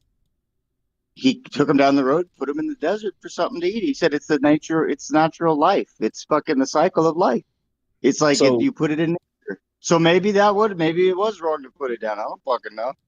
So wait, It's Joe, gonna maybe I'm misunderstanding. I thought I was hearing Joe say that the guy was like taking care of it. Like I'm not saying that it wasn't still safe, but right? Like that's the part yeah, that's illegal. the guy was taking care of it. The guy raised it. He healed. He like took care of it, fixed it up, healed it. But you can't legally like own that shit, right? Like, Right. I know you guys, you over there, you guys can have like legally ferrets you and shit, can't. right? You're right. You're not supposed to. Yeah, But that's the main issue. I don't know why they had to kill it. Honestly, like that part, I think that if you put it in the wild, it was probably going to die either way. I don't see why they couldn't just do that. It's like you can't be upset if a fucking owl comes, picks that motherfucker off. You know? yeah, Like, I don't think I fully understand yet. yeah, I don't get that part. I think it's just fucked up, and they made it like I don't understand why it was made into such a like they had to like make an example of this dude or whatever. Yeah, For what? that's kind of that's the part I'm not. I'm like, did he do something?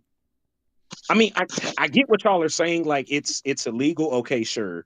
Like, I get that part, but I still don't get why they had to put the fucking squirrel down. I mean, that's the part because that's almost implying like it was sick or something to that nature. Like he didn't properly take care of it. There was some type of somebody was complaining over and over again to the people in New York or whatever. So they may have been like, "All right, motherfucking, like they had to go in and do it." Like if this person never complained, I don't think that this would have happened. Do you think maybe they were trying to like set an example to like show people like, hey, don't do it? Maybe. Or yeah, I mean, there is that because then maybe people are out there abducting squirrels everywhere. Like, I'm going to be TikTok famous like everybody. There you go. It's a big danger. If you can have a pet rat though, like if he really did domesticate it, like I don't see, because I was going to say maybe fire damage. You'd have to worry about it chewing shit they shouldn't be chewing and whatnot. But if you domesticate it, if you can have rats, then you should be able to have that shit. See, because that was the thing I was thinking, like, because it's not a commonly domesticated animal, maybe that was the reason. Like I guess. Like it's not maybe normal to have. You can't have it, you can't have it. But I don't know. They could have just put it in the wild. Something would have either gotten it or it would have fucking survived a while. I don't know. They had to they could just let him have it. Like that I understand. Because it's like you can't just make special rules for everybody, for certain people. But yeah, I don't know. It's just a sad deal, dude, because that's a cool story. And it's like if we didn't have all those bullshit laws, man-made laws anyway, like overdone, what's really wrong with it? Nothing. It's just a natural occurrence, fucking a human taking care of an animal. What the fuck? It's not a problem.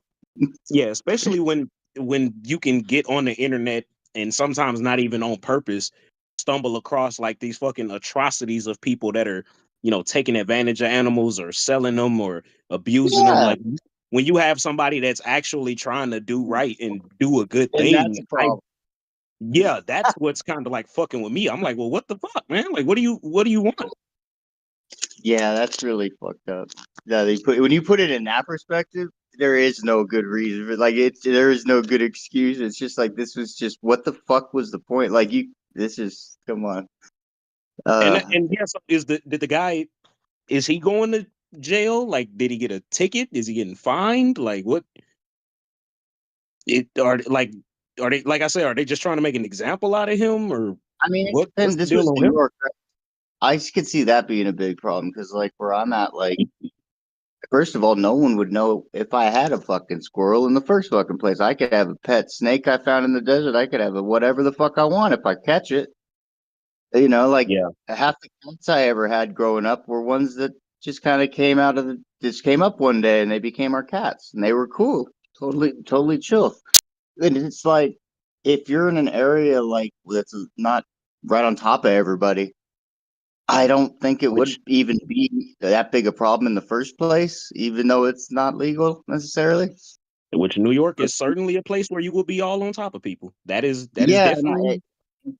I could see that just being like, look, man, you can't just have this fucking thing. You got someone, you got your neighbors right next to you and all this. Like if he's in an apartment, I don't know if it was an apartment, whatever what it was, probably. That's just not gonna fucking happen. So, but the rest of it, yeah, I don't get why they had to like dig in on him. You know what? I feel like there's another thing that should be taken into consideration, not from us, but at least from the people who authorized this or made sure that this this squirrel season took place. What about the quality of life in comparison? Like, there's no way that anybody can tell me in good conscience and with a straight face that the squirrel would have a better life not being taken care of by this man versus the alternative. You know what I mean? I don't understand that. The alternative being what? Put it down or letting it go? No, I mean just it being in nature. Like how would this man taking care of the squirrel? Honestly, it was definitely gonna have a better life, most likely, as long as I mean, I don't know if there's certain little factors that it would need. Like there is something to be said for like interaction with other animals of its kind that some animals need that. I don't know about all that, but I really think that dude, that fucking animal was living the life, I'm sure. Like, come on. Of course. Like that it's stupid. Yeah. See, that's the part I'm not getting. It's like what's the alternative for the squirrel? And maybe I'm just looking at it from this weird esoteric perspective that I probably shouldn't be, but I don't get that, man. I don't get it. And of course, it's New York, so I don't understand anything. I'm so far like damn near a polar opposite from New York, like where I'm at and how we do things. Is people have fucking tigers here, bro. So it's hard for me to even say anything at this point. People have every type of fucking exotic animal you could possibly own over here.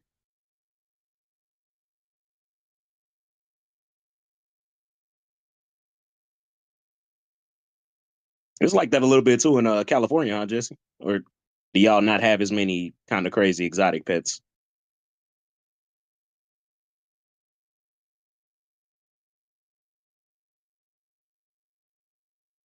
Okay, good talk.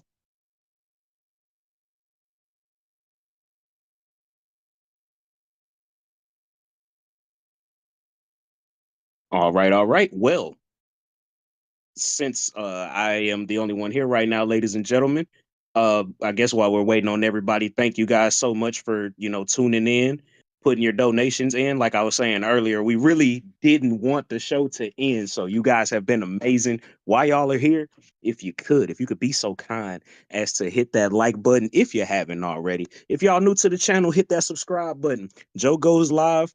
I mean, he can go live every day. I'm not gonna say that he won't, but when things pop up, probably even next week for the election, definitely stay tuned with that. I can only imagine Joe is probably gonna go live with that. But your number one source on YouTube for all types of wrestling content, whether it be AEW, whether it be WWE, sprinkling a little New Japan up in there, Ring of Honor, whatever the fuck you might need. Make sure if you want your wrestling fix that you come into the right dealer. Joe Cronin Show on YouTube. Now that the plugs are out the way and everything is feeling and looking sexy, let me get into this comment section. I guess while we got some time, interact with the fellas and the ladies in the chat. How y'all doing tonight? What's going on? What's going on, people? Get them fucking likes up. That's what I'm talking about. That's what I'm talking about. I see you, Queco. Queco. I'm so sorry, Queco Mundo. Fucking Queco. Oh shit. Oh, Alfredo Flores in the chat says, saw UFC Edmonton tonight. Did not know. I probably should have known. I feel like UFC goes live every fucking weekend at this point. But I actually did not know that.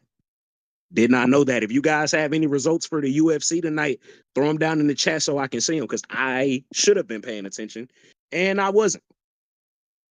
I was not. So I can't apologize for that as a, co-host on the show. I should be a little bit more up to date with my things, but yeah, I don't know. UFC just has been doing it for me lately. I don't know how I feel about it.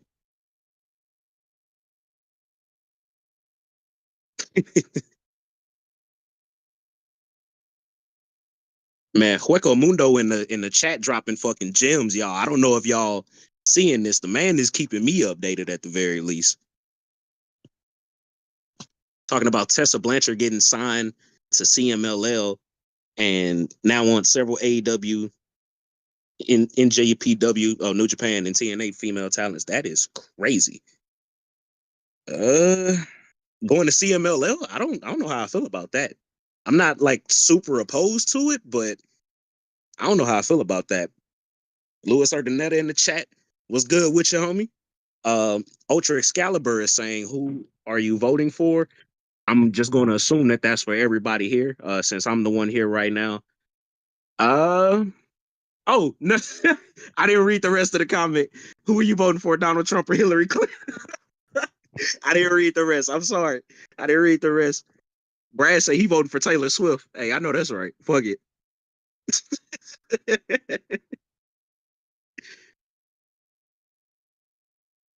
Alfredo Flores in the chat doing this thing. I see you, Juan. Janelle, I think everybody's taking piss breaks, shit breaks, smoke breaks, sit breaks, stand breaks. It's all kind of breaks going on right now, but it's cool. We got the champ right here. Randy Viper says, Jay, are you wary of your challenger, Dark Knight? Randy, to be honest, I'm wary of everybody. Once you have that belt, you become a target, and everybody is a potential, foe for the belt come belt night. So I'm not overlooking anybody. I'm not putting down anybody. I understand that belt could go to anybody. So I'm just going to continue to, stay focused, make sure that I can, try my best to give you guys everything that I can. And, just hope for the best, come championship night, regardless of what goes on. It's been a fucking blast. This has been like I know it's gonna sound a little cheesy, but this has been a lifelong fucking goal of mine to have this belt. And I got the chance to do that thanks to you guys. So, every night I'm gonna give 100%. Y'all always give 100% to us. So it is what it is. Hey, Stack said he voted for his kid. Vampiro had his final chapter matches, and Alberto is AAA champ.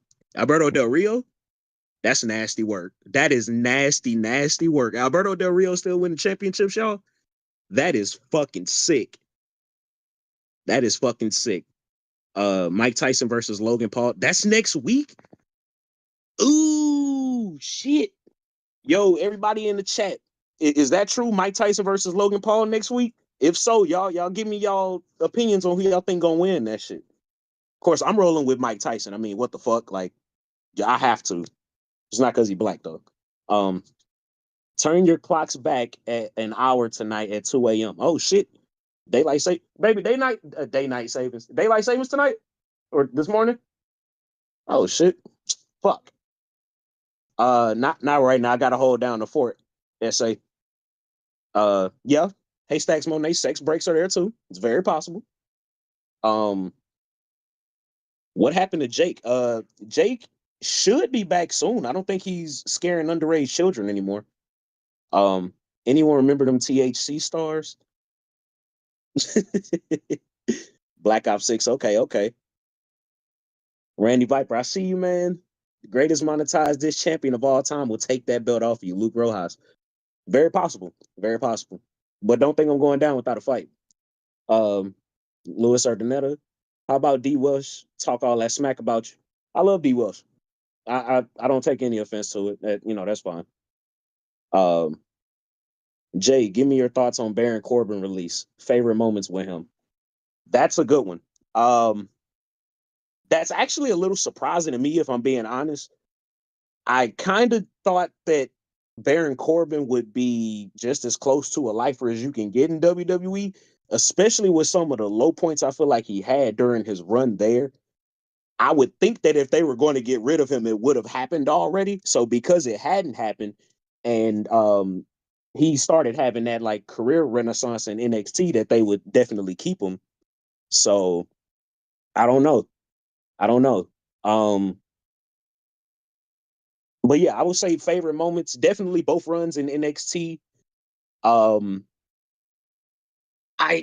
kinda liked them a little bit with the authority fucking, like button up slacks Baron Corbin. I was kind of a fan of that, but definitely a lot of his move set, I think, is probably the biggest thing that stood out to me. I wish they would keep him, but that probably could come down to being like a budget thing. So, Baron Corbin, thank you for, going out just like everybody else, putting your body on the line, entertaining us or trying to entertain us. I know some of y'all out there hate Baron Corbin, so he did his best, y'all. He did his best. Juan says Tyson's gonna bite his ear off. Brad saying Tyson looked bad. What you mean? What you mean, gangster? I don't think he looked. I don't know. You might have to source up on that. I need to see that. Logan Paul got fat. I don't see Tyson winning. And I thought that was a fucking fat suit, bro. I'm not trying to get caught up in the hype, bro. I thought that was a fucking fat suit. Maybe I'm wrong. I kind of fucking doubt. I don't think I'm wrong though. I'm gonna just keep it honest with you. I saw AAA 2024 Del Rio Mega Campeon. Oh, that's crazy. Is nobody? D. Welsh can only bully autistic people. Don't say that. Don't say that. D. Welsh is a fucking sweetheart, man. Don't let him fool y'all, bro. Don't let him fool y'all. Lewis, yeah. I see y'all. Donate, buy me a mat. Hey, yo, anybody that is trying to have your voices heard, make sure y'all get in the comments. We got 5 minutes left on the clock. Now, I know it probably ain't the most incentive in the world that I'm the only one on the show right now. But y'all put some more money on the clock. We're going to have people coming back. I'm sure people going to be hopping on the Discord. So don't worry about it at all. Don't hesitate. You got 4 minutes and 50 seconds. So do what you need to fucking do. Jay will eat D. Welsh. Man, like I said, man, that's my guy, bro. That's my guy. Even if D. Welsh don't like me no more, I mean, shit, it's cool. It is what it is. Oh, people don't forget today. Yeah. We did. But just in case y'all didn't hear it earlier, make sure at 2 a.m. y'all times, because I know we all in different time zones. 2 a.m. y'all times. Set that clock back. If you got some competent digital devices, then they should do it for you. But if they don't, make sure you set your clock back just in case, y'all. Make sure.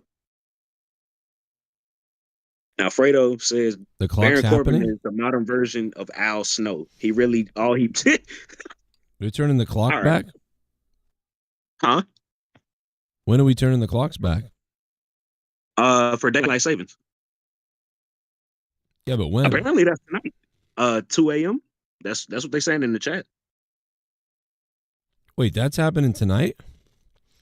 Hey, look, I didn't know either. I've been seeing it in the chat though. They saying 2 a.m. everybody's time tonight supposed to go back. Oh my god, if that happens tonight, that's crazy. Yeah, that's why savings. Yeah, but when? Apparently that's tonight. 2 a.m. Wait, what? Is it replaying? Did you replay that? Yeah, I'm having a problem with my computer. My computer's close to blowing up, I'm pretty sure. Oh damn. What, you got it from Omar? I mean, it's just years old, you know. I don't know. It's done for.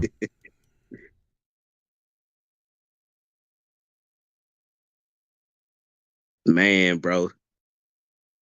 Joe, so 2 quick questions. Hopefully you can hear me. Are you gonna be doing anything as far as the election night next week, or are you just gonna kind of play that by ear? Wasn't it Tuesday night? That's what I believe. Yeah, Tuesday. Yeah, I mean, I might jump on and do something Tuesday night for sure. Because then I don't work Wednesday, so I'll probably just stay up as late as I can to see until someone's president, if that even gets decided. Unlike last couple of years, it's like a fucking release of a bad video game where the fucking launch doesn't happen. Yeah, for sure. For sure. I feel like Tuesday night going into Wednesday is going to be fucking crazy. There's going to be a lot of people waking up Wednesday morning going to want to commit, they're going to want to unalive themselves on either side, whichever one wins. And then my second question is, can you confirm or do you know if the Tyson and Logan Paul fight is supposed to be next week? Because I've seen that in the chat as well. That is November 15th. Oh, so not next week exactly. Okay, so the week I after think we next. got Okay. a week and a half here to go on that. Okay. Yeah, it's November 15th. Okay. Gotcha. All right. Well, ladies and gentlemen, you heard it from the fucking horse's mouth. The GOAT! We got 2 minutes and 16 seconds left on the clock, ladies and gentlemen. This is y'all final opportunity it's not your final opportunity, if you don't want it to be. So go ahead and get y'all donations in if y'all want the show to keep going. Duncachino? Don't mind if I do. There we go. Name? Duncachino. No, there's one right now. The Creator is here. I'm your friend. Say hello to my chocolate blend. I'm sad to hear Dork Knight is alive and well. Oh. I was hoping that hooker he bought for $15 and a half-eaten McDonald's cheeseburger robbed him and left him for dead in the desert. Oh my God, in the desert. The Creator, man, thank you for the $11. Yeah, Dork is alive and well. Yeah, he's alive. I need a refund. And you need, yeah, Jay Menace needs a refund, man. The Monetize this champion. Where is everybody tonight? I'm surprised, man. It was a very light night in the Discord. I thought we were gonna have it's weird. Every once in a while, it's like there's like fucking 20 people on the show, and then sometimes it's like, where is everybody? Joe, this is the thing. All these motherfuckers. Go ahead. Well, no, I was gonna say, everything really took a dark turn a while back, man. It's weird. Like I brought back Jake DeMarco, I didn't bring him back. He came back, and then I said, yeah, we're gonna make some room for Jake, of course, And then like Rojas got pissed off at that. I think Rojas got mad that Jake came back, and so like Rojas doesn't want to be on the show anymore, and now Jake doesn't, isn't really around. So it's like, what the fuck? We lost those two. And several other people, I feel like. And Dork is, irreliable. By the way, this is my point, right? With Dork Knight. This is my point, okay. Right? Like, we're putting the belt on the line. 3 more episodes. 3 episodes away from episode 480, where the belt is on the line. And it's like, how do you know Dork's going to be here? He doesn't know where he's going to be from day to day. You think Dork is going to be here to try to win that title from you? I mean, what are the odds that he makes it? Like in the chat, and you and Jay Menace will tell us too, but in the chat, what do you think the percentage of the Dork Knight showing up is? Is it like 30% chance? Is it a 100% chance? I mean, I'm going to say it's 50%. That's me. That's actually what I was going to say as well. Yeah. And the crazy thing about it is, he doesn't have to be here to win the belt. Well, that's true. It does make it hard to win it when you're not here, but it could happen. That's true. And the thing that I just want to get off my chest real quick, if I could, and it's all friendly until it ain't. But all of these people that have been coming and talking and throwing they fucking nonsense at me, saying, "Oh, I'm gonna come take that belt. Oh, I'm gonna come take that belt." I can't even get you motherfuckers here every week. So what? We gonna get a belt up to some motherfuckers that ain't gonna be here every week? Joe, I done been here every week before I got the belt. Right. You have been grinding, man. Jay Menace has been grinding. He has earned the Monetize this championship. That's the thing. I've been going to wrestling shows for over 30 years. Never in all that time have I ever felt, until last Sunday, that my security, my safety, my life was in danger at a wrestling show. Yokozuna's championship reign was really longer than Roman's, cause back when we were kids 9 months was like forever, but now 3 or 4 years goes by like it barely happened. Exactly. Can you imagine being a kid nowadays with Roman Reigns' title run? It felt like, I bet you kids thought Roman Reigns was champion for like 10 years. Yeah. No, that's actually a really good point. Like, especially when you put it like that. Uh-huh. Yeah. Man, having the belt in WWE in 9 months was back in the day like that. That was damn near the equivalent of his title.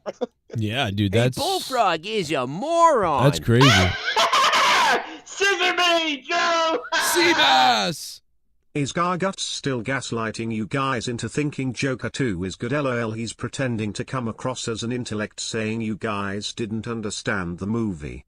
Also there's black mannequins in Japan, LOL.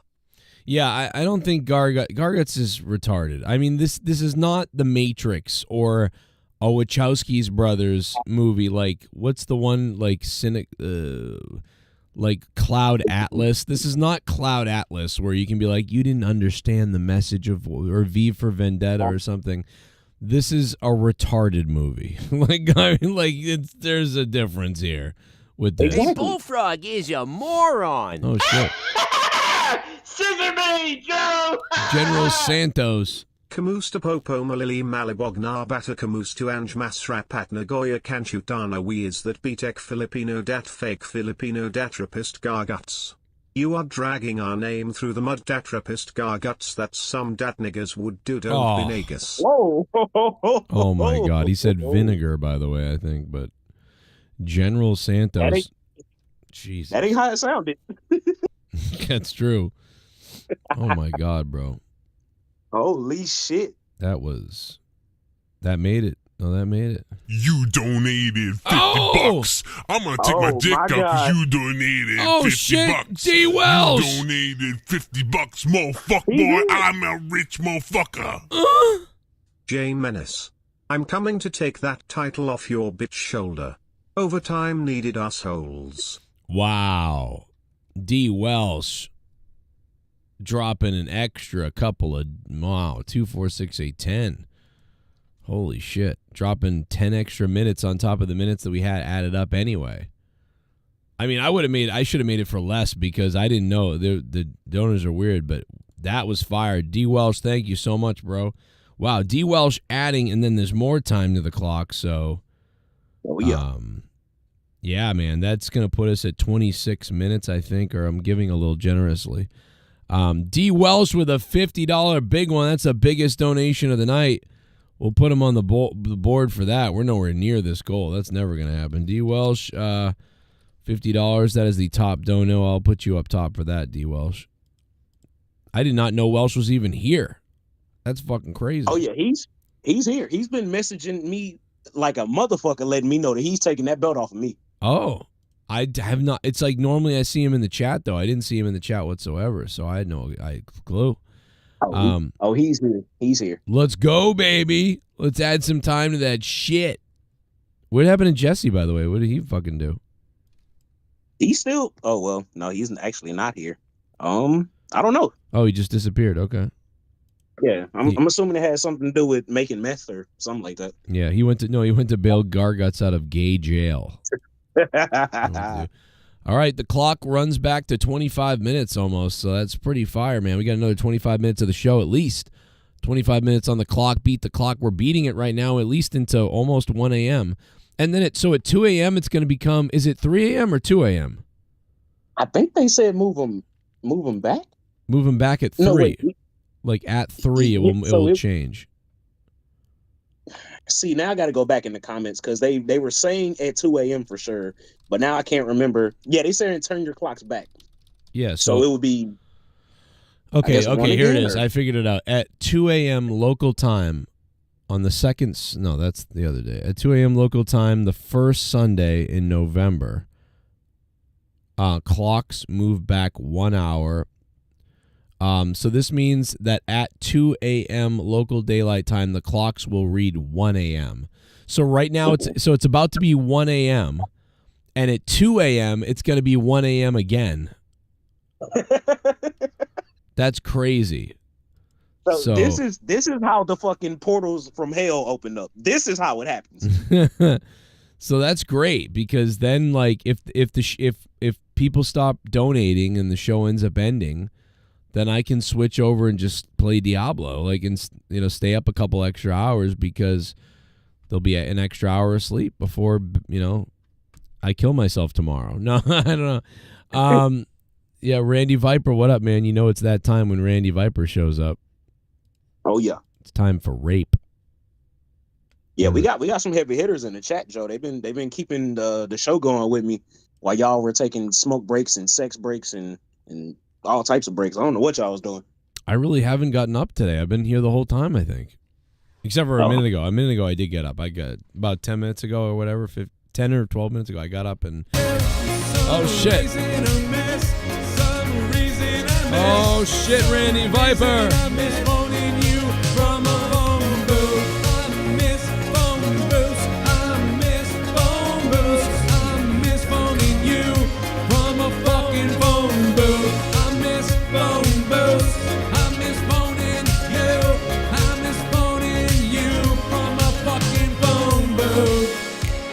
Oh, damn.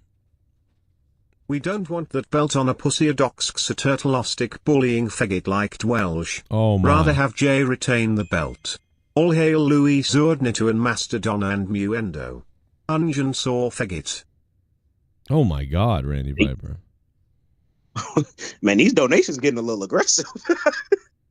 Oh shit.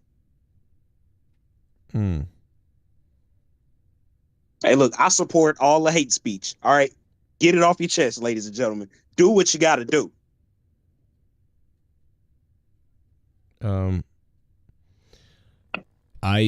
Sorry, my daughter was texting me. She's like, I'm still awake and I want to take a shower before I go to bed. I was just up there checking on my daughter, and she's like asleep in the bed almost. And she's like, oh, and I'm like, good night. And it's late. And now she's like, I want to take a shower. And I'm like, oh my God, Jesus. Like, just go to bed. Go to bed and take a shower tomorrow. Wake up and take a shower. Man, I couldn't even imagine the type of child that I would be if I was growing up nowadays.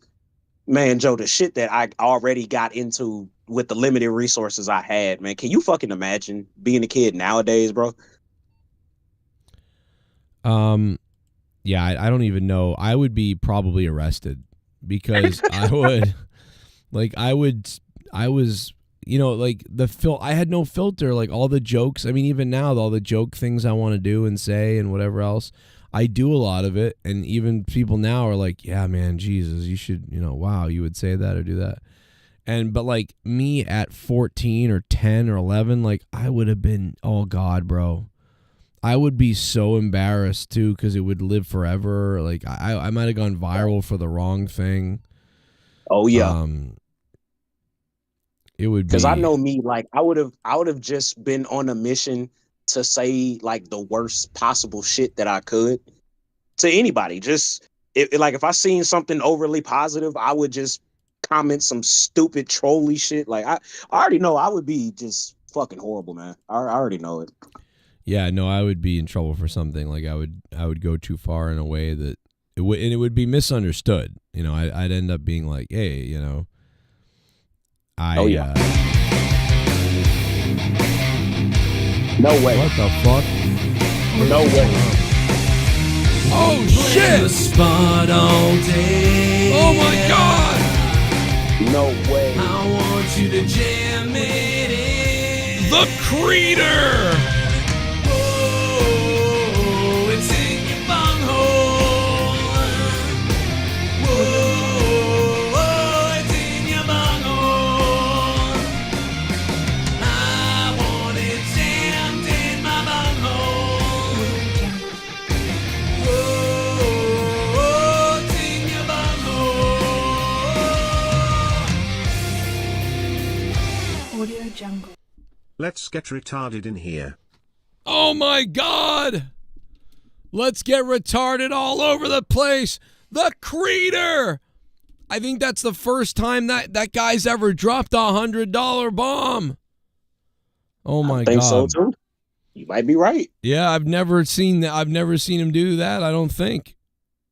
Oh my God, bro! The Creator. Yeah. I don't. Man, shout out to the creator. I'm not sure who the creator is either. Like, but he is dropping. He's been dropping some bombs recently. Yeah, he definitely just took D Welsh's top spot for tonight. Take that. D Welsh just got raped by the creator. He got doubled up. Creator.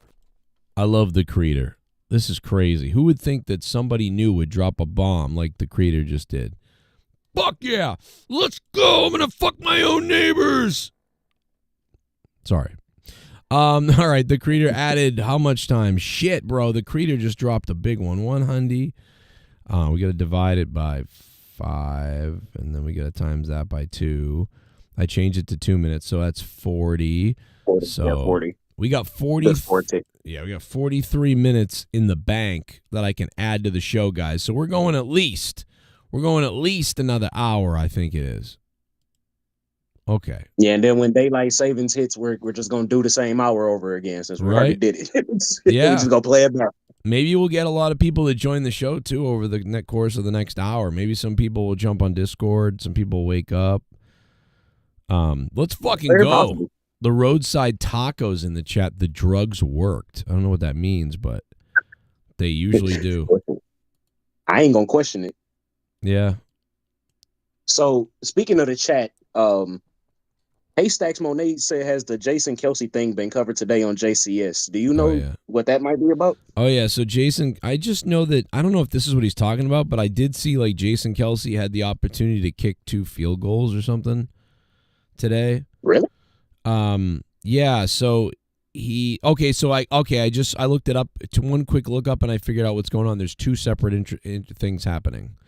Okay, so first of all, he was in a field goal kicking thing where he had to kick field goals, and if he kicked a field goal, then like there would be like $100,000 donated to charity or something or other. Okay. And he kicked the 2 field goals and he missed. And it looked fucking ridiculous. He had to wear Timberlands or whatever, and Timberland was donating. So that happened.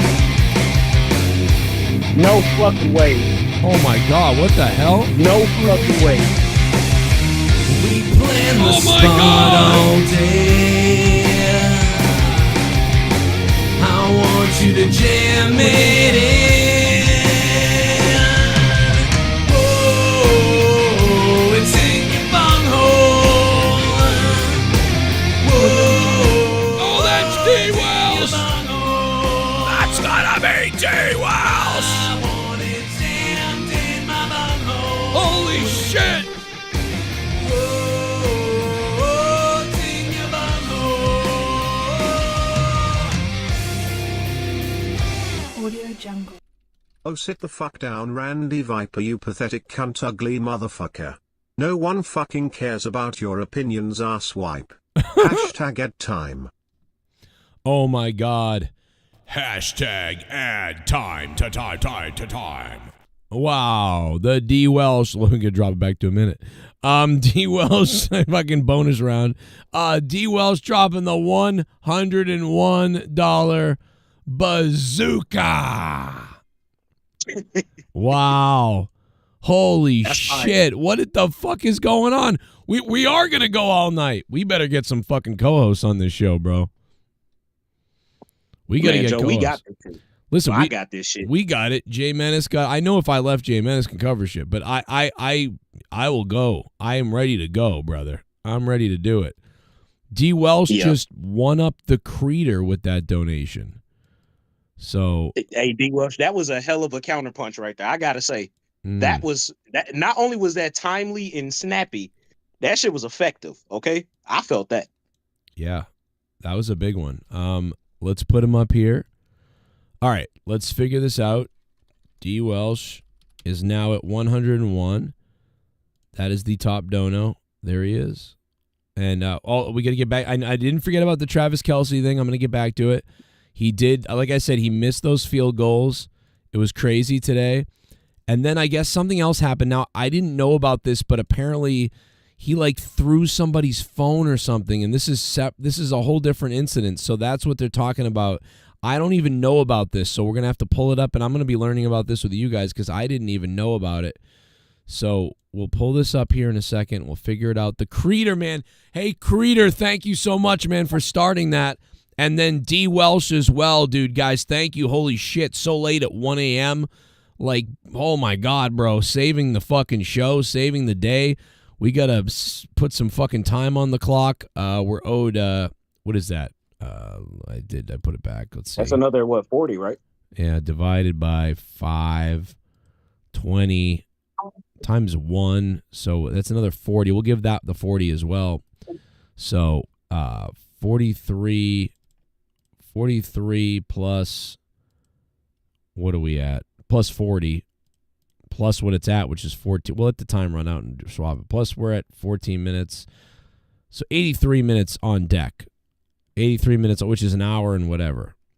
83 minutes on deck. We'll figure that out, and we'll put it on there. But yeah, so Travis Kelce, I know he took a phone. He took somebody's phone. Oh, my Christ. What the shit?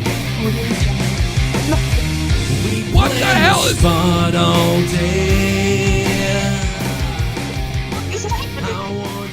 Oh, my God. D. Welsh double donated. I don't know if he did this on accident or he did it on purpose. I'm not sure.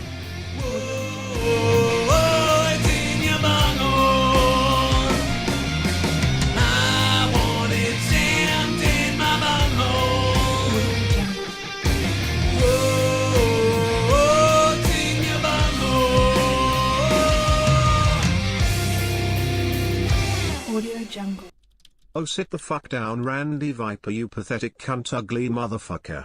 No Wow. one fucking cares about your opinions, asswipe. Hashtag ed time.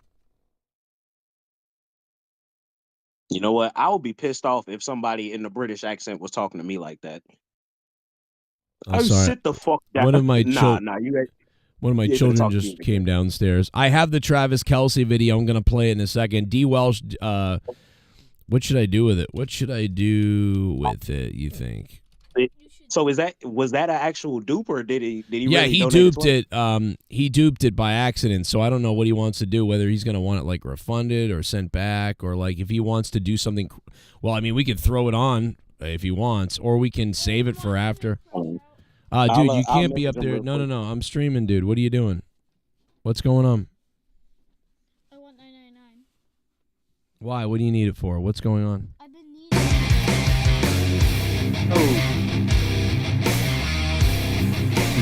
What the heck? No, that's not D. Welsh again. There's no way. I want you to jam it in.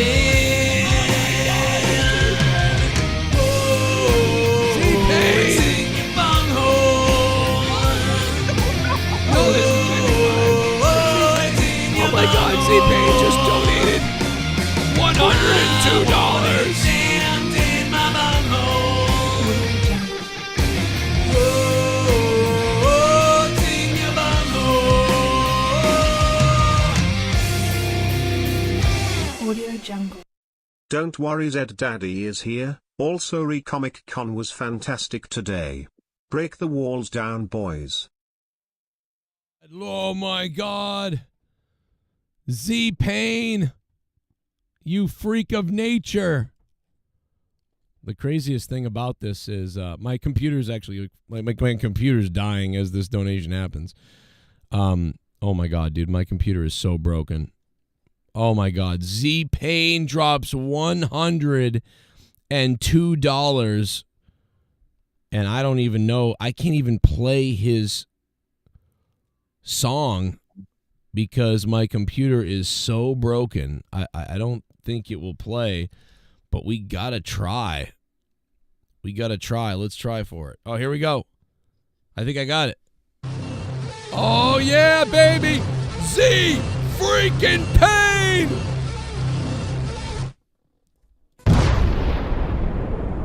Z-Pain. Spray, he is insane. About to drop $1,000, making it rain. Drop the donation train. All in the name of the king. Z-Pain. He insane. Yo, it's no game. Drop another donation. I'm hearing Joe Cronin's name. Z-Pain.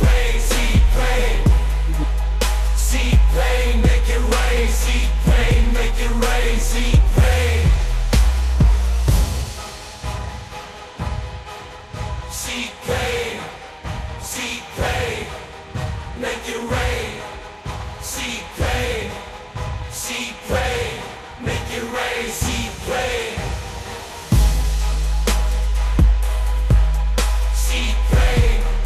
Z-Pain. Make it rain. Z-Pain. Z-Pain.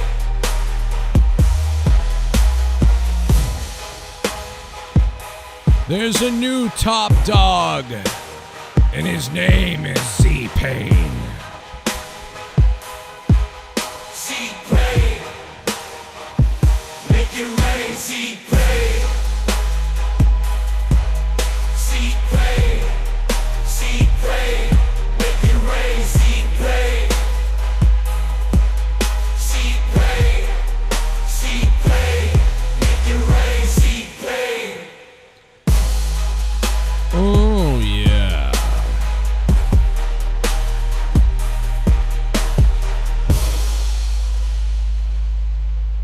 Z-Pain is now the top dog for sure. Unbelievable. How did this all happen so fast? Like, this is... My fucking brain is hanging out of my ear right now. I don't know what the fuck is happening. Wow. Bro, this has been crazy. Like, there's like right now there's like a litany of Hyundai bombs. Anyway, 102. And we'll divide that by 5 by the 1. So we're back to 20. So we're at 20. We'll give him 25 minutes. So 93, 103, 105. We'll say 110. So we'll say 110. So that's a shitload. 110 minutes divided by 60 is 1.8. Right? So that's almost 2 hours. Yeah, that's almost 2 hours. So we got 7 minutes on there. So let's round it up to the 2 hours, man. So yeah, fuck, bro. Let's put 2 hours on the board for all those donos. And baby, we got another 2 hours of show. Who knows what the hell's going to happen. But I do know one thing. If you want to join us, we'd love to have you over here. Whether you join us on Discord or eventually I start taking phone calls a little bit later, I don't know. We'll see what happens. But the Discord link is right here, so join it and jump over. If you want to hit up people, let them know. Come on the show. Right now, it's just me and Jay Menace right now flying solo. The Monetize This champion and myself, we're flying solo. We got a couple hours, if not more. This shit could go. Listen, this stream ain't going to end for a long time at this point. I mean, we could go until tomorrow. We could literally be sitting here, or maybe not sitting here. We could be sleeping, but we'll still be live. You know, one way or the other. This show will be live one way or the other, and I could end up returning on air during the fucking football games tomorrow. I mean, you never know what could happen on a Beat the Clock episode. And that's, yeah, man. Hey, we get the people what they want, Joe. Yeah, this is what we do. They're giving it too. They're giving it back. Z-Pain, D. Welsh, The Creator, Randy Viper, General Santos, Seabass the Beast, Doomed, Kurtman, and so many other people, man. Thank you guys for all beasting tonight like crazy. Let me see. Oh, yeah, that's a great idea. Yeah, we can use it to start. Yeah, monetize this. We can. Yeah, okay. I got a good idea, D. Welsh. We'll go with that.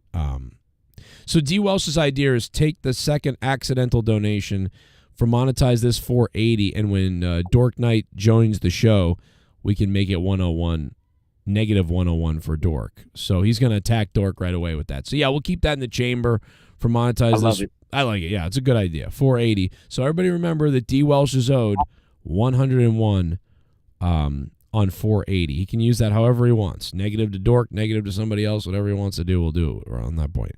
Let's party. The power of Monetize This champion. I just wish my voice, I wish I wasn't running out of voice. Like, that sucks. That's the only thing that Joe, sucks. I got you. That's what I'm here for, man. Don't worry. Well, I know, but I'm going to have to start talking like this, Jay Menace. That's the only So Travis Kelce missed the field goals. That's a different situation. Mm-hmm. So I'm going to show that.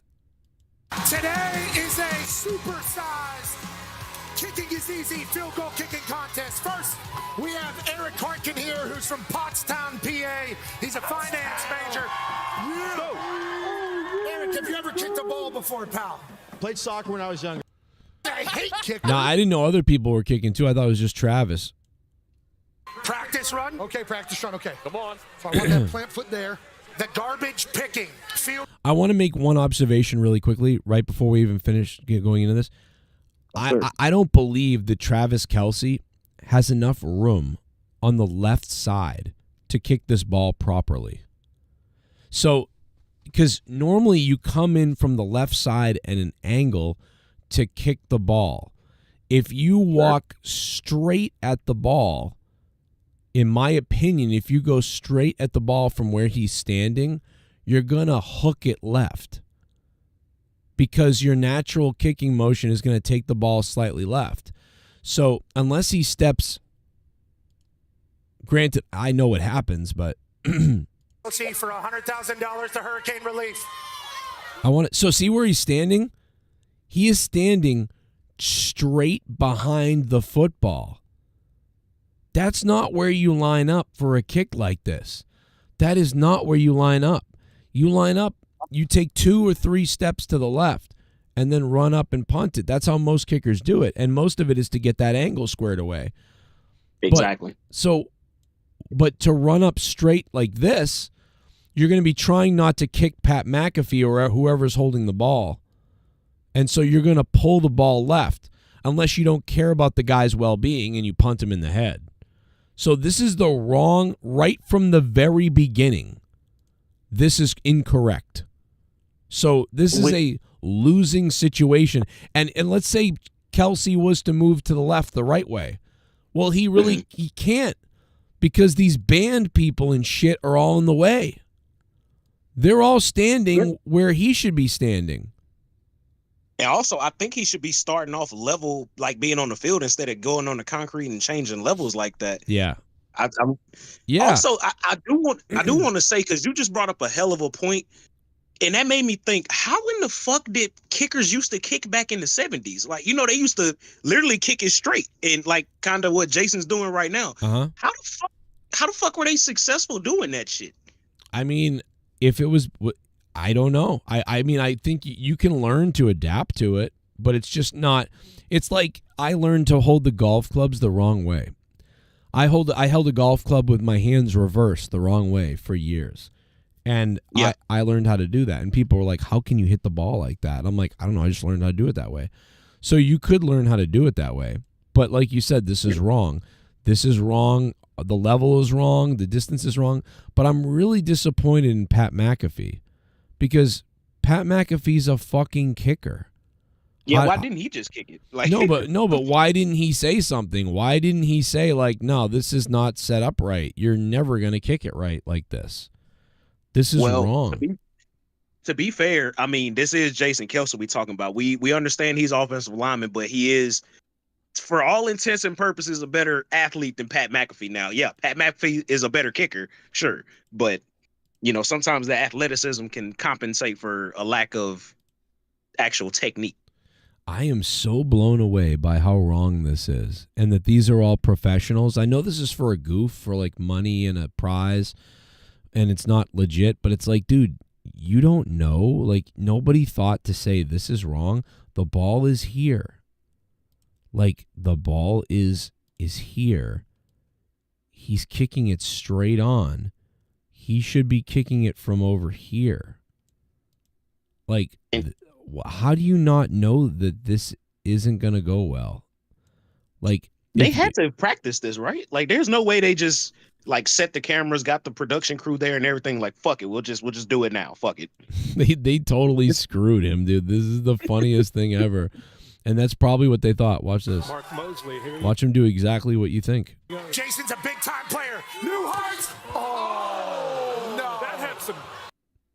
He hooked it because he's kicking from the wrong position. This is all you could have predicted this. Mosley, here you go. Jason's a big time player. He's running out of space because this guy's right there. See, his whole body is propelling forward into the ball and the body of this man. But you don't want that. You want your body over here and your leg to sweep out at the ball. Yep. He not only did he kick it off to the left, he's looking that way. He's not looking at the field goal. His head, he literally kicks it where he's looking. He's looking that way. It's just so I mean, he's got the distance, though. And that tells me, too, that he might have made it if he had set up the right way because he got the distance. So. Oh, I didn't know I wasn't showing that. I'm sorry. I thought we're just looking at me. Oh, no, I thought that's what you wanted. Oh, no. I wanted to be showing the video. My bad. Yeah, watch this. He's looking right at the fucking... He looks right off. He looks away. He looks to the left when he kicks it. Jason's a big-time player. New Heights. Oh, no. That's Like, really fucking bad. Dude, he looks, right when he kicks it, he's looking away from the field goal. He's actually looking where he kicked the ball. He kicked the ball where he wanted to. He just didn't realize it. Yeah, I think so. Like, I mean, that's like when you're, like, he doesn't realize he's looking away from the goalpost. His body's positioned away from the goalpost. Wait, Joe. Wait, damn it. Wait, Joe, go back to the still of him kicking the ball. Right here? Yes. Okay, now, wait, Joe, I'm about to go so fucking deep web. It's about to be so stupid. All right, now, do you see how Jason Kelce's right hand is making that gesture right there? Yeah. Illuminati humiliation ritual. I got it. Oh, my God. Oh, my God. Yeah, that means like a limp penis. That's what that means. Like he's got a limp one. That's what that means. And this guy's... ladies and gentlemen. Unbelievable. I cannot believe that. He misses again, by the way. He kicks it again. Literally kicks it again the exact same way. It wasn't any better? It wasn't. And again, how can they set this up? Now, I didn't see this part. This is when the fan who's challenging kicks the ball. Like, not Travis Kelce. This is when the fan kicks it. I didn't see this part. But even this, look at this. You think that that's set up for success? No. Why in the world would they ever do this? This isn't like if I'm that fan, if I'm that kid with the helmet, I immediately am saying, dude, you can't kick a field goal like this. Like, hello? And I would have made the holder go back over there so I could get distance. I think they probably should have put the ball on a tee and just did it like a kickoff. Yeah, why not just do that? I think they must have wanted to make this hard on purpose because this doesn't make sense. This is like a carnival game. It's rigged. Yeah, because even look at that hold on the ball. That's look at this. Look at him. He took steps to the left. Yep. Kelce didn't do that. He ran straight at it. But even this guy needs to go a little more left. Okay, he actually has more room than I realized. There is a little more room to the left that I didn't realize. Yeah. So Jason definitely could have taken the 2 steps to the left and gotten his positioning right. Yeah, Jason could have stepped more to the left, but this guy should step more to the left too. He's still too far. Because see this from this angle that he's still positioned. Look at the way the guy's holding the ball, dude. This is still positioned to be kicked. This fucking corridor goes to the right. This isn't even. This is curving to the right. So you're going to kick it left. Look at the fucking field. Like, it looks like there is like a big patch of grass where they are, and then the other part of the turf. Like, are they not on real turf? I don't know. This is like laid down grass on top of grass. Something's fishy about this, man. I'm not even trying to look that deep. He's saying it. He's looking. He's like, dude, the holder. This is wrong. Hey, real quick. Here we go. I haven't seen this yet.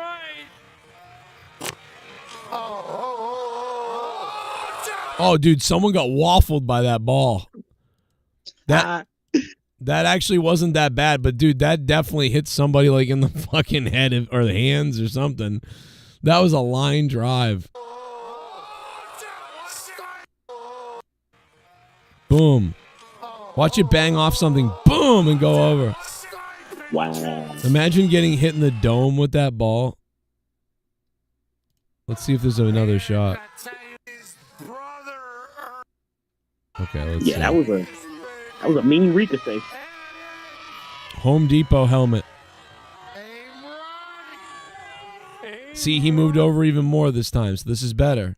Aim right. That's what Pat keeps saying. It's like, well, we're holding the ball weird. Yep. He's moving a little more over. I like it. Oh, no, he pulled it.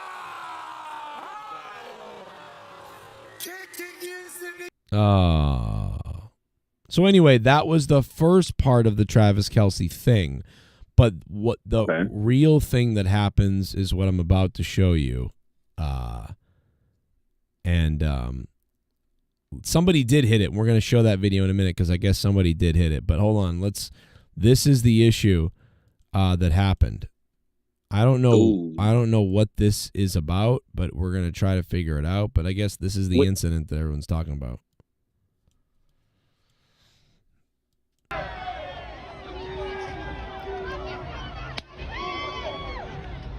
Wow. I don't know what happened. This guy was behind Travis Kelce holding his phone up.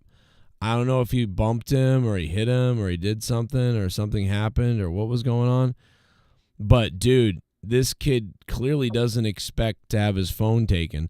Imagine if the kid had like his dead grandmother's last video on his phone or something really terrible. Like, you can see he must have been saying some shit because it caused Kelce to turn around and look at him, and the kid's saying shit. But then when he realizes that Kelce's locking in on him, he went, "Oh shit! Like I'm gonna turn away now and like I don't really want to." Yeah. I was trying to be. You can see that. He was trying to be tough on his camera, like, "Yeah, Travis Kelce, you a bitch" or whatever, something like that. It looks like. And the best thing, too, is Kelce is drinking a beer while carrying a box of beer. He's drinking that looks like he's drinking like a 30 rack or something. He's carrying it with him. And fuck around and find out, I guess. Now, that's assault. I was just about to say, I have seen celebrities get sued and lose for a lot less. Yeah, he's going to be in trouble for that. He's definitely coming off like at least... I'm going to say at least 5 figures, which is probably very low for a situation like this. Yeah. I mean, wow, dude, he spiked that phone like and I think he took it afterwards. Might be stolen property too. Picked it. Yeah, if only he would have kicked the fucking football that hard, maybe they wouldn't have been in that situation. Yeah. Oh, he took the phone. He took the guy's phone. So he spiked his phone, broke it, and then took it. He's going to be in trouble for that. That's going to be a problem. Yeah, on camera. Like, fucking whoop-de-doo, bruh. Yeah, that is... Excellent job there. I mean, I know that he got called something, and obviously this person was being belligerent. I mean, I could see even, like, maybe you smack a phone out of someone's hand, but, like, he was like, I'm going to take... I mean, even that you shouldn't do. But I'm going to take that and then spike it. Here's more video. Kelce! Oh, how does it feel your brother's something, Taylor Swift? Is this the guy's phone? Why does this look like it's okay? So he's being kind of harassed. He's out in public, but this is part of the gig, bro. It's part of the gig. You're a celebrity. You're a sports star. He's carrying alcohol and drinking it. Hey, can I get a fist bump? Oh, shit. Kelce slams the Penn State student's phone on the ground. That's wild, bro. I don't understand why that would cause that reaction. Like, we have to be missing a piece of the video that would explain it more, right? Because, like, somebody saying your brother's fucking Taylor Swift is, like, that's not really an insult. I don't understand. I don't know. It's because he had a couple beers and they're super annoying. I get it being harassed and super annoying shit, but, I mean, dude, he could just laugh it off and be like, come on, man. Like, what the fuck? Like I'm trying, whatever. But instead he flips out. He's going to be in trouble. That's, Yeah.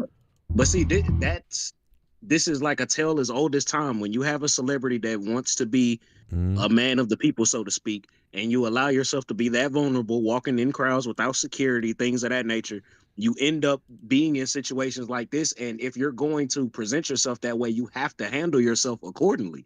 Right. Like, if people are going to heckle you, that people are going to talk shit, your whole entire life has been on television for the past 20 years. People know who you are. Wow. They know where you stay.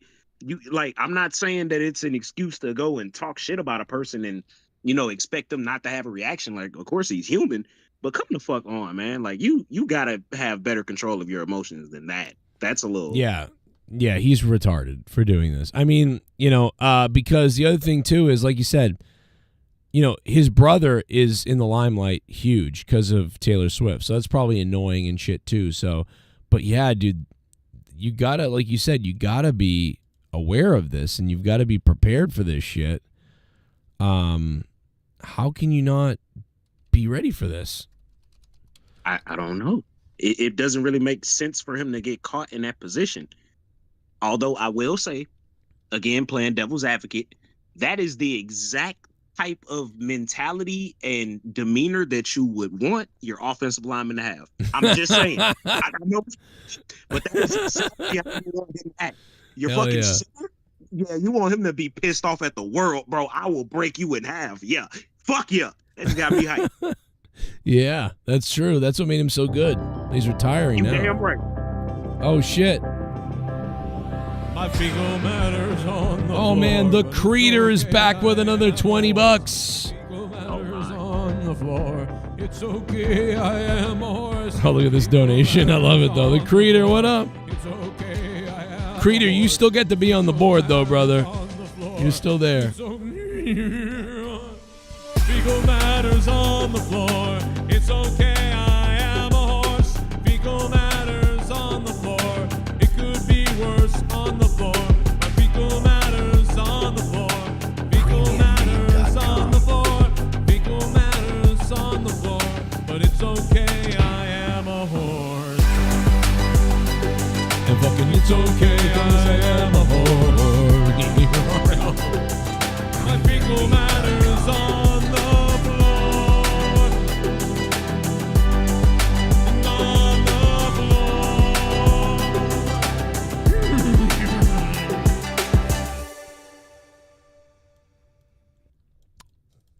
Baby. Respected Welsh. I had my 15 seconds of glory. Yeah, you did, but you're doing good though. I mean, you're doing good, bro. You really are. Yeah, no, shout out to you, man, for sure. Like that D Welsh donating a bomb is, never something to play with, but that doesn't take away what you did tonight. Nah, thank you, man. Yeah, much appreciated. And you're on the board, Creator, so you can never take that away that you're on the board. And although D Welsh double donated 101, Z Payne did drop a 102 to beat it out afterwards, so there's that. And hey man, now we're at a respectable amount, like a little bit of a goal. Like we're on the way. Like we had kind of a fuckery goal of 2,500 and we're at over 600, so we're on some respectable pace potentially for that goal, so that's pretty cool. The less embarrassing now. Shout out to Z Payne. Thank you so much, bro. We'll put him up in that big spot. And thank you to Creator, the Creator. And it's really cool when somebody new steps up like that, too. That's wild, man. You don't see a lot of new $100 donators. So that's really cool, Creator. Thank you so much, man. It's good to have you on board in the Hundy Club and for the donos all week long, too. So anyway, that's what, Jason Kelce did. I don't know if there's, let's see what this guy says. This guy going to tell us what happened? Or... I wonder if Taylor Swift could have. The former NFL star-turned-commentator was in Happy Valley for the matchup between Ohio State and Penn State Saturday morning, and a crowd started following the star, cheering him on and asking for fist bumps at first. It didn't stay positive for long, though, because one troll decided to blast Jason's bro Travis using a slur. At this point, Kelce turns around and gets in a person's face before grabbing the phone and chucking it to the ground. You can't see the phone after he throws it down, but the noise it makes when it hits the ground screams shattered. It's like AI videos telling us a story. Jason usually has pretty genial interactions with fans, but this one definitely set him off. Yeah, well, we knew all that. What a stupid video. But yeah, that was, yeah, I'm shocked. I mean, he was, the crazy thing is he's drinking beer in public and he's got a box of beer. I mean, that's also kind of bizarre, isn't it? Can you even do that? Yeah, especially like at a college, you walking around with a college drinking beer. He might be in trouble for a couple of things. I think they're saying that he's said. I don't know if he's spoken out about this yet. But Jason recently went to Penn State to watch a college football game on his phone. This generated a huge amount. He doesn't agree. Yeah, I don't think it's a good balance of taking. Yeah, these are all. This so dude. That's the one thing. YouTube is starting to become insufferable now because all these videos are like AI generated bullshit. Like Jason Kelce speaks out, but it's like he didn't speak out. It's just another video describing what happened from an AI voice and clips. And it's like, so now everybody just takes everything and just throws it in the AI generator instead of like, adding something real to it. And just, yeah, YouTube is becoming like the dead internet theory, basically. It's like. Yeah, no, it's bad, Joe. It's bad. Like, there's a lot of people from overseas that are just basically culture vulturing, watching things that are going on in the United States, and then just putting the AI voice over and talking about it, racking up 150,000 views. Nobody ever sees their fucking face. Some fucking nasty fucking slob living with their mom in their fucking basement or something. Well, they probably rich now doing this shit, but right. Well, there's no battery. There was assault, but there was no battery. If he had hit the guy, that'd be the battery. This is just assault. Like taking a phone. Although maybe it is battery with the phone. I don't know. I thought it was only people, though. But, I mean, I guess there was... I think he broke the battery. Yeah, he assaulted him and broke the battery. That's pretty fucking funny. Yeah, because that's about what happened. I don't see any, response to this yet. But they're saying in the chat that the guy called Jason Kelce's brother a faggot for dating Taylor Swift. That is the most like oxymoronic shit to get mad at. Right. My brother's getting pussy. Oh, I'm gonna break your phone. Like, yeah, that's weird. It's almost like he wants to date her, and that's why he's mad. It's crazy. It's like, bro, like I don't even understand how that's something to get mad at. Your brother is getting prestigious white pussy. Like the the upper echelon that hopefully isn't involved in like corporate espionage and fucking takeover of young people's minds. Hopefully she's not a part of that. Probably is, but hopefully she's not. What he should have like done. What he should have done was he should have just turned Oh, around, dude. He should have just turned around and said, "Yeah, my brother's dating like a fucking rich, successful woman. Are you jealous? Are you getting in my face about it? Why don't you do something, bitch?" And then I would drink the beer in front of the guy and stand right in his face, and I'd be like, "Go ahead, do something, bro. Why don't you do something?" But you know what? But the problem is, here's the problem. Here's why you don't do any of this, and you don't do anything. The reason why you don't do anything is because the reason why the guy is doing all this is because he's got his cell phone out. That's why Kelce busted his phone, because he didn't want this guy to have some video, of like that would go viral, because that was the whole point. Is I'm videoing you so I can put it up online. Me, roasting Travis Kelce or whatever it is. And so that's what he wanted. And that's what I think he knew that. And that's what made him want to smash the phone. Like, fuck you. You're not getting your little viral moment of owning the fucking star guy and calling my brother a fag and stuff. So I think that's what really made him want to smash that phone more than anything. And But in reality, what he should have done is just kept walking and pretended like the guy wasn't there, because at the very least, it's just not really going to do well. Like talking shit to Travis Kelce when he's not looking isn't going to do very well on the internet. But if he had turned around and said, "Fuck you," that would do well. And if he turned around and said like, "Yo, you want to do something?" that would do well. So as long as you just don't give him anything, he's probably not going to get his little video to be viral. Now a whole bunch of other people have a video that went viral, and so and what's crazy to me is, if I'm understanding correctly, because I did just kind of hear how they were saying it, from how it sounds, they were in Pennsylvania. And Jason played in Pennsylvania for over a decade. You have to know that your fans are fucking retarded. Like, we all know this. The Philadelphia people are like the most obnoxiously out of this world, ridiculous, crazy people that we know. We know this. There's just no excuse for it. I'm sorry. Like, if I was like his fucking manager or something, I would be cussing him out 10 ways to Sunday. Like, you have to be You have to be fucking stupid. His team has to. And I'm sure he has some kind of team or whatever. They've got to be Spike and maybe Taylor's team and his brother. Like maybe they're all part of the same thing, or even if they're not, like they're involved still. They're like, come on, what the fuck are you doing, dude? Like you can't do this. But yeah, this is a no-brainer mistake. I don't know if he's like apologizing. I mean, if he said anything anywhere, I don't know what's gonna happen.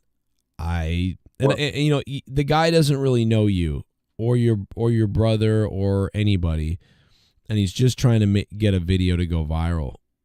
That's all that stupid kid, you know. Well, and then the worst part about it is, and Joe, you know this better than anybody, because you allowed yourself in that moment of weakness or anger or frustration or whatever the fuck was going on, because you allowed yourself to respond like that on camera, you're going to have more people doing it now. Right. Like you've opened that floodgate. Like we now know we can get to you if we throw slurs at you or we say things about your family. Like you're going to crash out on camera and we're going to record it for the world to see. Like you've done that to yourself. So congratulations. Yeah, like I've become a master monk with like I don't give a shit. Like nothing. You can't really get to me, dude. I've had plenty of stuff done and said and whatever, and I just don't even. It doesn't matter at all to me. It doesn't. It's crazy. Like I just don't care, and it just goes away. And then when it comes back, it doesn't matter either because I don't care. So when you're like that, you'll really keep out 99% of the horse shit out of your life if you really feel that way. You started sounding really Canadian right there. I just let it go, and I just don't care. Oh, I just let it go there, and then you know whatever there, I fucking know what I'm doing there. I'm losing my voice, so I think that's part of it. I'm gonna go grab a the cough drops, but not the cough drops, the ones that just taste good, but they're not really cough drops, the Ludens or whatever. Oh, the cock drops. Yeah, I got Ludens, so I think I'm gonna take one of those because it will help. All right, so I guess this is from October 12th. So this is I didn't know that they did this field goal kicking thing like every week. It's a college football day thing or whatever. Yeah, so I seen that in the chat. They're saying that they apparently do this every week. I had no idea. Let's check this one out.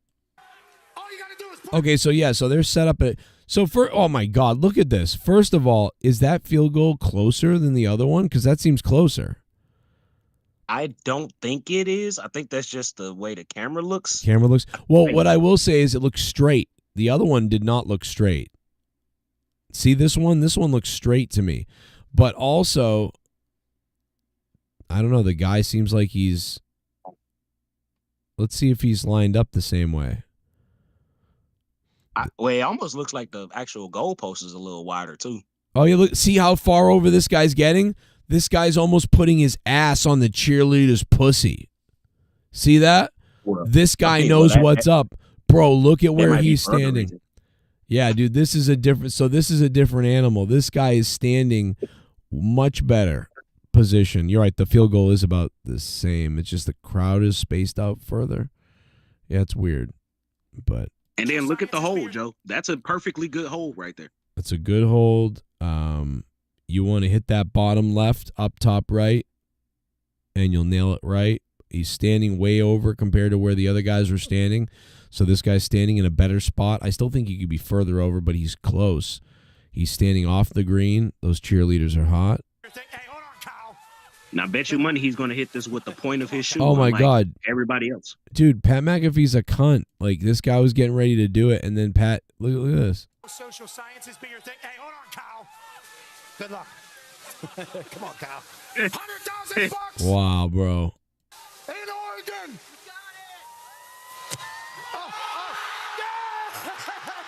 Wow, that kid fucking crushed it. See, $100,000 to what? Man, you know what? Nah, Joe, I think that is closer. I think that is closer than the last. Doesn't it? It looks closer, but you know what? I think he would have hit the other one too because he kicked it pretty far. It really just comes down to this angle. But the guy's got good. He's got good athleticism. Let's see the form.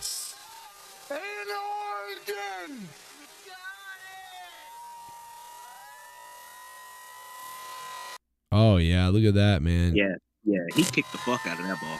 He left his other foot when he kicked. He kicked it like a kickoff. Yeah, I think he's kicked before. Yeah, this is like a kickoff. And I think he got plenty. Well, let's see. Oh yeah, he still got another 20, 30 yards on that thing almost. Oh yeah. Oh yeah, that shit was gone.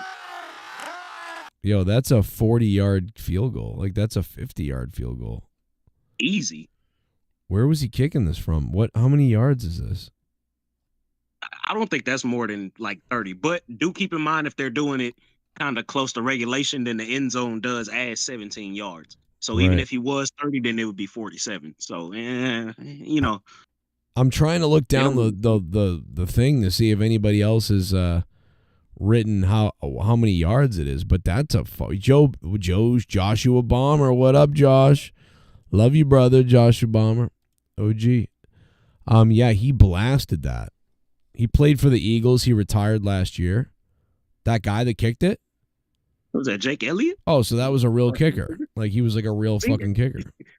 Yeah, you could tell because he first off the sound that shit made when he kicked it. No normal human that doesn't kick a football can make a football make that noise, bro. That shit screamed like it. Oof, sounded like somebody got fucking punched. Yeah, that was on the money. FouseyTube has been banned on Kick. Wow, dude. I have been seeing and hearing some crazy shit going on with that guy. Did you see what happened the other day? I played it. I don't know if you saw it. If I didn't see it on your show, I just seen it here because it was circulating. Like, so yeah, I think he's in trouble for the N-bomb because he kicked a guy out of his house and he punched. He was like assaulting him kind of, and he was like, "Get out of the house," whatever. But he called him the F word, N word, and which I don't really think you should be banned for that, but he got banned for that. And then we played him on the show. He was like melting down. He's like, "Oh," and I feel bad for him because he's like a retarded idiot, and this is all he has. You know, his livelihood is streaming. That's all he has, and you know, he's fucking stupid. So yeah, we keeping the theme going of stupid people that's willing to jeopardize a lot of the shit they got going for them by, you know, momentary lapses of judgment. Or, you know, at this point, Joe, it's kind of even hard to say because some people might be doing this shit and they know the camera's rolling because they want to get a reaction. It's really hard to know nowadays. Right. Oh, people are saying that the Eagles player is Travis Kelce. Yeah, I mean, we know that. But so this guy wasn't on the Eagles either? This was a regular person? Okay. I'm not sure. That one guy, what's up, man? I don't see a dono from you, dude. Unless you donated through like Stream Elements and I missed it. He was on Discord for a second.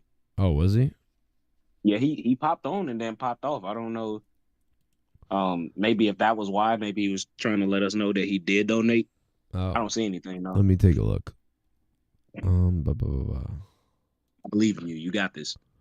We can figure it out. Oh yeah, positive affirmations all around. I don't think he donated on the other spot. No, I don't see anything there. Alex Oli 11 days ago. Yeah, I don't see it. So yeah, I don't know. I don't see it though, buddy. I appreciate that you tried though.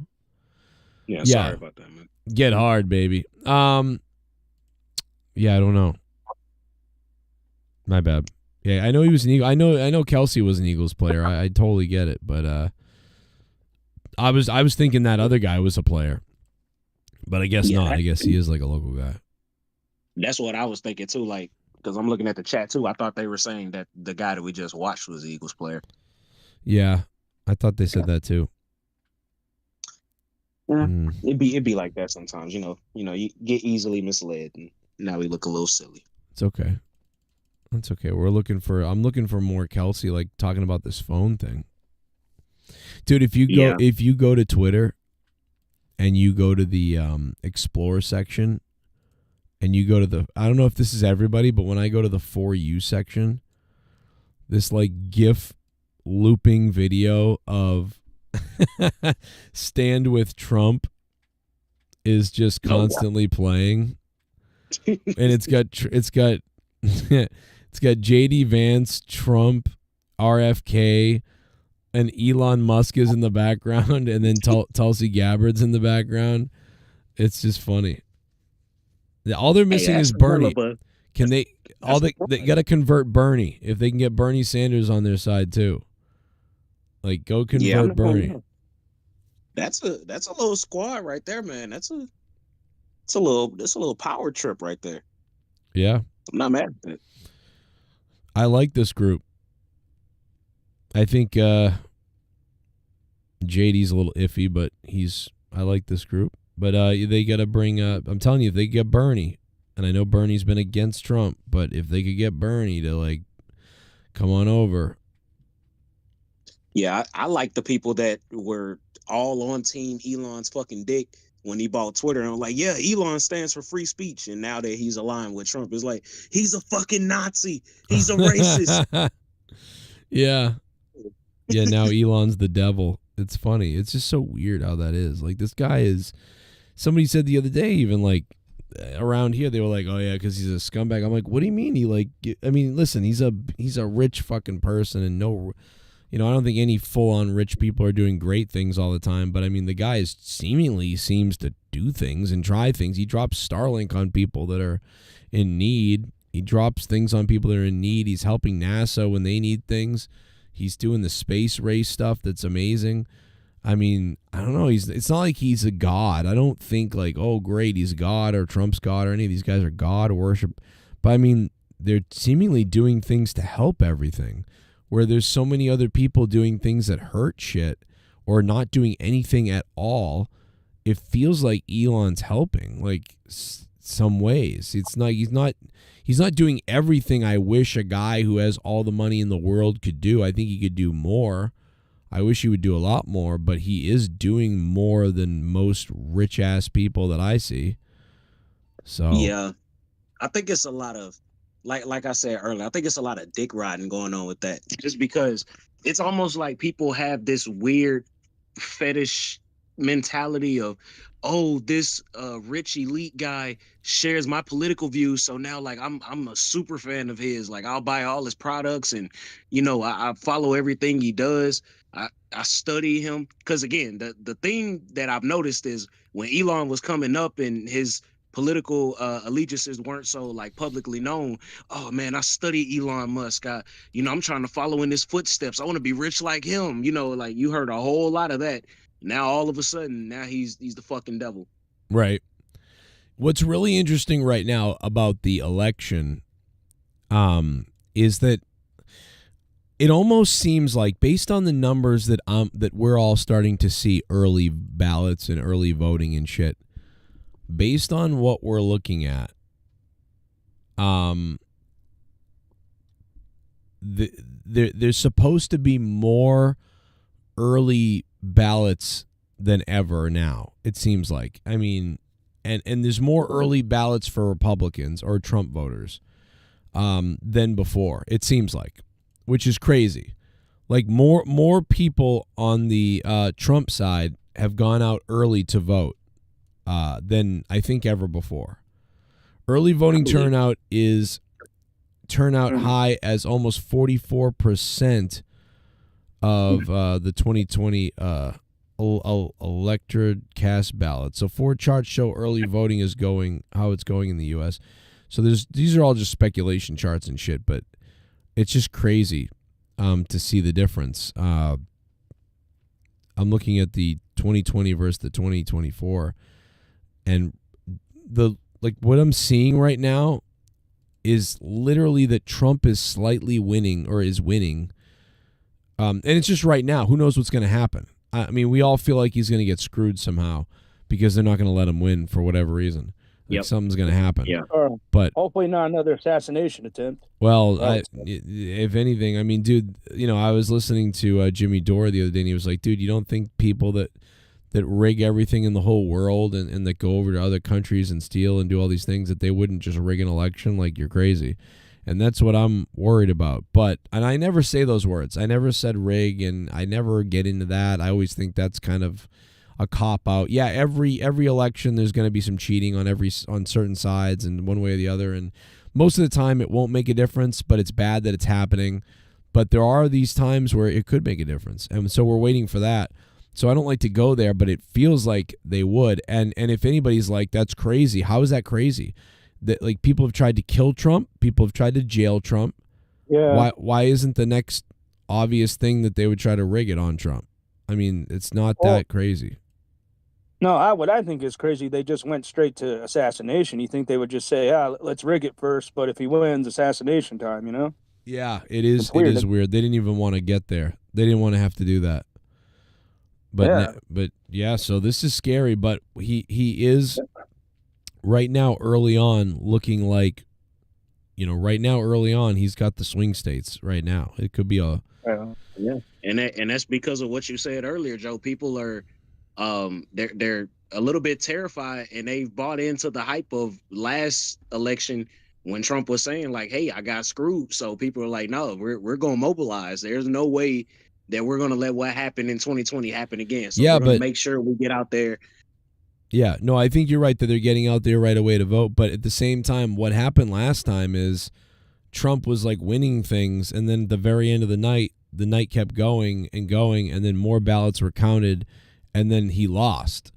And it was because they counted the mail-in. They said it was because they counted the mail-in ballots last, if that makes any sense.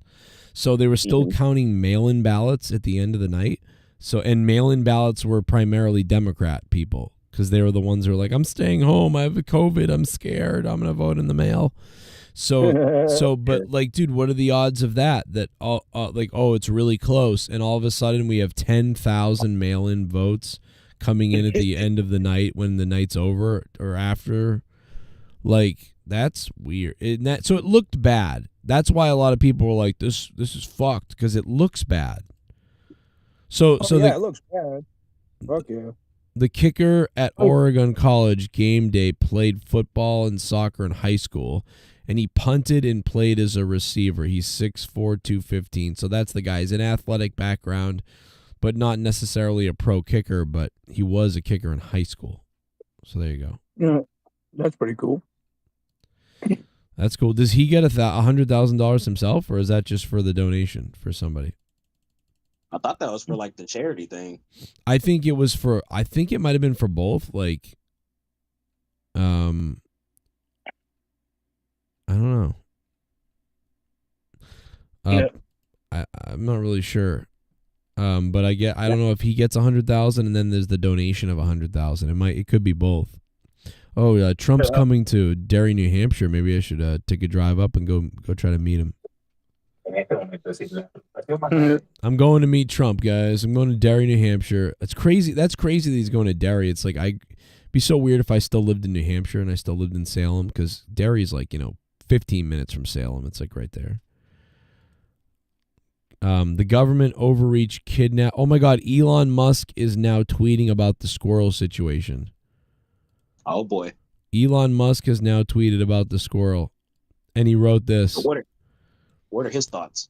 Government overreach kidnapped an orphan squirrel and executed him. Dude. I can't believe what kind of shit is that? That sounds like a storyline for fucking Groundhog's Day. What the fuck is that? A fucking orphan squirrel, bro? Are you serious, bro? Dude, what timeline Who's is that the way to this? kill a damn squirrel? I gotta grab a fucking losagen or whatever, and I'll be right back. That is fucking weird. Who the fuck would kill a squirrel? Like, what do squirrels do other than go for acorns? Dude, before I gotta come back real quickly. You don't know what happened. This guy saved a squirrel that was dying or injured, and its mother was dead and it was injured. This guy saved the squirrel, nursed it back to health, saved it, and then it became like a thing where he took social media videos and pictures with it, and he became like a famous TikToker with the squirrel. And eventually, people kept complaining he's not supposed to have a squirrel, and they came and took it and killed it. Today, that's what happened. That's why this is going on. Animal control? Yeah, like the state. They were like, you can't have a fucking squirrel, and they came and took it and killed it. What was the point of killing a squirrel? They could have pointed it to a tree, and it would have been like, all right, this is chill. What the fuck? They're fucking evil, bro. That's what I said. That's exactly what I'm like. What the fuck was the point? What the fuck the point is, Vince? Yeah, bro. It's not like the squirrel had rabies or some fucking shit. Then maybe I could understand, but bro, it's like he was just trying to keep it. It's like, oh, go release it in the wild. Drive him to the fucking forest. Anything would have been better than killing the squirrel. Meanwhile, there are like people from Venezuela coming in and like taking over neighborhoods, and we not doing anything about that. Yeah, that's weird fucking too. Yeah, maybe they got rabies. Well, I don't know, man. It's just, to me, it's weird because, like, how are they letting that happen? How's nobody going there and saying, fuck it? Well, let me get an AK and just mow down some fools and go on and blaze a gourd. Because people scared, bro. People like talking shit, but when it actually comes down to doing something or standing up for what you actually believe in, a lot of people want to sit the fuck down. That's the problem with a lot of shit. Everybody's got opinions, just like assholes. Y'all all heard the saying. I don't need to No, say it I like mean, I'm I making get up that new to a shit. certain degree. I'm always the first one to call the cops, but if the cops ain't gonna do shit, I'm sorry. I'm going to fucking MS-13. I'm buying some fucking guns illegally, taking some pineapple grenades too, and going on to blaze a gourd. Because if cops ain't gonna do shit, I'm gonna do shit. See, it would be nice if we had more people that thought like you, because then these types of things wouldn't be an issue. You think about it. The only reason that this is even able to happen is because the people that are there in fear of their lives are being complicit to what's going on. It's just that fucking simple. No, I get it. I get it being fear for your life. I've been shot at. That shit sucks. But at a certain point, like, you're pushed to a corner. Like, what else are you gonna fucking do? Yeah, I mean, you can't just sit there and let it happen. You know what I'm saying? Like you. Yeah. Like, I mean, I've never been a gun person myself, but now more than ever, I'm like, why do they want to take our guns? Like, we should be able to have guns. Me, I don't know. I just don't think I'm personally that responsible with a gun. And even though I've shot him, I don't know. I just don't trust myself. But that's my personal issue. But I'm not gonna tell somebody not to carry a gun. Not nowadays. Yeah, Especially if there's cops want to go around saying, "Oh, we can't do shit up against armed men that are harming people." Well, okay. Well, fuck you. Give me your gun. Yeah, exactly. Like, nah, people are too crazy nowadays. People like have too many ulterior motives that can't be accurately predicted. Like people just like going outside and doing shit because it's fucking Thursday. So nah, like I wouldn't feel comfortable telling somebody that they couldn't protect themselves, and I don't think that Yeah. that anybody Yeah. else can say that. Well, like I said, bro, at this point, bro, if like people are gonna come into my apartment complex and do that shit, I know this is crazy, but bro, I'm busting a jihad. I'm gonna arm some fucking dynamite to myself, and I'm taking them all with me. Yeah, I ain't gonna lie. Yeah, I'm telling you, I am in such a stand your ground state, bro. I will dust your fucking boots. I will leave your boots where your body was, bro. It's just that simple. When the cops come, ain't gonna be shit but smoke coming out them motherfuckers. I'm not going out like that. There's a lot of ways I'll be willing to go out, but somebody coming into my house taking my shit, it ain't gonna happen. Nah, we ain't doing that. Nah, and then other family like taking over the whole building, like fuck you, bro. Like I pay rent here. Like there's a fucking Well, and that's somebody what I'm owns this building. Yeah, it's like how does like And if this y'all is live what in I the real mean. world, if y'all live in the real world, like I know we all do, the leasing people ain't gonna give a fuck that the Taliban came and took your apartment. They still want their rent on the first. So we got a Yeah, problem. yeah, dude. That's what I'm saying, bro. Like, bro, if these people are gonna go in and take my house that I paid rent for, I have every right to go destroy it because I already paid my fucking money. Take it out of my rent, bro. You ain't kicking these guys out. Facts. Facts. And they ain't gonna spend no money to like put you up somewhere while the cops handle it or whatever the fuck, Yeah, you know, like no, that shit's not happening, gangster. Like, no, you need to yeah, get your exactly. shit. Nobody's gonna get it for you, bro. That's the you know what, that's the other thing too. Yeah. Of course we have law enforcement to serve and protect, but you have to think about it from a logical perspective. I know that's hard for a lot of people, but if you're scared to go do something, why would another human not be scared to go do something, even if they do have the ammunition and the manpower? I mean, we're See, all this human. is my biggest problem with cops now. We need to stop treating it like it's getting a fucking divide degree. Cops need to be disciplined. No, like nobody can go out there and do what a fucking cop does. Like, I'm sorry, bro. Like, there's a reason fucking these idiot cops go around shooting innocent bystanders. It's because they're not ready for that kind of shit. Hell, they probably never even been in a fucking fist fight, a lot of these cops. And now you're giving them a gun? Yeah, that's real fucking smart. Yeah, Now that you are speaking nothing but facts right now. No, I'm We could sorry. I hate it, bro. When like the most non-violent or non-confrontational people be like, "I'm gonna be a police officer," and I'm like, "Wow, you're gonna have PTSD." That's all I can see when they say that. Because nah, motherfucker, you never been 100%. in a fight, you never shot a gun, and now you're gonna deal with crazy people that have no problem shooting you. Yeah, we need a much better vetting system, and I'm Yeah. not gonna I've come a long way since like 2019, 2020. Because at first I was more than happy to have like more militant police officers. But when I started doing my research, I was like, okay, when you start getting like ex-military and shit like that, for some reason, those are the ones that typically do like the unarmed killings of people.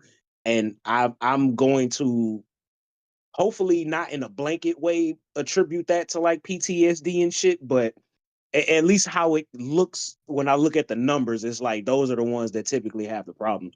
So there I has to be like mean, a complete I mean, overhaul I of could, the actual. I mean, I could see why, bro. Like, you gotta think it's because, all right, you go to another country, you're in the military, they give you rules of engagement. Like, motherfuckers can shoot at you, and your colonel will literally tell you, no, you can't shoot at them.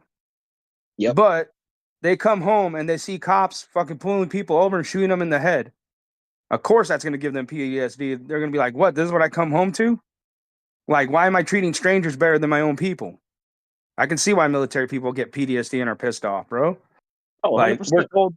we're told to fucking not harm people that are trying to harm us, but over here, like, we give the free range for the cops to fucking throw down old people or fucking kick fucking fools out of a wheelchair when they don't fucking comply. It's like he's in a fucking wheelchair. He ain't already moving. Yeah.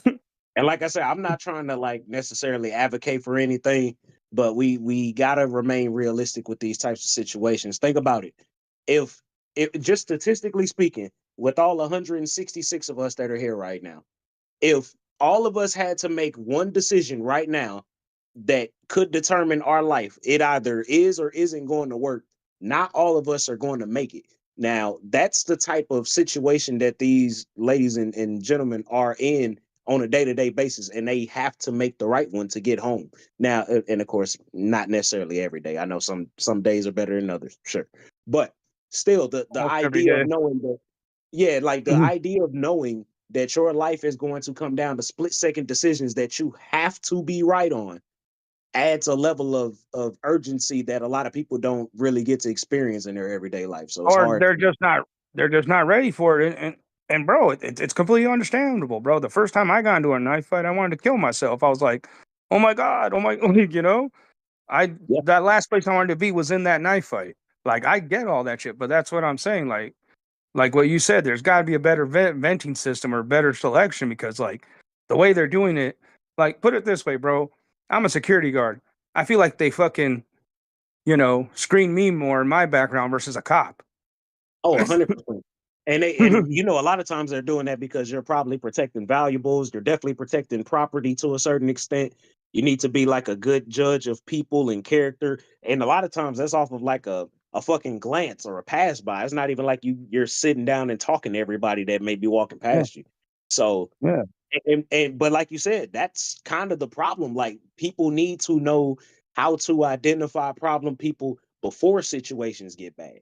They need to be able to read fucking rooms, have decency and human intelligence, and also be able to diffuse situations instead of automatically going to the physical alternative. Like, yeah, that's the easiest way to solve a problem is to get physical with it. But that has ramifications. Sometimes it doesn't go your way. You know what I mean? Like it's Yeah. life.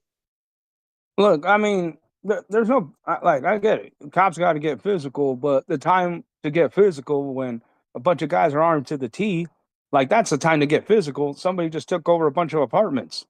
That's the time to go in there and start shooting. Like you're not going to Yeah. pull out the SWAT gear. You're not going to do all that shit. Like a building just got Now, took over, bro. Like where's now the let SWAT team? Where's the now let, armor? let's Where are the riot let's shields? let's be a little logistical. I feel like I've been playing devil's advocate all night. So how do we do that when there are other crimes going on and we need that manpower in other places? Like how do we do that? Hey, bro, they figure it out here in Los Angeles, man. I'm just Fair saying, enough. bro. Like, Nah, fair enough. I'm just saying, bro. Like, think about how many crimes happened in L.A. when Zimmerman was supposedly killing all these cops. They had no problem saying out the SWAT team to go annihilate and burn down that house. Well, you see, they were able to militarize and go get this fucking squirrel. Yeah. So you're telling me you can't do that? Like, bro, at this point, if I was the mayor, I'd be like, you know what? Blow up the building. Let's sell their guns on the black market, blow up the building, and we'll make it new. House them in fucking hotels, take whatever Now, drug money they have. no, Like, I'm you know sorry, they're bro. not gonna do that. You know they're not gonna do that because the police is not trying to pay any type of insurance on some property No, that's not theirs. You know that. no, that's what I'm saying. They take the gang's money. Like, they already do it anyway. Like, I'm sorry. At this point, bro, it's time for some martial law. Like, nobody's getting protected now. Like you'll bend the rules to beat my ass when like you're giving me a ticket, but you won't bend the rules when my life's in danger. Fuck you.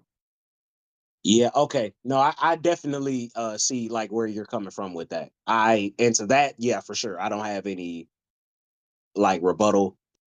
There should be that same level of effort. But yeah, I guess that leads me to my question of what do you do then? How do you go Bro, about doing it? I'm just saying out here they're willing to burn down a house to kill one guy. You're telling me that they can't burn down an apartment complex to kill all these dangerous motherfuckers that are killing people? Yeah. I'm just Nah, saying cops have done some extreme shit to like for situations where I believe didn't even need it. Honestly, a sniper could have picked off Zimmerman. They didn't need to burn the house.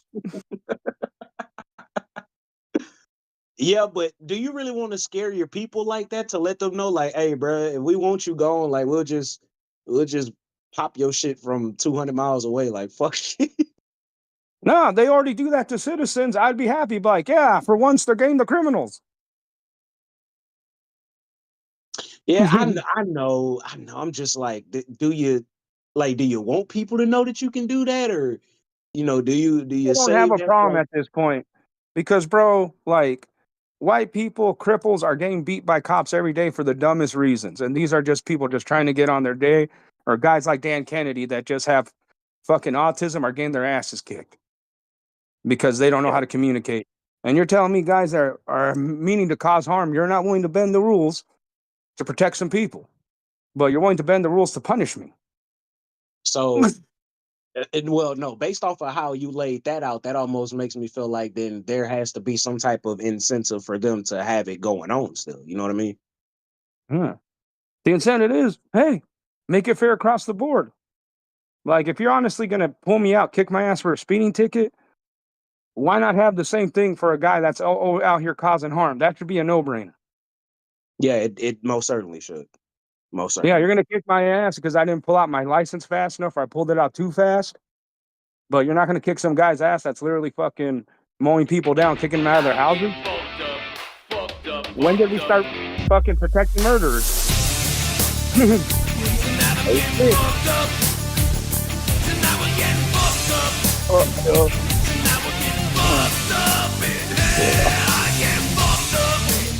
Pass me some of that vodka, and pass me some of that ecstasy, and give me some of that pussy.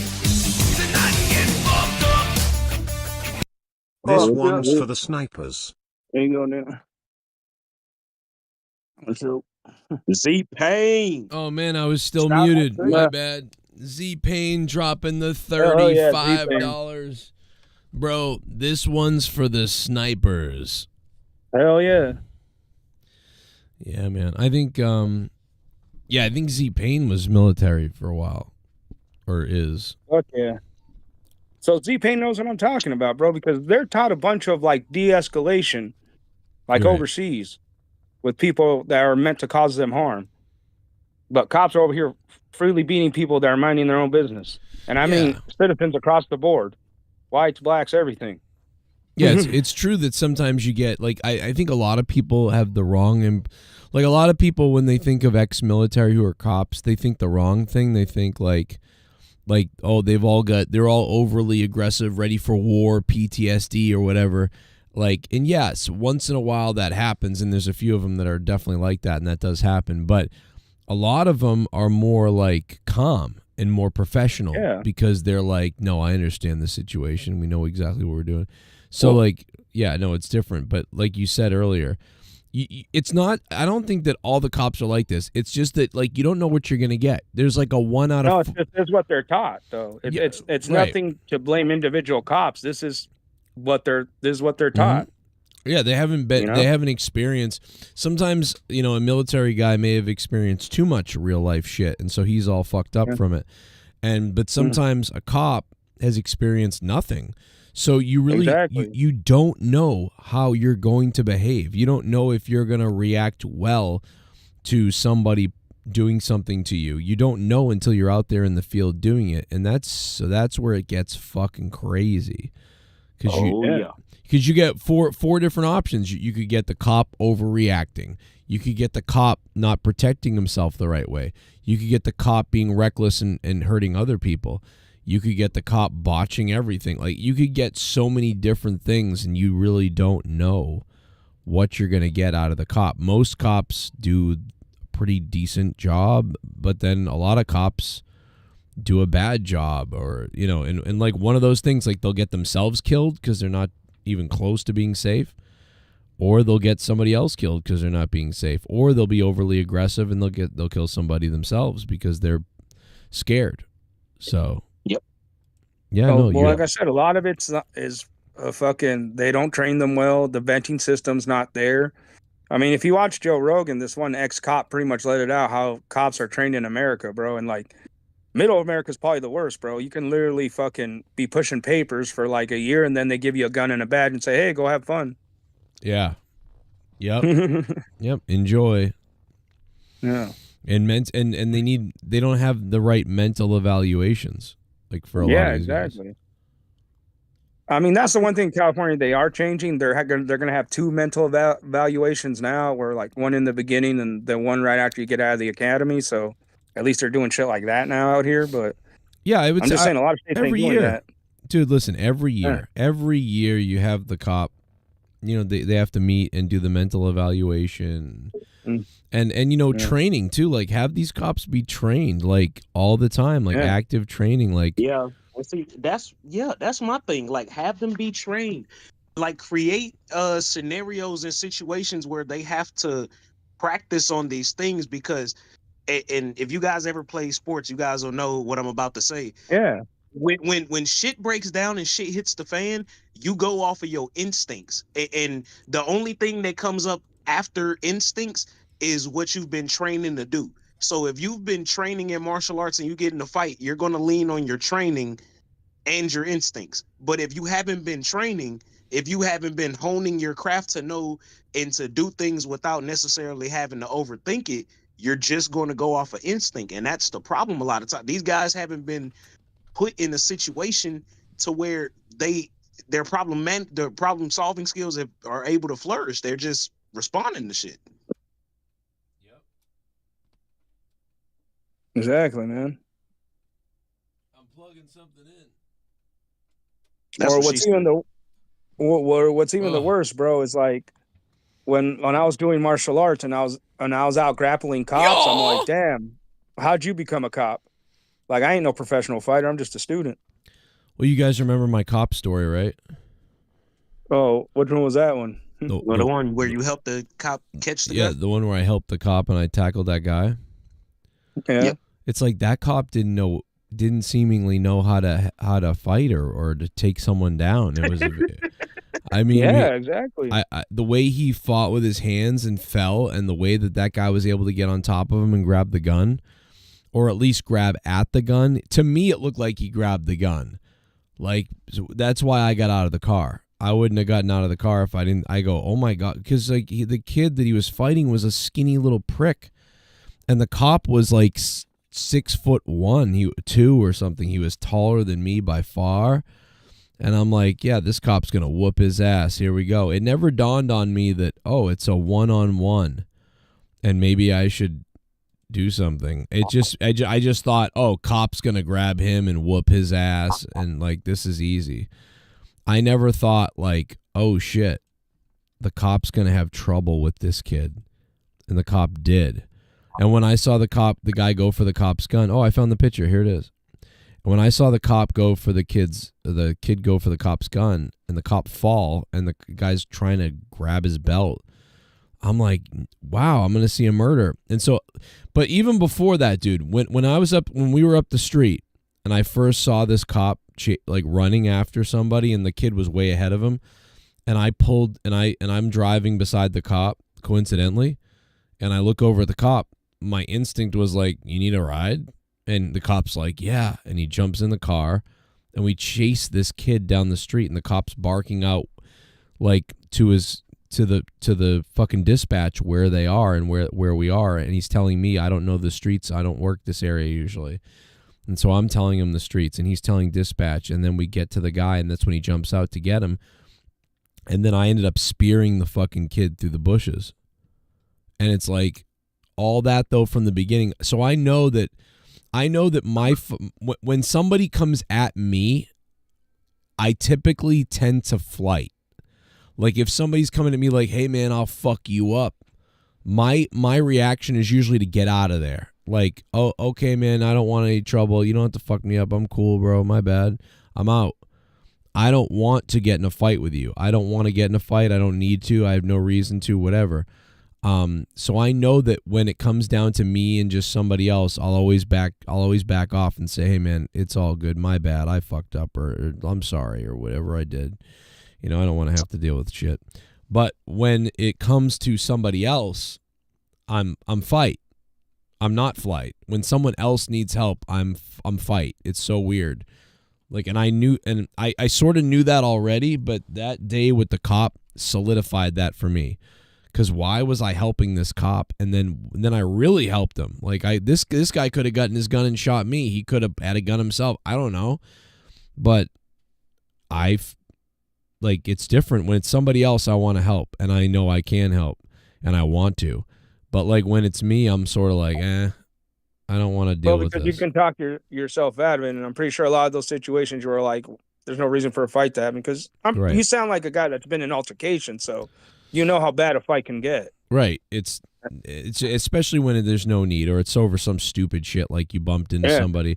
Like I would definitely rather be like, I've definitely had that happen several times where it's like one time I was fucking around at a bar and I was being obnoxious kind of, and I sort of like wound up too far as I like spun my arm to show I was telling a story or something, and I swung my arm backwards, and I knocked a guy's bottle off the fucking bar, and it went flying, and it spilt on a couple of people. It spilt on him, and the guy was pissed, and his girl was pissed, and then the people on the other side of the bar were not happy either. And I went, I am so sorry, everybody. I apologize. I'm like, my bad. And I was hammered. And I was like, my bad. And they're like, you fucking retard, like all this stuff. And like, I'm like, yeah, dude, I am retarded. My bad, dude. I'm going to buy everybody a drink. I was like, dude, let me buy you a drink again. I'm sorry about that. Let me clean up the beer, whatever. They didn't kick me out of the bar. So, you know, bought everyone a drink. And after a little while, like everybody was cool. The one guy was never okay, really. That one initial guy was always kind of like, you know, looked like he was disgusted with me. But everybody else that was slightly irritated was like, it's funny, fucking whatever. And I'm like, yep, I guess I shouldn't have I had one too many shots of Jaeger tonight. Like I'm an idiot. And they're like, it's all good, man. Don't worry about it anymore. You know, it's okay.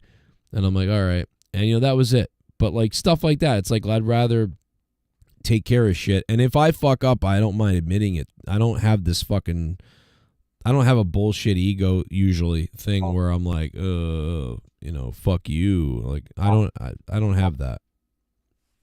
And that's what I'm getting at. Like cops for the most part at least have to have this basic mentality when they're going into that. Like to know like how bad situations can get and shit like that. And that's what I was trying to get at with Menace, is that a lot of these guys going into becoming cops, they don't know that because they've come from like towns where they probably never even had a stern argument, and now you're gonna throw them into the fucking lion's den. Right. Shit, I gotta fix something. Yeah. Real quick, I gotta fix something. But yeah, no, I mean, I think that I always wanted to be a cop because, listen, I love playing sports and I love playing it. I don't want to be a referee, but I used to enjoy being. I have a weird thing, dude. Some people are programmed this way. I don't know what it is, but I've always been programmed as. There's a part of me that loves being the referee because I don't know what this is, but I love the idea of trying to make the game as fair as possible and to ref it so that it's like fair, like as best you can. Like I love the idea of trying to balance out a game to make it right, to make everything go smoothly and to be the one that helps judge it or to be a judge. There's a part of my brain that's wired that way into like fairness or helping it go it makes any sense. And I think that's where the policing comes from. I want to take care of citizens and people and make sure everyone's safe and do the right thing and sort of like, help people as a cop. That's what I would want to do, but I never ended up doing it because I got an 87 on the test and everybody who's black in the military got like a 110. You can't. I took the test. I just didn't pass it. I think you just winged it. You just said, fuck it, I'll take it. Yeah, that's what happened. Hey, you got an 87. That's pretty good for winging it. Yeah. And I don't know where I could have gone to do it, but. Yeah, that's better than what I got on the test. I ain't never take it, so.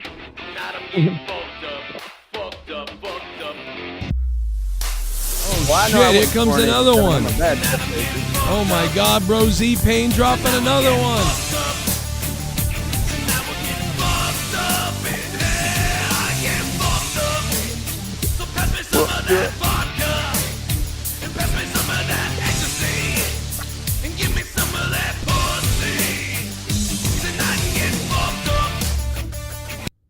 It's almost time for Thanksgiving. What kind of meat do you want? Ha ha ha, that's a dark laugh. Tube steak. Yeah, let me tell you, Z-Pain. What kind of...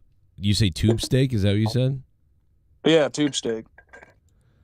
Oh, Z-Pain, man, thank you so much. Love you, brother. Holy shit, Z-Pain is going balls out. Oh, what kind of meat do we want? I mean, I just want the turkey on Thanksgiving. But like, yeah, darker white meat. I don't know. Like, I love mixing it. I love a mixture. So like, I don't like picking one or the other, like white or dark. I want a mix of it. I want it all. Yeah. I usually have a little bit of all of them. Like get a little chicken if it's available, a little turkey, a little ham, little, whatever. I guess I would have to, if you had made me choose, I guess I would take the white because I throw the gravy on it and it's got that juicy white gravy on it, whatever. But I do like when you get, that turkey leg with the dark meat on it and the white meat on it and you're eating it all and I might even have to, if I'm going to have Thanksgiving dinner this year, I might have to get that gallbladder out. I don't know if it's going to make it. If it's going to survive. Gallbladder out. My gallbladder is killing me. Like I did eat, you know what? I ate a little shitty today, a little bit, just a little bit. I'm old. Yeah. It sucks having to realize when you got to eat healthy, bro. Like, yeah, I went through that. I was explaining it to Garguts where like, because when I was doing Muay Thai, like I was eating whatever, but like I lost like 20 pounds within a month.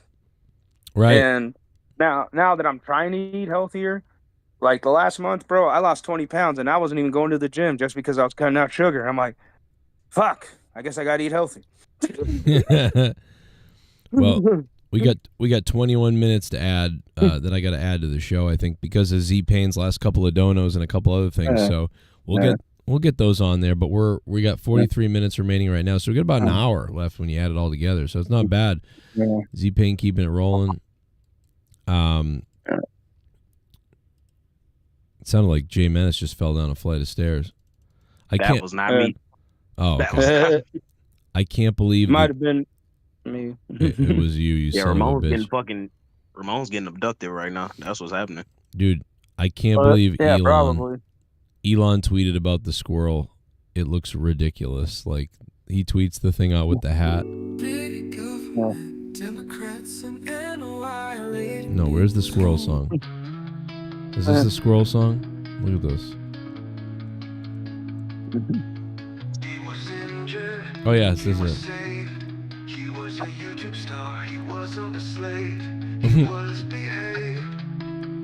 They killed this squirrel, guys. What the fuck?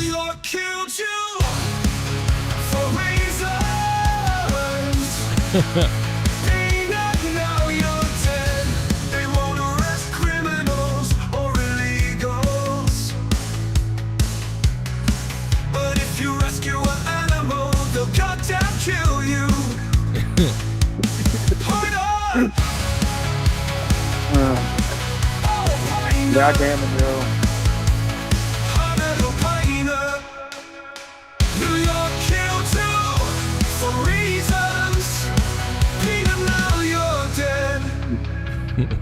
It's fucking terrible.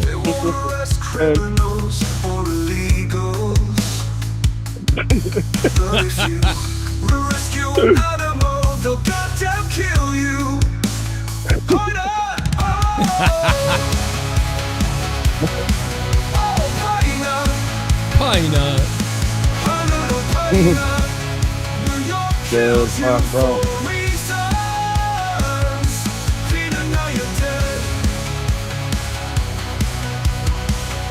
Aw.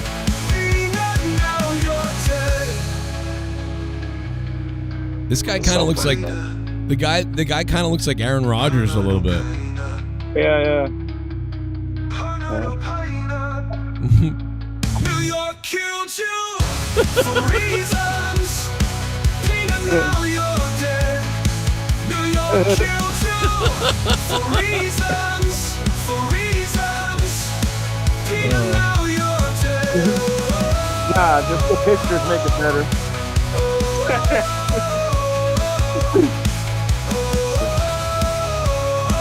Dude, if you had like videos of squirrel running through a forest, that'd be funny too. Oh my god. Can you imagine how sad this guy is who like loved it, raised it, Yeah. and he made all that money too? So I'm really starting to believe, I'm starting to get on board with the idea that they're worried that all these influencers and people are going to go out there and try to like abduct squirrels to raise them on their TikToks and shit, you know? Like, I really think that might be behind a big part of why they decided to do something. But that's kind of because I'm like they have to be trying to make an example out of this man, because I didn't see the reason to put the fucking squirrel down, and the only thing that I could think is that it would be to like the crazy, I don't mean to call the guy crazy, but the crazy animal lovers out there that will do it. It's like, yeah, don't do that. We'll take your fucking pet away from you and put that son bitch down. Like, don't do it. And it just don't seem right, man. Like, it seems extra as fuck. I don't like it. Yeah. And plus, it's a squirrel. It's like you could have just thrown it at a tree and it would have been fine. I don't know, bro. Just a lot of fucking bullshit just for a squirrel. This is what I don't get about this country. Like, I'm not political and shit. I didn't get two shits about politics. I stopped voting after I was 18. Right. I hadn't voted in a while. But like at the end of the day, like, how's nobody not seeing what's going on, bro? Like, even with the assassination attempts, like, even if it was Kamala Harris, I'd be worried. You know what I mean? Yeah. Like I don't really care that it's Trump. I have no like for Trump. It's like, concerning. I love him because he was a star. No matter who, it's concerning. But it is weird that it's like they're not trying to. They're only trying to kill Trump, but it's still concerning no matter who it is. Yeah, like that's what I'm concerned about. I just love Trump because he was the star of Home Alone 2. That's it. Really? And he fired Tito Ortiz from The Apprentice, so I thought that was funny. But well, at least you're that honest. was his best decision in his life. Firing Tito Ortiz from The Apprentice. Imagine if Melania like came out tomorrow and said, "Listen to me. If you vote for my husband, I will play with my breasts live on smashbait.com." Well, fuck, bro. I have my mail-in ballot. That'd make me vote. Yeah. That'd be crazy. I'd be like, whoa, wait a minute. Maybe At least I get something out of my vote. If you vote for my husband, I will milk my nipples in front of everybody. My wife has excellent nipples. They're delightful. Look at them. You will love it. You will not regret it. There'll be no buyer's remorse. He just fucking tells everybody. Can you imagine if they really did that? And he was like, "That's a great idea, Melania. Tell everyone you'll show your breasts." Like, dude, I I'd go make fake ballads and fucking rig the election myself just to see her take more clothes off. American breasts. And people are like, they're not American, Donald. Like, she's got an accent, bro. Don't you, like, what are you fucking talking about? But I get the sentiment, Donald. You know, it makes sense to me. Yes, they are. Her doctors in America. I bought them here. I brought him here. Look at her breasts. Look at her tits. Making fun of my wife. Oh no, he's here. Oh, look at this. Orgasmic Isaiah! I knew you'd come! Oh. Question for the panel: would you have shot Harambe? Well, wasn't Harambe shot after the fact? I thought so. So, like, I feel like you were live for that whole thing. Yeah, it was a few years back, right? Like 8 years ago now, maybe, or 8 or 10. That was a while ago. I just think like with Harambe, it's like I would have like, okay, you can't be around, children anymore and stuff, but can't you just put him in a facility locked away, like where he can still live in a cage somewhere? Like, why do you have to put a bullet in his head? Well, I mean, I almost feel like that would be worse than killing them. You gonna fucking isolate the motherfucker? Like, there's nowhere else we could put him? Well, we can't. But that's somewhere. Put them with, a couple, whenever they get one that misbehaves, you just put them together somewhere away from people. It's not that they're locked away, but all the animals are behind, they're locked away. It's all the same thing. It's just this one had access to get, to get out if it wants to. Yeah. Or no, didn't Harambe can't get out? The kid got into the fucking the cage with it. I blame the kid. Oh, Z-Bay.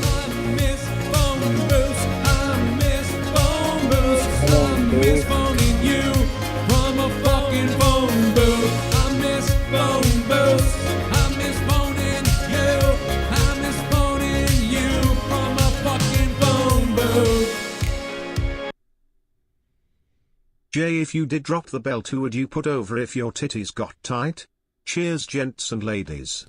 Yo, Z-Pain, thanks for being fucking great, brother. What another dono. All right, who would you put over if it was rigged, I guess, Jay Menace? Who would you put over for the belt? Man, yeah, who would you put no over? Particular order, it would be between out of my top 4, it would be Nerdy, Dan, Nova, and then I'll throw Luke in there for sure too. Wow. Either one of my generation's guys, man. We next up, bro. We got to keep it going. Jay, what about me? Well, I think I deserve a shot. Yeah. I think. Is Brent here? Is that who's here? Yeah. When yeah, is I'm here? here. But see, Brent, the problem is that you're not consistent enough with me, bro. Like, you're not here with me when I need you the most, man. Like, yeah. Well, sorry, I've been busy. I've been doing a lot of gaming. I got a new gaming laptop. I've been real busy with it. Rubbing the skin off of your dick is not you being busy, okay? Hey, that's the devil. I'm not gonna do none of that. Masturbating is very important. It's important, but that'll make you busy. Or you'll go crazy and hurt people. I mean, it depends, man. Like sometimes you got to use your left because your right gets tired. You got to keep switching. If y'all anything like me, technology has fucked us up so much. I can't even jack off and just jack off no more. I have to be doing something else. Fuck. Technology is fucking me up. Like, I gotta be watching. I gotta be like getting ready for something to watch when I get done, or like getting ready to cut the shower. Like, I'm doing all types of other shit, bro. Maybe I'm just an adult now. I get what you mean. Like, yeah, when I get like Instagram escorts now, like it's tough because if I just fuck them, I just blow my load and it's it. Like, for me to make it exciting, I gotta throw on Joe's music. Yep. Freaks them out a bit. Some of them laugh, but fuck, bro, it makes me last longer because I'm smiling. I'm hearing Joe's music. I'm fucking. Two of my favorite things: fucking Joe's music and fucking whores. You know what I mean? There you and go. On the bright side, the moment that you find a girl that's like super down with that, she's the one. Oh yeah. Yeah, put that Hey, crazy Joe, I gotta ask bastard you, on. how much would you charge to be a wedding singer? I don't know. I'd have to research that, I suppose. I mean, Yeah, man. Like if I could get the mic and all that crap, like, well, what would Oh, you yeah. charge, man? Like I would love to hear you sing at a wedding. I can't believe anybody would want me to sing at a wedding, but Oh, dude, I want you, dude. Like, I would love to fucking, troll my friends in real life. Like, oh, don't worry, I'll pay for the wedding singer and just get you. oh my god, dude, imagine that. And I'm like, and be crazy too, like hey, look at the groom, I can see, like, is he gay? No. Yeah, man, it'd Like, be just- awesome, man. Yeah, just Nah, be you a- know what'd be fire though? If somebody like paid you to come do like a monetize this from their wedding. right, like set the table. Man, that'd even be better. Yeah, no, like I would do that. I mean, what's funny, dude, is all these shows on YouTube now do this. They go on tour and they have a table and they do the podcast live in front of. We talked about that years ago, like 10 years ago. We were like, and the reason why we started talking about it originally was because we were like, how can we monetize this? And I'm like, yeah, if we had a big enough following, we could sell tickets and like do these shows. Well, now everybody does that, but my show's too small to do that. But it's funny that that's something that we really talked about years and years ago, and everybody does that. But yeah, the wedding singer idea would be pretty cool. And yeah, just to host it man. and have fun, and then I could live my dream that I never got to live of, like, giving the speech at my best friend's wedding and shit like that. I never got to do that, so I'll just do that for this guy, whoever this people are. Like, Oh shit, man! I think I have a target. Nancy and My Ted. buddy Brent's gonna get married soon. Yep. If he, Oh man, imagine that but then I guess it depends on like what we're looking for. But yeah, I'd have to figure out what are the parameters of what I'm doing here. Like, is it low key and I'm just acting a little bizarre, or is it like full blown fucking we're putting on a show, or is it just sing the songs? What is it? either way, it'll be funny. Yeah, it would be, yeah. Unless, Yeah. but maybe not to the bride, like, because women, like, you know what I mean, That like makes it funnier. That makes- makes it funny. Don't worry, I'll take the hit, Joe. I'll take the hit. Imagine that, like, oh my god. I don't care, Joe. I've been beaten by police officers. I can take a right cross from my buddy Brand and his family. So Samantha is a Catholic and Brandon is Jewish. So right, right then and there, this shit's doomed. But let's have fun tonight. Dude, it'd be the best. I'd just be paying you and tipping you the whole night to sing all the songs I want to hear. Oh boy. It'd be the best money I've ever spent. What's the first song you'd want to hear? Oh man, like there's so many. There's fucking the Tommy So Fake song. That'd be funny. Oh, you're talking about my songs, like not like karaoke. Oh, fuck like, you, asshole. Oh, Yeah, and then fucking maybe when you're banging a Bailey's mom, that one was awesome. oh my god! And nobody will know what the fuck is going on. Like they'll be like, "What are these Exactly. songs?" You're not talking about. You're not talking about like doing the police or something. Like you're talking about like my songs. Yeah. You're the original artist, Joe. Well then, Like it'd be awesome. I'll act like I discovered you or something. It'd be great. yeah, this Bro, guy. can you imagine Joe at somebody's wedding just singing the Kenny Omega song for like 2 hours straight? Like, Yeah. Fuck yeah. Exactly, Jay, man. You know where I'm at. Oh he my just god! keep doing it. Like it's in your bunghole. Like the fucking bride's dad is just gonna be sitting there turning red and shit. Like, yeah, she's Well, definitely see, gonna take it back. If that's the case, if we could rewind back to like 2018 or 2019, I could have literally just done a show. I could have gone to New York or somewhere, somewhere where a lot of people might be at a wrestling show or whatever, rented a hall, sold some tickets, and like 20 or so people would show up.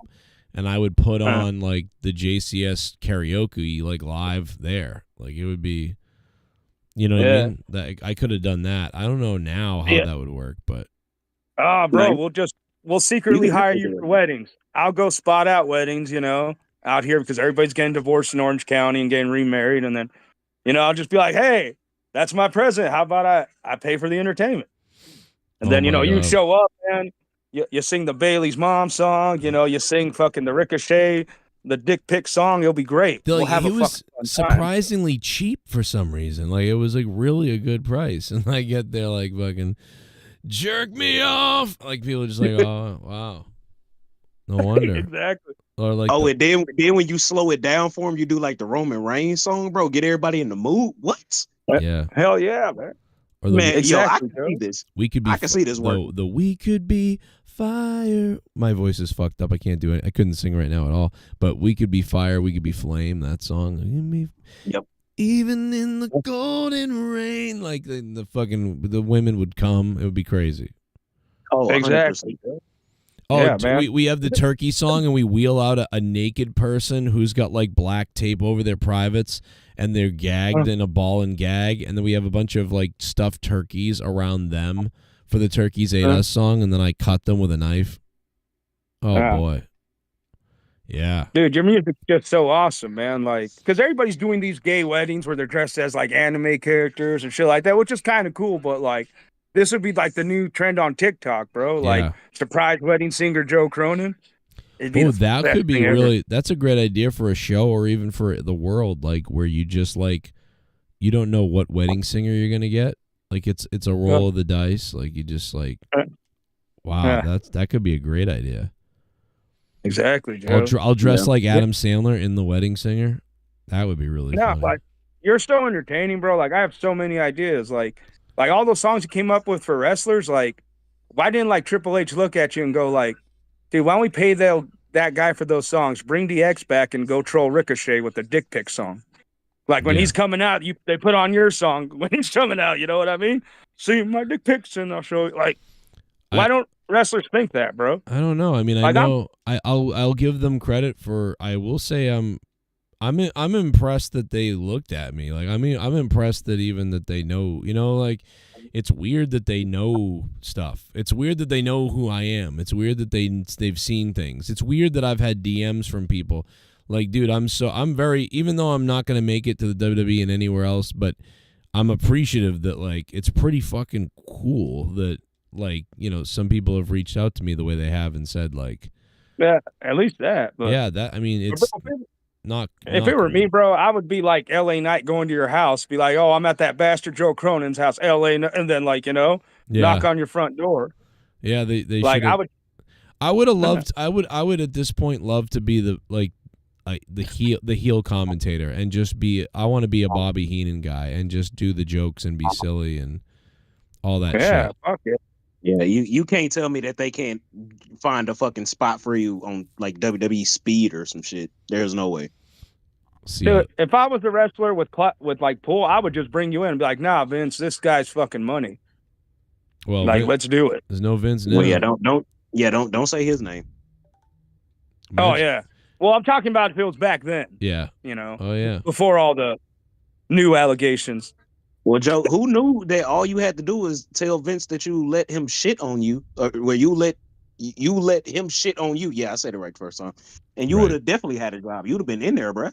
Yeah, dude, I would have said, listen, Pat, I'll blow Pat while you shit on me. I will blow Pat. Oh, bro, I would have done a lot worse to get into WWE. Yeah, Cody. It's still amazing that we got Cody on the show. Yeah, that was pretty. I mean, during That the was fucking badass. during the Cody, AEW, Matt one. Hardy, Drew McIntyre, like shit. I know we got all the WWE like champions. It's so weird. Like they would become the WWE champions. Drew McIntyre and Cody. Like it was crazy. We didn't get everybody. What's crazy is you got them all before essentially the biggest runs of all of their careers. You know what's crazy is I don't try to get anybody, and I wasn't even trying that hard to get anybody around when Cody came on. But we talked. I mean, I could get people on the show again right now if I wanted to. It's just I don't aim to. I probably should. I probably should go back to doing some of that because things have slowed down so much. But it was cool, man, that they came and did it. And like I said, it's pretty cool that a lot of people watched a lot of things. You know, that's really cool. A lot of people reaching on the DMs that you like. It's crazy. If I were to tell you some of the people, like it's like, and that they reached out and were like, "You're really good. This is like blah blah blah," you know, like or like you should be here, but you know. And I'm like, wow, this is fucking crazy. Like, and that just makes you more crazy because then you're like, well, then what the fuck? Like, why are you in my DMs? Yeah, I'm gonna hook this up. I'm gonna find a way to get Joe Hendry on the show. I think that'll be a big ratings pop for you. Yeah. I think that would that'd be great. sweet. We tell him it's the battle of the Joes, you know? Exactly. I feel like he'll do it just for shits and giggles, to be honest. But yeah, I'm definitely gonna try. You know why not? Why not, man? Yeah. Why not? It doesn't take, a lot. And he's probably seen this before. He'd probably be like, oh, yeah, I know who that retard is. Yeah. At least once, man. I don't yeah. see you as a retard. I see you as a sexy bastard with a backwards hat and has a cool way of talking, but that's just me. Yeah. I mean, I guarantee you are a lot of wrestlers guilty. Listen, I'm more than 100% certain on that. I don't know. Like, they probably would never admit it out loud, but they tune in all the time. Man, I've had so many people like tell me like they heard stuff. Like it's crazy. Like fucking Drew McIntyre used to watch Monetize This. Yeah. Sometimes I get surprised, bro. Oh man. What if the turkeys ate us? What if they belayed us? Hey, Thanksgiving's coming up, everybody. If they had to eat us, what if the turkeys ate us? Instead of they belayed us. What if the turkeys ate us? Instead of mashed potatoes. Thanksgiving was a little bit different. Instead, those turkeys ate us. They cuddled us apart. And first they'd eat our nuts, and then they might eat our butts. Yeah, the turkeys ate us. What if the turkeys ate us?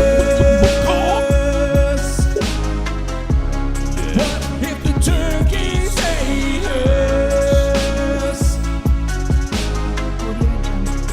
What if they belayed us? Instead the turkeys ate us.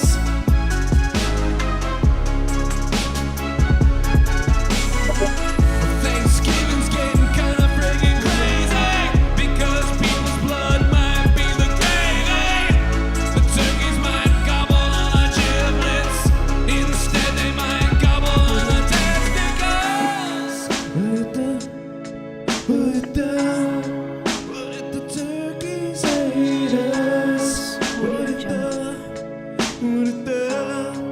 Thank you, Z Payne. It should be 3 a.m., but it's 2. Again. You are WWE Hall of Fame in my heart. Aw. You are Gorilla Monsoon in my eyes. Power brother. Oh man, thank you. Thank you. Z Payne. Man, what a fucking night this has been. Shit has gotten completely insane. Oh yeah, I got to add that time to the clock too. And you know, it's pretty impressive because it's been just us. Like me and Jay have been here since the beginning, really. And we haven't really had a lot of other people. I mean, Jesse was here for a second. We've had some people stop by. That was cool.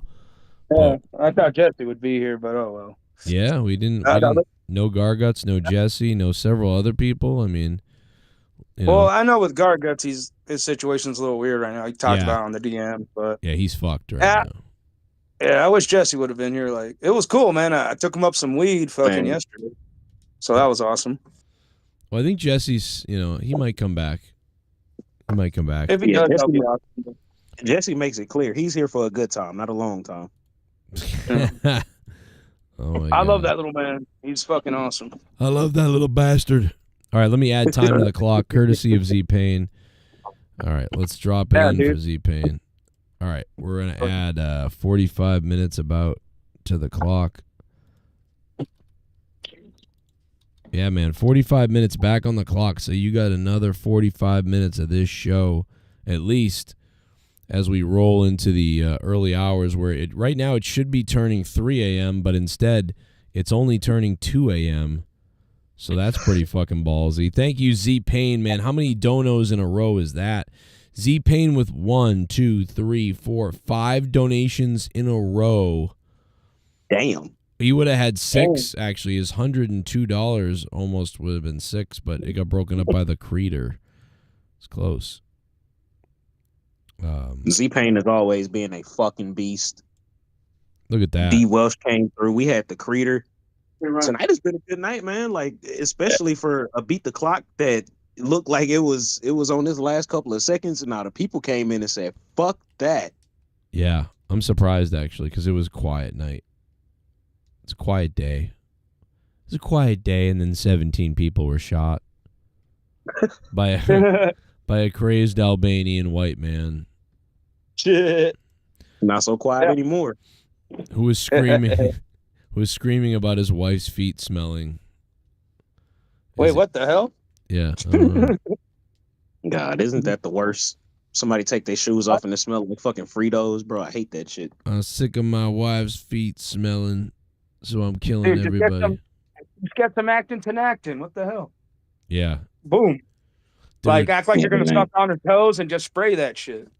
I watched Little Giants with my kids the other day, and they actually really loved that movie, and they never seen it, and they loved it. But like, what? I love Little Giants, bro. Yeah. Especially when Ed O'Neill went through the window. That shit was funny.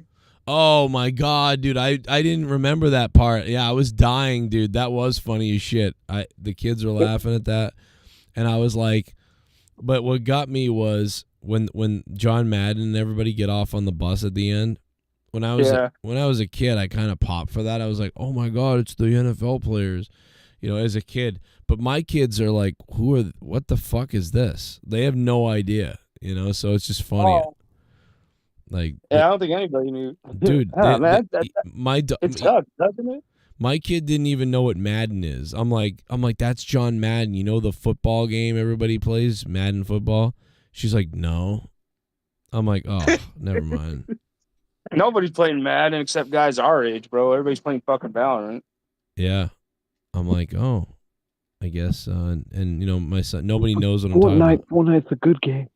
Fortnite. What now? Yeah. Now I heard you go into Fortnite to try to pick up dates, Brent. Nah, that's not me. I don't do that. Nah. I don't know, man. They got Snoop Dogg on Fortnite. They had Snoop Doggy style. Yeah, I also heard that you don't care what age as long as if they're in the game, then they're fair to talk to, and that's kind of creepy. Nah, I don't do none of that inappropriateness. Nah. No, so you know the limits. You know how to say like, hey, wait, how old are you? Brent, be honest with me. If I got you a prostitute, would you run like a little girl out the window?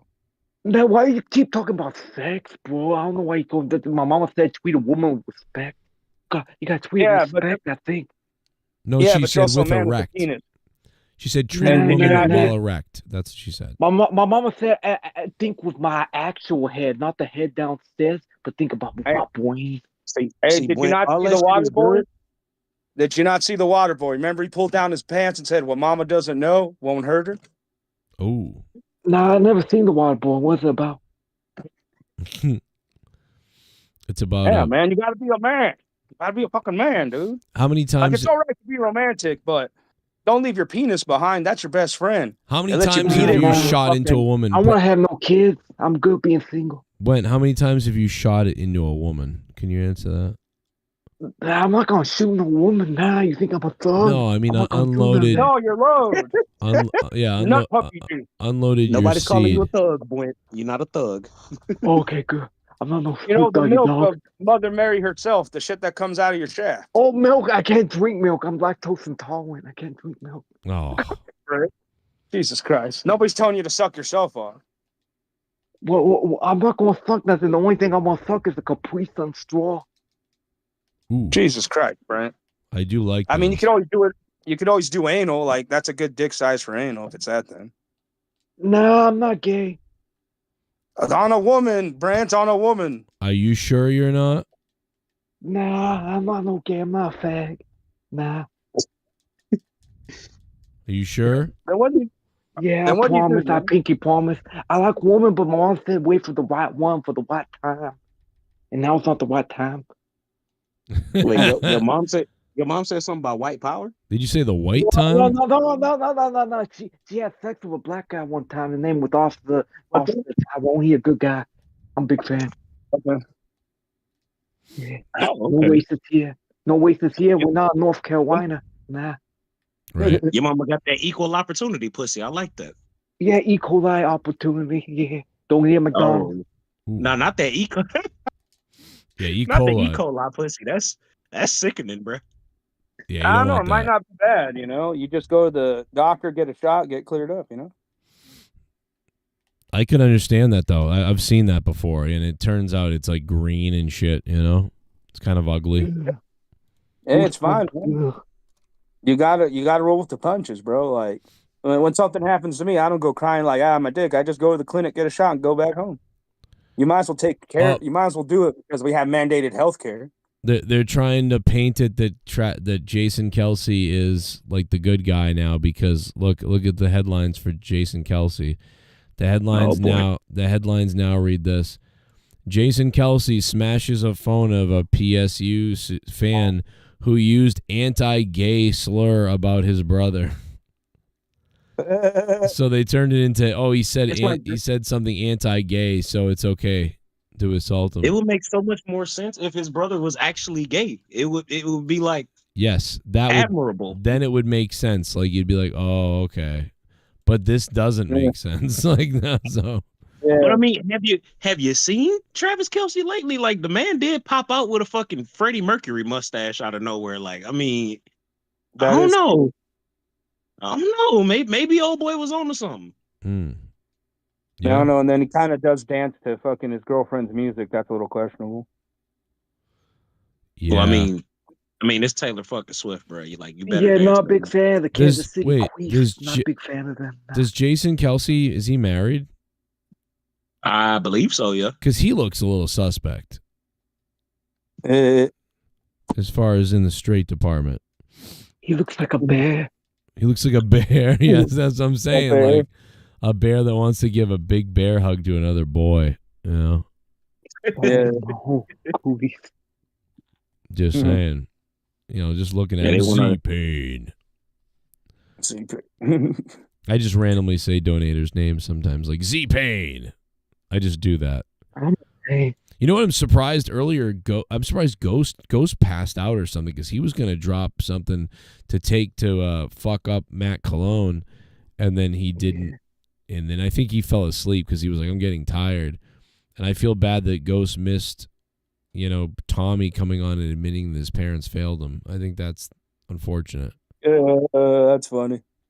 You know, that would have been really good. Yeah. Tommy Wall. Poor Tommy blaming his parents. Yeah. Whatever. It's his father, his birth father, dude. That guy was definitely blindsided by that birth. Like that lady was like, "I'm pregnant." And he was like, "Oh my God, like the movie." Yeah, like dude, that guy banged that whale by accident one night and then regretted it. Yeah, she was like, "I'm pregnant." And he was like, "I'm leaving." Yeah. No. Wait, so you're saying it was like Batman Returns when the Penguin was born? They were like, "Fuck this," and they threw it under a bridge. No, I think that like the guy. I think immediately the day after, the guy was like, "Oh my God, I want nothing to do with this cow. I banged this cow because I was hammered last night." And then like she like basically had the kid. You know, months later, was like, "I'm pregnant," and had to tell him. You know. And I think that, you know, then they were like, well, we'll give him up for adoption. And that's what happened. I mean, I really think that that's what went down. DJ is here. Hey, what's going on? What's going on, man? DJ. But really, I was here last week. Oh, yeah. DJ Glaive. Got my initials. Almost. Oh, right. Yes, those are my initials too. Those are Yeah, my DJ first and Glaive. middle. He plays for the Waiters. Let me ask you something. Who are you voting for? No, I'm just kidding. Oh, what's going on? What's up tonight, man? Oh, I've already voted. Oh, you voted for Trump based on your accent, I can tell. Oh, yeah. Yeah. Yeah, I'm not voting Damn for right he did. Kamala. I'm not voting for Kamala. And she'll probably win because of all the illegal aliens coming in. They're coming in their UFOs one by one, abducting people. Mr. Donald Trump. I'm going to listen, even in the super liberal state that I'm in, sir, I'm going to go vote for you on Tuesday. So Just so you know. Joe, say that again. One more time, please. I'm Say it gonna one more vote. time. I'm gonna vote for you, Trump. In liberal Okay, there we go. I Massachusetts. just finished. And just so you know, Trump, here's the thing. You may not win Massachusetts because that would be almost impossible. But you know one thing you might win, Mr. Trump, is you might win my town. Because I would love that. You know what? Even hearing the great Joe Cronin vote for me, that just made me bust. I'm gonna come. I'll tell you that much. let me tell you something. If for some reason you win or you win by like 1 or something in my town, we can all take pride in that I did that, because last year, if I'm mistaken, or the last election, you lost to Joe Biden by 13 votes in my town, and that's like out of like 1,400 people or something that voted or whatever it is. Not a lot of people voted, but and then the 4 years before that, you versus Hillary, you lost to Hillary by 3 votes in my town. That's how close it was in my town. Fucking crazy. It's like borderline. So You gotta make Leah vote for me too. I know. Well, here's the thing. This time Leah's not voting, right? Oh, so she's a closeted Republican. I love it. So, and then if I vote, so you may listen. I'll tell you what, bro. You win this town. That right there is the first Republican, I think, to win this town. I think ever, and it's very close. So you could be that we could make that happen. That could be that can be the small victory that goes down, and I'll That's really hot, Joe. I would love to be the first Republican to win in your town. It's like crazy, very big. We're gonna win very bigly come November. Even though we're in November, we're gonna win in a couple of days. Mm-hmm. A few more days, and we're there. We're gonna win. I can't wait. Well, let's be honest. November doesn't really start until you win. So you're right. Exactly. The only I'll tell you what, Thanksgiving doesn't start till I win. If we don't win, there will be no Thanksgiving. You know, for Thanksgiving, if you win, I think we're all just going to eat McDonald's around a dinner. Oh, I would love that. That is a dream come true. You know, I told my chef, if I win, stuff a couple of quarter pounders inside the turkey's ass. I would love to take a bite out of that. I think that, and I think that you prove that McDonald's really is healthy. There's something fucking crazy in that food that's keeping you like, I don't know if it's all the antibiotics or something, but it's really keeping you peppy. You know, you have not aged much at all since when you first ran, as opposed to Trump. Yeah. I mean, Biden rather. Joe Biden is melting. You look like you're in your prime, just like Home Alone 2. It's like you never ate. I'm definitely in my prime. I'm like Octopus Prime. Transform and roll out, baby. Hey, I'll vote for you, Trump, but you got to make a sequel to Home Alone 2. And you got to bring back the people in Hollywood. They don't want me back. Right. Nah, we're gonna get you back. Let's make it an indie film. They don't want. They won't do that. They'll probably hire Sebastian Stan, the summer soldier, to portray me like in that terrible, terrible documentary. Very terrible. Nah, fuck that. We can get Macaulay Culkin. You just give him enough somas, he'll do anything. That's true. I don't know what that is. Is that a cryptocurrency or? No, that's drugs. Oh, okay. I didn't know that. Is that the cryptocurrency? I think that's them shits Scott Hall used to take. Dude, that sounds like a cryptocurrency though. That's funny. Selmas. Yeah. Yeah, just gotta give him enough C cap and he'll do anything. Isn't that funny though? Like this new generation stuff means like different. Like when kids say, "Oh, there's a hell of teabagging going on last night," that means what's happening in a video game. Where in my 20s, that happened in IRL, bro. Like if you said hell of teabagging, that means you got a bunch of people that were knocked out. Yeah, that's true. And fools will take pictures to be like, "Hey, dude, check out what I did." Yeah, I teabagged his ass last night. See, I could picture both. I remember like either one. I'm like, wait, are we talking about somebody really that happened, or are we talking about like you were playing Halo 2? Like, what are we talking about? Oh, so, bro, this was before Halo 2. I didn't discover teabagging until like my mid-20s when my cousins were showing me how to do it on Halo 2. I'm like, oh, you got to do teabag in this game. I'm just so used to doing it in real life now, you know, or seeing it in real life. It's like, Well, wait, how old are you, Ramon?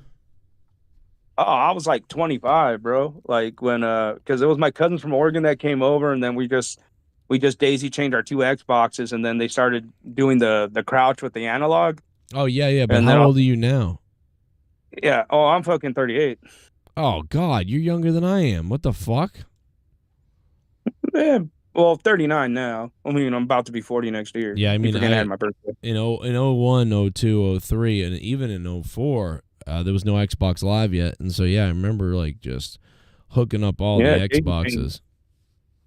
Yeah, man, that was the fun part. When did I want to say like Halo 2 went online around 2006 or 5 maybe? Yeah. Mm-hmm. It was Halo 2 that officially went online. I mean, they had Halo 1 in a beta, but you had to go through the GameSpy website. I don't even know if you remember that one. No, I didn't do that. I still was courting it together, but yeah. No, I mean, it was a free open beta, but like I said, it's not like they advertised it. You'd have to actually go to the Xbox and GameSpot site to actually see it. It was just, dude, it was like, I feel like we really transitioned at the greatest times. And I don't mean like transitioned like we became women, but like we really transitioned all these great times. Like my kids, I feel like it's like, here's a phone, tablet, video games. It's all here. Enjoy, do whatever. It's all fucking here. Like we had to go through, we ride our bikes. We get a phone line maybe in our room.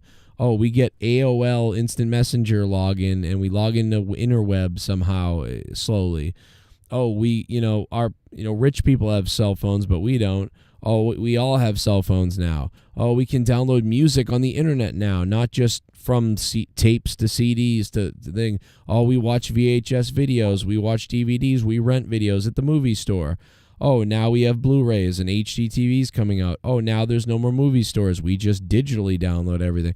We slowly, over 40 years, you know what I mean? Yeah. We're introduced to these next steps and new things. You like video games? You can join up on a LAN party together and play people. Guess what? Now you can do that on the internet, and multiplayer and video game join up together. Wow. Like all these things that we were slowly rolled into at one step, next step. But now it's just like boom, phone, boom, tablet, boom, computer, everything. You're good to go. Like, I mean, the only thing that's really, one of the only things I can think that came out that's been a big impact, although we had it in the 90s, but it didn't really do well, was VR. So, bro, VR fucking sucked. Do you remember the Virtual Boy? That shit would give people fucking headaches. Yeah, dude, it was badly designed, the headset and everything. Oh, bro, I remember when they had the demo at Walmart, bro, and like my friends were gonna get it, and I told them like, bro, I tried that shit gives you head. They're like, it's kind of cool, and then like they went to go try it, and then like the next day at school, I'm like, did you guys get it? Like, nah, fuck that. We bought Super Nintendo games. That shit sucked. Yeah, like not like the games, but just like as soon as you took it off, you just felt like shit. Yeah, it's like it was cool for a second, but then you were like, all right, wait, like, yeah, I don't want to wear this all the time. Yeah, exactly. So, but just the feeling though, it would just give you headaches. It's like, dude, like the game was kind of cool, but I don't want to go through this uncomfortability just to play a game. Right. Yeah. No, that's exactly what happened. It was like it was cool, but not, and that's why it didn't work out. It was just not feasible yet. It wasn't right. I mean, but yeah, the VRs now are crazy. Like we've got last year, we got that Oculus or whatever, and everybody's that thing is mostly my youngest Finn plays on it, but he can't play on it for a long time because he's little. So it's like then Leah plays on it, and I'm like, I gotta and I can't use it because I'm like, I don't want to log into like cyber porn because what if somebody else uses it and sees it? So I can't. Yeah. That's the only cool thing about being single. You can just watch porn all day and like leave it lying around and in VR. Nobody can find it. Yeah. Yeah. Because I mean, that's the next logical step. You know, like somebody's playing fucking Nintendo Wii Sports or whatever on the VR. Somebody's playing Legend of Zelda, and now somebody's fucking horny teen sister is getting banged out. Like it's just the natural progression of things. Oh, dude, imagine if it was like superhero porn that like your kid discovered. They'd be like, "Oh shit, it's Wonder Woman." They're like, "Oh my god, why are they doing the Wonder Woman?" I got Black Ops. I pre-ordered Black Ops 6. The pros is zombies is really good. The cons is the campaign is all right, but they could have done a lot better. It was not really the best. Multiplayer, the mechanics is way too fast. They don't even have hardcore team deathmatch. I was hoping they would have that, and they didn't. I was like, I barely play it. That's the only reason why I play multiplayer. It's because of hardcore team deathmatch, Yeah. and they don't even got that. Like most people try hard because when you play regular team deathmatch, you can just move all over the place. With Modern Warfare 3, the mechanics are slow, so it's easier to kill people. Well, with Black Ops 6, the mechanics are so fucking fast. They just juke and jive and shit. And it's like, what the fuck are you doing? It's like, oh my god, you can't like kill this person because they're like, and like they can dive and juke forward. They can. It's just insane. That's why I don't play like multiplayer. I play zombies. It's fun, but goddamn. My friend did that too. He So switched to zombies, and I didn't like playing zombies, but now that's all he'll play because it's too hard or whatever. So I'm like, oh. Well, I try to play multiplayer sometimes, but not team deathmatch. Yeah. I play certain things, but not team deathmatch or hard or free for all or anything like that. It's just the mechanics is way too fast. Way too fast. And that's why they need to implement hardcore, because then a lot of people will start playing again. Yeah, I really wanted Halo. I really was hoping they would create a Halo game like a throwback. I want them to create like with the same style, the same map, the same layout, buttons, everything. Like basically either Halo 1 or Halo 2, probably Halo 2. And just make some new maps and make a new Halo, but in the look of the old school Halo. I think that would be really cool if they did that. Yeah, they need to do that because that last Halo Infinite was, oh my god, I fucking hated it, bro. Dude, I know, and I was so fucking hyped for that game, bro. That was like right around the time that I really got super heavy into Halo, like right before that came out, and I'm like, dude, this game is going to consume my life. And I fucking seen it and was like, yeah, I refuse to spend any money on this. I hope it's at least better now. But Infinite. It's not. That's what sucks. Now the plus was Halo Infinite was perfect for campaign. It just was terrible for multiplayer. No, the campaign was fine. I'll give Infinite that. Me and my brother got down a little bit on the co-op campaign, but dude, that multiplayer you just can't play because it's not Halo. Like, we're the Banshees, we're the fucking tanks. Yeah, like it literally was Yeah. basically trying to cosplay as another fucking game just with the Halo skin on it. Yeah, they pretty much they put Halo characters on fucking Call of Duty like maps. I'm like, dude, this isn't fucking Halo. What the fuck is this shit? Exactly. Yeah. That's where I was pissed. I haven't played Halo in a while. Man, speaking of Halo, bro, I would fucking kill somebody to get a new Halo Wars, bro. I fucking love that game. Oh, Halo Wars, fuck yeah, dude. I played Halo Wars 1 and 2. Still playing Halo Wars 2, dude. I fucking love it. I would love somebody to bring back. That's the like strategy game, right? Or am I thinking like Yeah. ODS? Yeah, that's the command and That's conquer. a strategy game, Halo Wars. Halo, but I mean, Halo Wars is like for command being and a conquer, strategy right? game, it's Yes, yeah, sir. for being a strategy game, you have control for pretty good amount of control of all the units and individuals. That's why I liked it personally. Man, it was so fucking amazing to like kind of set shit up and come up with your own strategies and then watch shit play out. Oh my fucking god, bro, I love that shit so much.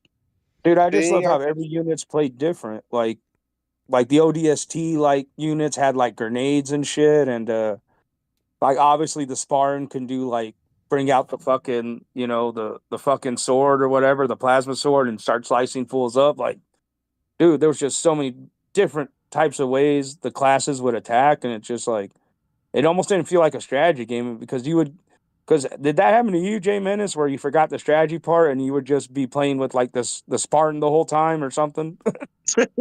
Yeah, like I've definitely had a couple playthroughs like that. I can't lie and say I didn't. Yeah, see, you see what I mean? Yeah, that's what I liked about Halo 2, because not only was it a strategy game, but it also like it still played like Halo a bit. You know what I mean? Exactly. Yeah, that's why I liked it. I think Halo 2 was probably peak. I do remember there was a point in time where it seemed like Halo fucking 4 was going to take over the world. But I think Halo 2 probably was like the peak of actual Halo. It was No, Halo still 3. very. Halo You 3. think I'd Halo say 3? Halo 2, Halo 3.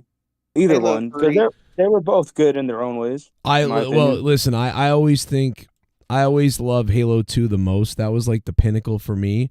But because Halo 1 was so much fun and we waited so long, dude, I will never forget opening that, playing Halo 1, and then I'll never forget when we first could play online with Halo 2. That was the funnest time I ever had.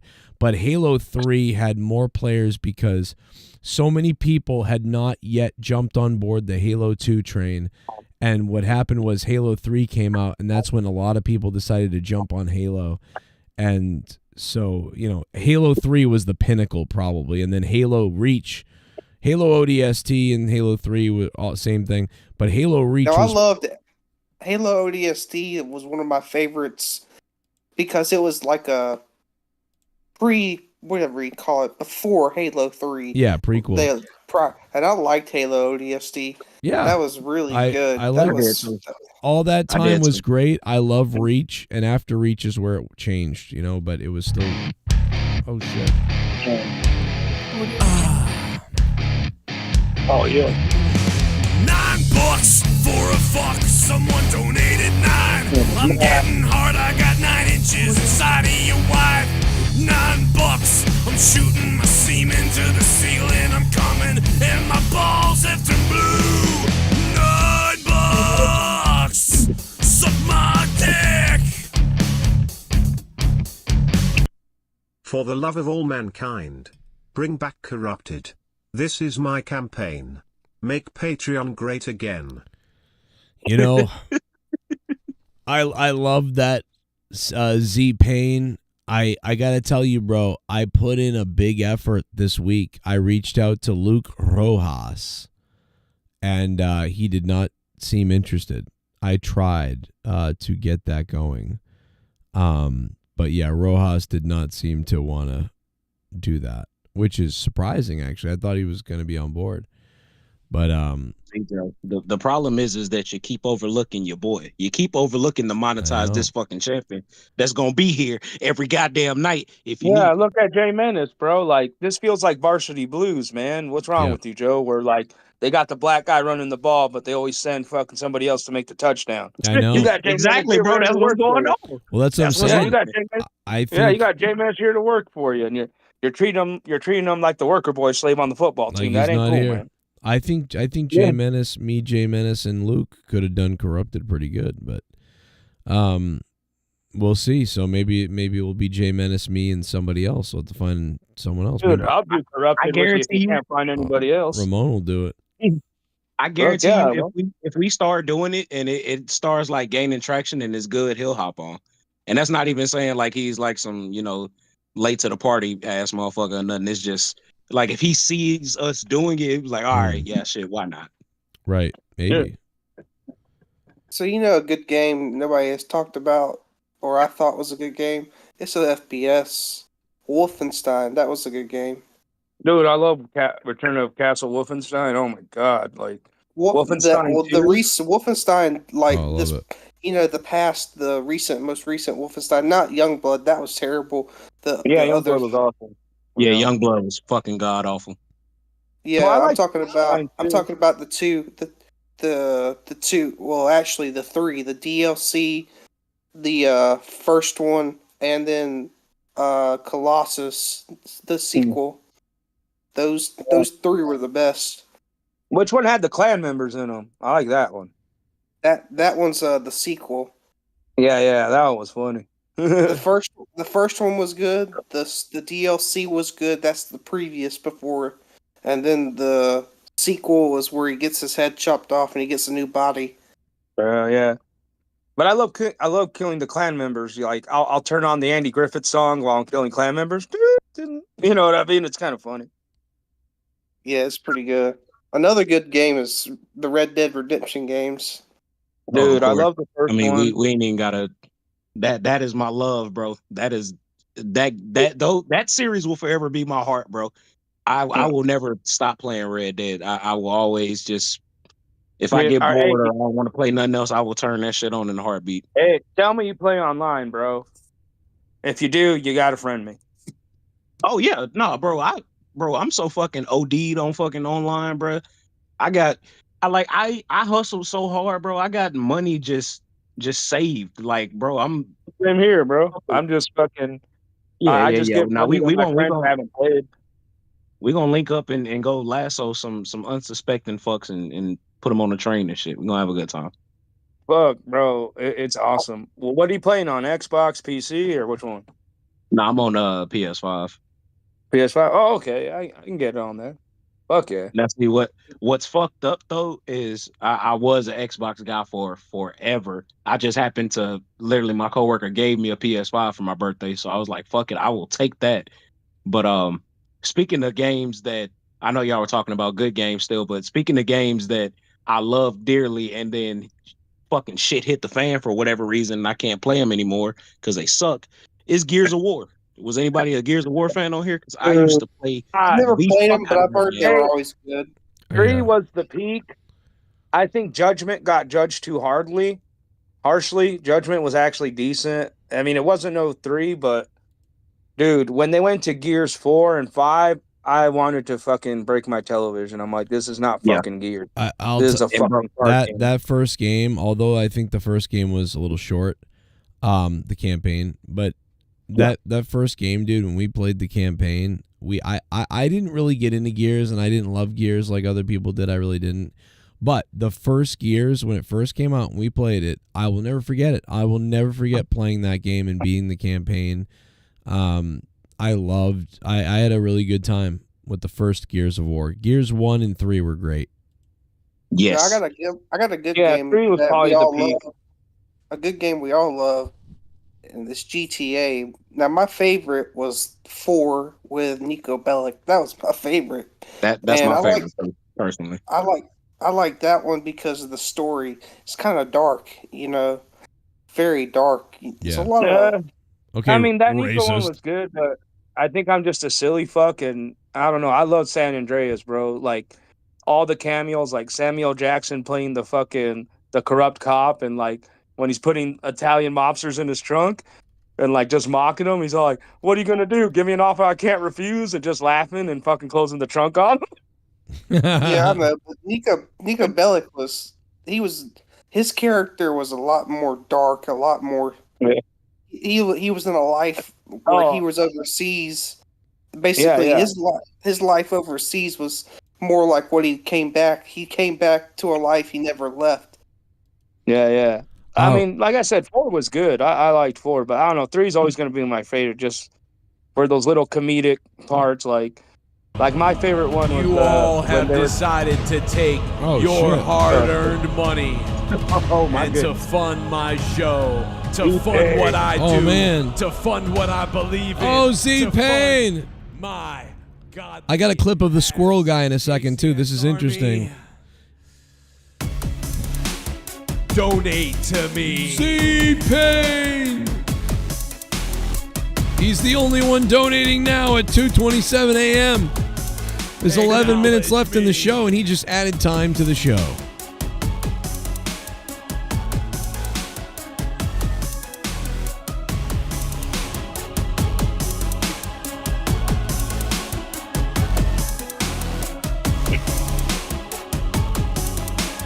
I'm going to add time to the clock right now, Z-Pain. Dear Luke, for the love of God. Jay, Joe and Luke, get the hell out. Patreon. Shout out to the Rogers. Hope this message finds you well. Dear Luke, for the love of God. Okay. There we go. He wants the J Menace and Luke, Rojas and Cronin, and maybe more. I didn't hear everything else, but Come on, we need you, Rogers. Yeah, we could all Yeah, do it. man. Yeah. Come on, Roger. Come on, Luke. Come on, Luke. Do I have to get you a hooker? Like, what do we got? I told him, man, I was like, yeah, we'll keep it 3 people. That way it's not like monetize this too. It's completely different. Like, you know, we got to have someone different. And Rojas, you know, I mean, he didn't necessarily fully say no, but he said, what did he say? He said, I said, oh yeah, I said, where is it? I don't know where it is. Is that what you said? You said, no, I said if something. you said that, then Oh, I know why you I said said no. corrupted back, and he said it would just turn into monetize this. Too many people on the call, and I said no, it'd be recorded with 3 people. And he said, oh, okay, and then he said get JD and Scampoli to host it with you. Okay. So he basically said no. That's what that means. Well, like I Okay. said, if you can't find a third, I'll be here for you, Joe. Ramon will be here. But yeah, I want to like find, you know, some people where it's like, you know, I think Rojas would be good because he's not really on the shows anymore. So if he did only corrupted, that'd be cool. But yeah, it's got to be somebody different, 1 or 2 different people. You know. Yeah. What about DeMarco? Because I never hear from him. What's up? I don't know. Like I said, like couple, you know, it was Is like he ghosting you? no, not real. I mean, I think he's he should be done scaring preteens now. yeah, he was on his birthday, on Leah and his birthday, he was gonna be on the show, but he got like stuck late doing the horror scare thing, and then he did it every weekend after that. He's been doing it every Saturday, I guess. But yeah, I don't know I don't know what's up. He should be about done with that though, right? I mean, the spooky season's over. Yeah, I would think so. I think now he's done, but I don't know. I think he's been doing stuff with Spaz or whatever, and I'm not sure. But Spaz Phoenix? Yeah. Oh shit, I haven't heard that name in a long time. Yeah, dude. I tried to get Spaz actually on the show for a long time. Even after Jake left, I tried to replace Jake with Spaz, but then Spaz never really responded to me ever. Like I'd be like, "Hey, dude, want to come on the show?" and like whatever, and he would not really react to it. But I'll tell you what. But he loves Jake. He's like fucking, like yeah, let's go. You know. So I don't know. They got Well, shit. Maybe Jake's just trying to, you know, kind of branch out and, you know, establish his own thing. So, you know, when I think he's just he's just really busy and he wants to do stuff. But I wasn't ready. Me and him just weren't connecting on the right times because everything is so fucked in my world now. It's like, oh, I don't know what I'm doing and what we're doing. So, he wasn't sure. So I was pretty sure he'd be coming on. You know, he would come on Monetize this a couple times. But I think he was doing that that haunted house thing, so you couldn't. Yeah. Now what he conveniently left out is how he was scaring the kids, is he was just showing them before and after pictures of his weight. Oh, see, I think that's what's going on. I think he's just jerking off on people, like when they're like they turn the corner in the thing, and then he jumps out and goes but then he like kind of rubs up a little liquid on them. And it's yeah, I think it's like really a fetish thing that's going on with Jake. I can see that. That's kind of cool. You gotta do what you gotta do. Thank you, Z-Pain. Z-Pain. Thank you, Z-Pain. Z-Pain with how many fucking bombs in a row is this guy? Well, not bombs, but I mean, donations. That's got to be like 6 or 7 at this point. Bro, look at I almost want to Z-Pain. send a hooker to blow him. That's fucking awesome. Thank you, Z-Pain. Look at that. 100%. Z-Pain is dropping whatever. I got the squirrel guy, Z-Pain, thank you. Let me check the squirrel guy. Dude, one thing I noticed about the squirrel guy is he fucking looks like a squirrel. Like if they're gonna euthanize the squirrel, at least donate it for food. This was right. This was on TMZ. I am so sorry. I just learned that they have euthanized Peanut and the raccoon as well. And the raccoon as well. I am so sorry. This must be really difficult for you. It not only tears my family apart, but Peanut was the cornerstone of our nonprofit animal rescue. And 10 to 12 DEC officers raided my house. That guy looks like a squirrel. As if I was a drug dealer. I was sat outside my house for 5 hours. I had to get a police escort to my bathroom.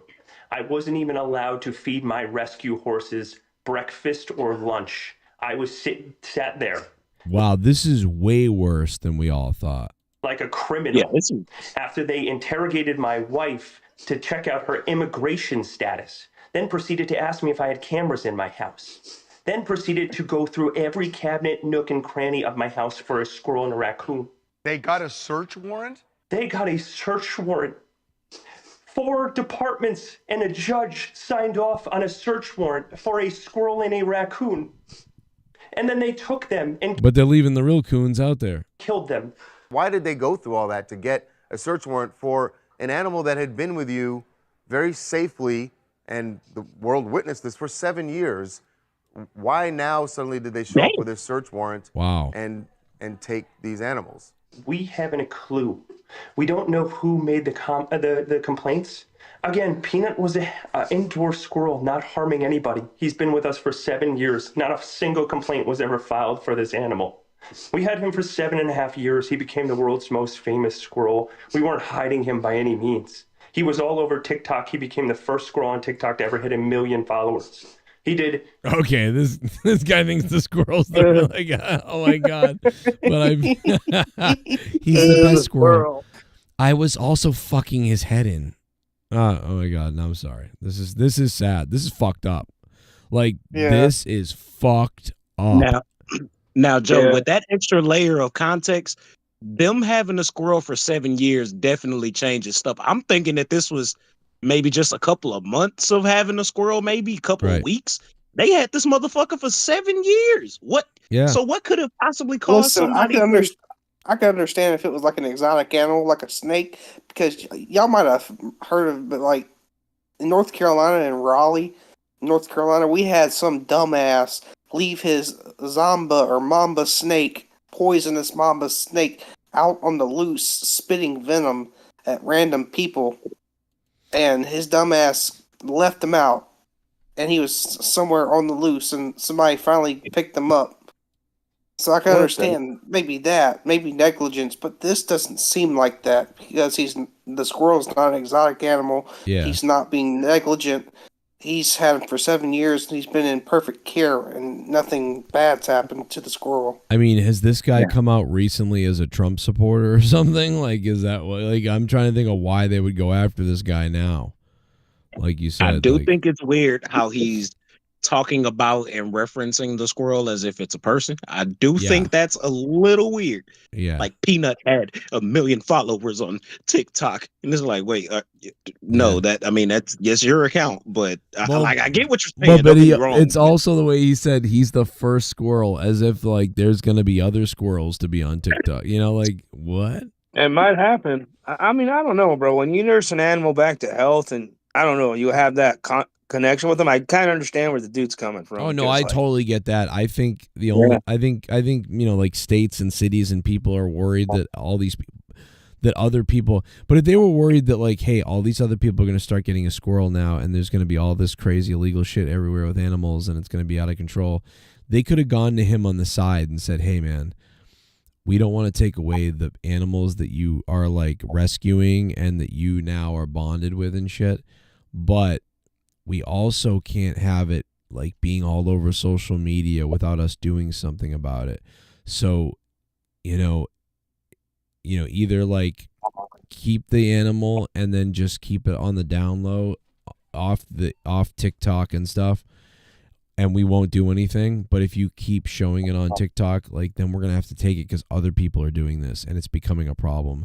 And that's why we're telling you this. We could just come in here with a search warrant and like take over everything and whatever. And so like they could have done that and given him a heads up, like, hey man, do this. And he could have planned and come up with an action plan or something. But yeah, it's fucking crazy. Let's see what else he says. Every news station around the world. He's helped people. He's helped kids gather joy. And then we started a nonprofit. Oh my God. You know who he sounds like? This is so mean to make this poor guy. I really feel bad for him, but I got to make fun of him. You know who he sounds like? He sounds like Ben, like Ben Stiller there. He helped him with joy. Like, I'm trying to think of like the character. What's the Ben Stiller character? Z-Pain! Oh my God! Zoolander. Yo, let's get fucked up, brother. Ah, la, la, la.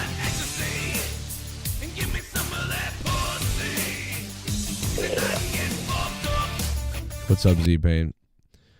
I don't know what you said, but it got censored. Make corrupted great again. Forgive me, but why is Filthy and reunion? Oh yeah, the old school crew. Yeah, bro.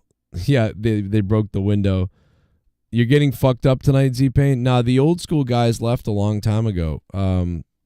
They did a lot of terribly weird things to me. But I actually, a long time ago, I asked them to come back and do a reunion thing, and we did one. And then I went to do another one, and then when I asked, I got bashed for weeks about asking. So I literally asked, and it turned into me getting bashed for like days, even though I asked to do a reunion thing.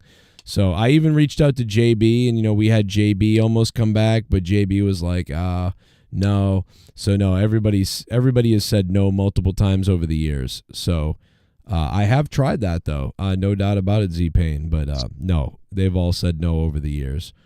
So for one reason or the other, JB does play video games once in a while. JB does play video games with Leah though. So maybe if you could jump on World of Warcraft, you could play with him. Now I also brought up Moon because I actually thought like me and JB and D Moon and Leah were pretty good too. I thought that was a pretty good time. That was fun. And then and Drew was good on that too. But yeah, these are all people that have said no. Once in a while, my wife comes on the show and she's cool with doing that. But everybody else, dude, trust me, I have tried over the years. Years ago, I tried. Even episode 300 of Monetize This, episode 400 even of Monetize This. I tried a lot of times, and most of the time what happened is people just ended up bashing me because I asked or lied about something. So like that's not going to happen. But I did try over the years to do that. Z-Pain. Yeah, it's all right, Joe. Yeah, it's all right. I tried, brother. But yeah. I think that I'm trying to think of like. Even JB like would say like no, and I mean I talk to him once in a while, and he would be like nah, I don't want to do it. He's so busy in his life, dude, that he would be like no, I don't want. Yeah, I don't want to disrupt my life and whatever. Dude, that guy. Let me tell you something. He works out. He like does a ton of shit with his kids. He does some crazy shit. Yeah, that's what I'm getting at. Like, yeah, if it's something like that, I mean, I get that shit, bro. Like, yeah, I'd love to put him on though. Yeah, like hell, I've lost touch with a few friends just because like family and stuff is, you know what I mean? Like we still communicate, but not as often, But it's just because they're busy. It's nothing like vindictive. Oh yeah. Like, and dude, he barely even plays games with Leah that much because he's so busy. So, but cool, we keep in touch. It's weird looking at him now because when I knew him, he used to be a Nazi, but that's a whole nother story. Oh my god. I was just saying that earlier. I'm like, we don't have fucking Nazis in America. We beat the Nazis. It doesn't make any sense. Oh, bro, it was weird, bro. Like, he was the most non-Nazi. Well, pretty much, like, his thing is, like, he became a prison, like, Nazi because of circumstances, Oh, because you have to join a crew of people, yeah. Yeah. So, like, when he got, bro, that guy's the world's funniest dude. Like, oh, my God. Like, yeah, like, he probably is the world's funniest dude. It starts every conversation with, I used to be a Nazi. Like, oh my God. Oh, before that, he was a BMX biker, bro. Like, I remember when we found out, like, one time we were all chilling, like, by Yucca Valley, Oh, wow. Like, kind of by Palm Springs. You're fucking right near Jesse. Yeah, where Jesse lives. Yeah. But, like, yeah, I told Jesse I used to make meth up there and shit. But, yeah, one time we went up there, to do our thing. And fucking my buddy pulls out his bike, and then Rick's all like, dude, is that a BMX bike? He gets on, and he just starts doing flips like he's Matt Hoffman and shit. I'm like, what the fuck? Oh, my God. Like, where'd that come from? And keep in mind, bro, it's a Nazi. He's bald. He's swastika'd up. Roided out from fucking lifting weights in fucking, prison. Like, it looks funny. I was laughing my fucking ass off.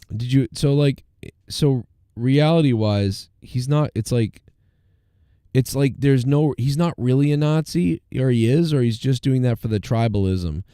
Because think about it, because it makes no sense. Why would there be Nazis in America?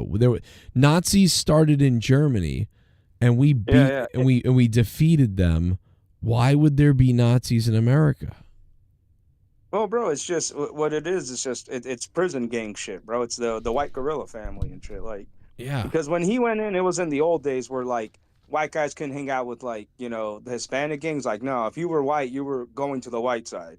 Like, if you're Hispanic, you were going with the, you know what I mean? Yeah, but I totally get all that, whatever. I get it. But it's like, if I was in prison, dude, or if I was, I mean, I wouldn't do this because this would get me stabbed or killed or something, but I'd be like, dude, why are you wearing a Nazi? Like, why are you doing that? Are you from Germany? Like, this makes no fucking sense, bro.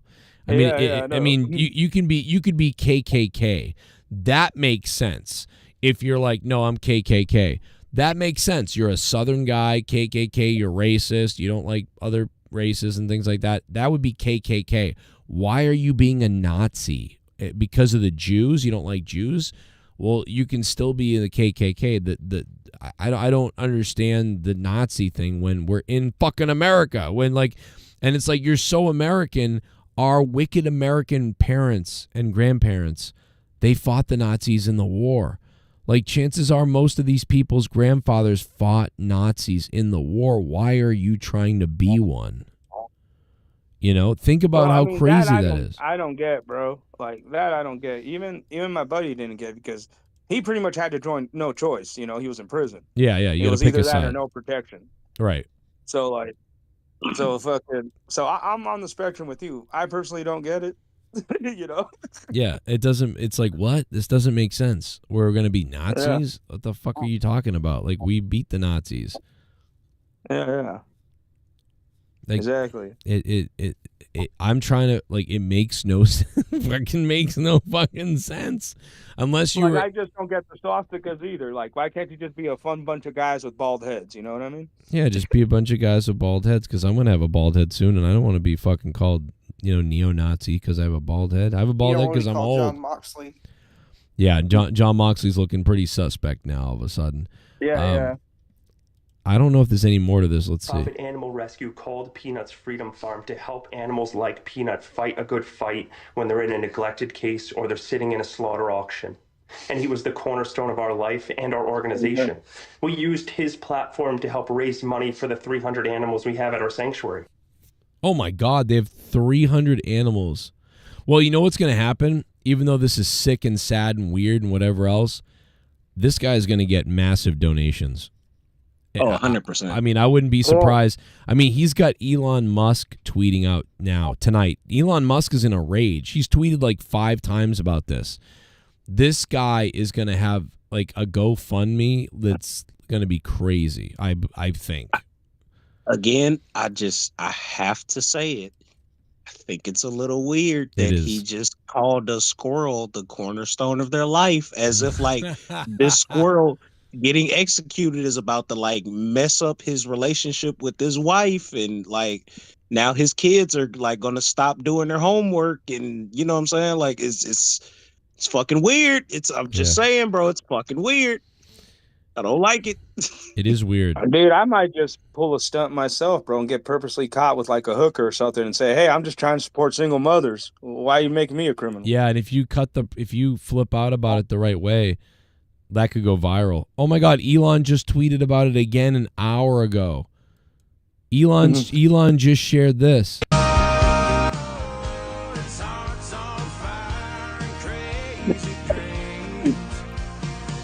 Dude, Elon is lit over this. He is fucking going crazy.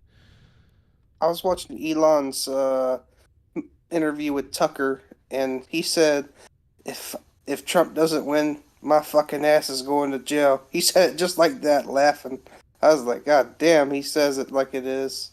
I hear him, bro, because in a way, if Trump doesn't win, I don't know, I might just go to Mexico, TJ, and go live in a whorehouse all my life and just die of AIDS or something.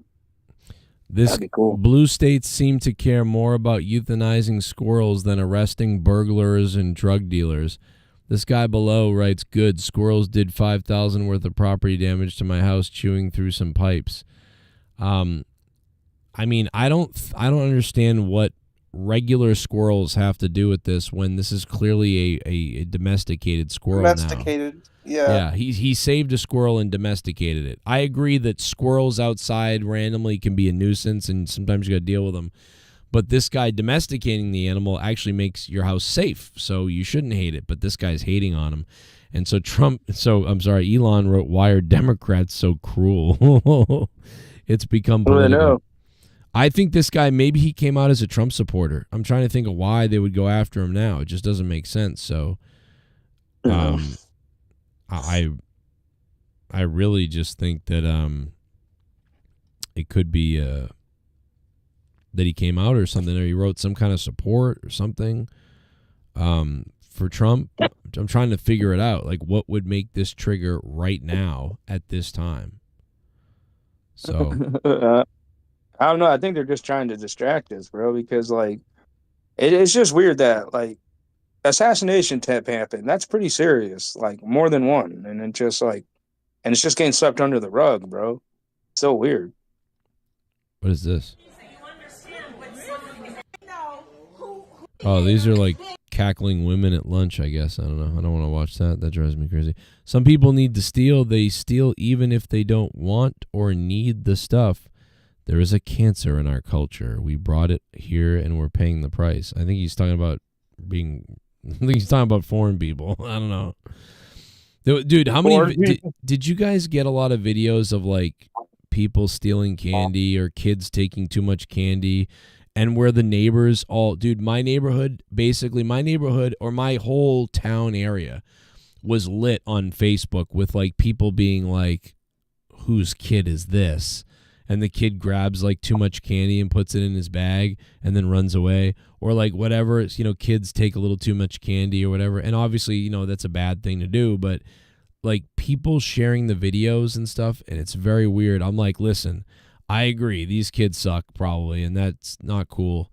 But like, it's the kid's not the worst thing in the world. But also, I don't know. You're sharing the video of minors, like unless they did some property damage or like they took the whole bowl or something. Like it was just like some kid grabbed a big scoop and put it in his bag, and someone was like, "Thanks to the kid with the robot outfit who showed up and decided he wanted to take more than just one or two." He took a whole scoop. I hope your parents are proud. It's like, and then they share the video and the close up of the kid's face. They're like 11 or something, and it's just like, I'm just like, what the fuck? I'm like, I just chalked that up to like, listen, you weren't home, you left the bowl out, some kids took a little bit extra, whatever. Now, if a kid took the whole bowl and dumped it in his bag, even that's fucked up type of thing, but like. It's so weird to shame and like to me that sounds like a fucking you problem. Like, bro, you're the adult. Like, you're the adult. You're supposed to be distributing the candy. If you think that a bunch of 10 and 11-year-olds have the consciousness to govern themselves into not taking as much candy as they want or taking the particular candies they want out of the selection, then you're the fucking problem. Like, what is wrong with you? They're kids. Like, if you leave candy out, they're going to take it. Like, either you give it to them or you don't complain about what they take. You fucking piece of shit. Right. Yeah, exactly, bro. And I think it's weird that that's what you call a menace nowadays. Like, I'm sorry. In my days, if somebody left a bowl of candy out, that's just asking a kid to take it all. Like, for me, it's like that's what a menace is. Like, what kids used to do in my day when they were trick-or-treat? They were fucking ruthless. Like, we had this lady who passed out pomegranates, and you can guess what happened to her fucking house. Oh yeah, you're getting toilet paper there for sure, bro. Oh no, they threw the pomegranates at the fucking house and fucking smashed her window with the pomegranates. Damn, that's fucked up. Yeah, like I'm down with some toilet paper and syrup maybe, but breaking the window. 2 minutes left in the show, everybody.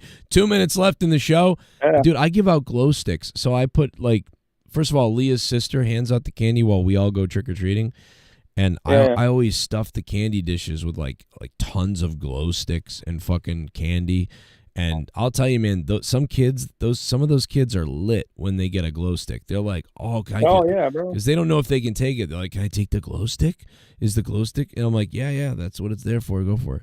And they're loving it. Bro. They love the glow sticks. Oh, it gives them something different. It's funny. Like, I remember when I started passing out Capri Sun and Kool-Aid pouches, they were trading them because I'd give out full-size candies and shit, me and my brother. Yep. And, dude, I remember some kids were getting stoked just for the Capri Suns, like telling their friends, "Oh, dude, I'll trade you my Snickers for your Capri Sun." Like, shit like that. And I'd be like, "Oh, you can just get another one. It's fine. Get another for the cooler." Yeah, exactly. Because it's just cool. 45 seconds. It's just cool. We could finally be ending at 3 a.m. Although technically it's 4 a.m. This show has been going and going and going. You know what? We used to hand out the full size candy bars too. We didn't do that the last couple of years, even this year. That's a great point. I used to love handing out the big bars, bro, because they'd be like, yeah, that's the shit. I love the neighborhood though. Everyone's pretty cool. Like My neighborhood's kind of rural. It's not really big. I live about maybe 10, 15 minutes away from a big neighborhood. Right. Oh, my neighborhood's kind of the neighborhood that everybody drives to, or a lot of people do. So it is kind of weird. Oh shit. It's over.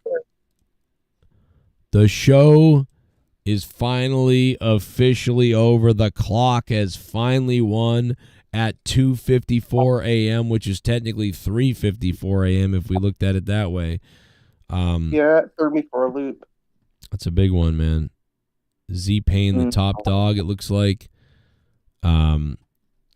Finally, holy shit, bro. What a fucking time. I'm like, why am I tired? Oh, yeah, it's really like 4 a.m. Holy shit. Yeah.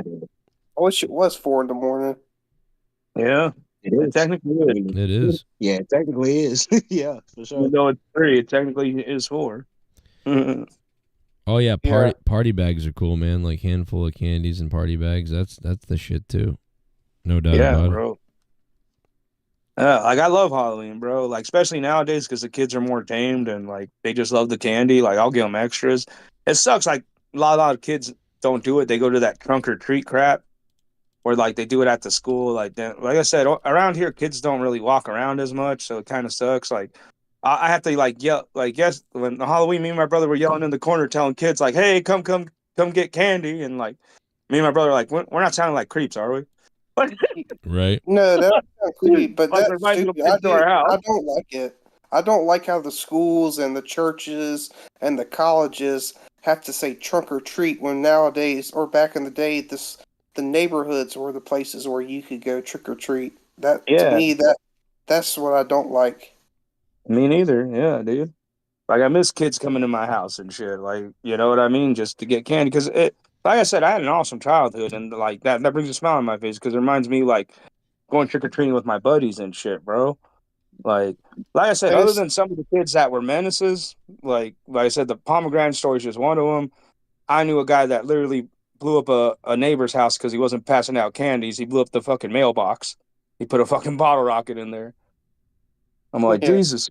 Well, you know what? Actually, thinking about it, and I know I might be getting too metal with this, but kids missing out on the experience of kind of overcoming fears and daring to go towards the unknown did a lot for us as, growing and showing us like, hey, something might look scary or something might, appear a certain way, but that doesn't mean that you don't still try to face the obstacle head on, or building up the courage to talk to people that you don't really know, or like create friendships and bonds and shit. Like a lot of kids are missing out on actual genuine human experiences, and then we wonder why they don't have any fucking social skills. They're never put in fucking social situations because everybody's fucking scared to death that somebody's gonna fucking diddle your kid. Oh yeah, man. It is fucking weird. I mean, I get that shit to a certain point because, like, I don't know, it's gotta be hard to be a parent, bro, because even that Walmart wall of all the abducted kids just keeps getting bigger and bigger. So I see why the overcaring for children now is a little weird, but Like, fuck, you can drive your kids places. Jesus Christ, you know what I mean? Well, if anybody thinks about abducting, y'all should watch that movie with Jim Caviezel, produced by I can't remember his name. It's Passion about of the Christ? yeah. That'll tell you everything you need to know. My daughter is so sharp on all this stuff. It's crazy. I almost don't have to tell her anything. She just comes right to me with it, like, or tells me right away. And I'm like, what? How do you know this? Like, it's so crazy. She'll be like, oh, they're trying to get you to do this. I'm like, what? How do you know? What the fuck? Like, how does she know this shit, dude? My daughter is so wild that she knows. And I'm like, are you watching like videos on this? Where is this coming from? But I don't know, bro. My daughter just gets it, and she's into like the conspiracy stuff. I'm kind of worried. I'm like, don't think about all that. Just go play. Like, it's all good.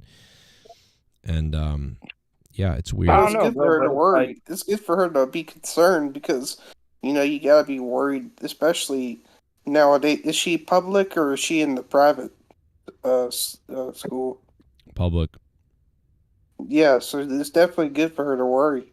Yeah, I mean, she would know if there's a teacher that was like pushing. I know this because she's literally been over somebody, like, say she could be over some random kid's house and like their parent could be doing something or being weird or whatever. And she'll tell me, she'll be like, oh yeah, they're like all about the like woke stuff. Like they like make the kid wear it. I'm like, oh my God, what the hell? She's no BS. Like, and this goes for religious people too. Like there was actually a religious group of people there was a person a long time ago. She doesn't really hang out with them anymore at all, actually, but she used to. And their parents were so crazy religious, and she picked up on that and was like, oh, that's weird. But she also does the same thing with like the woke people.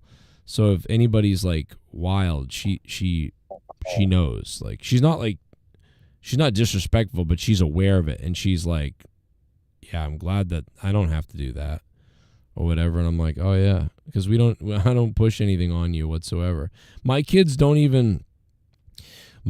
actually weird because like all the like, especially the young ones, they'll bring up like, oh yeah, you don't want to do that because you'll go to hell.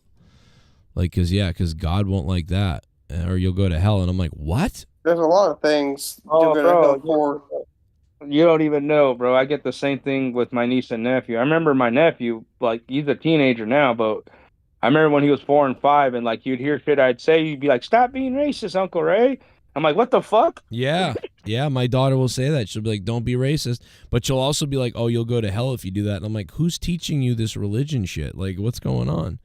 So, but I'm glad because it tells me that there's a moral compass somewhat. Yeah, moral compass, yeah. I don't mind it. Exactly. Like they've got a moral compass in there. They understand that, oh, you do this, you'll go to hell. Although my daughter is wild and she actually, she doesn't necessarily practice everything she preaches because she's fucking my daughter. Yeah, my niece is the same way. I know what you mean, dude. Yeah. Like some of the wild shit she'll say, like what she said to my brother, like, she's like, yeah, it's like, when you get a girlfriend, she better be into video games and blah, blah. And she's not, I'm going to kill her. And I'm like, what the fuck? Oh, my God, yeah. And she's 5 years old saying that shit. I'm like, Jesus Christ. Yeah. No, these kids are wild, man. I'm Christian, but I ain't been to church in like 3 or 6 months. Oof. And you know why? Because the sermon, I just don't get it like I feel. I don't feel like any kind of intimacy towards what the sermon is preaching. Or I could listen to it on my phone. The worst was when I went to church and the priest would just shit on everybody for not being there enough or something. You're Catholic, bro. Aren't you? What? Yeah.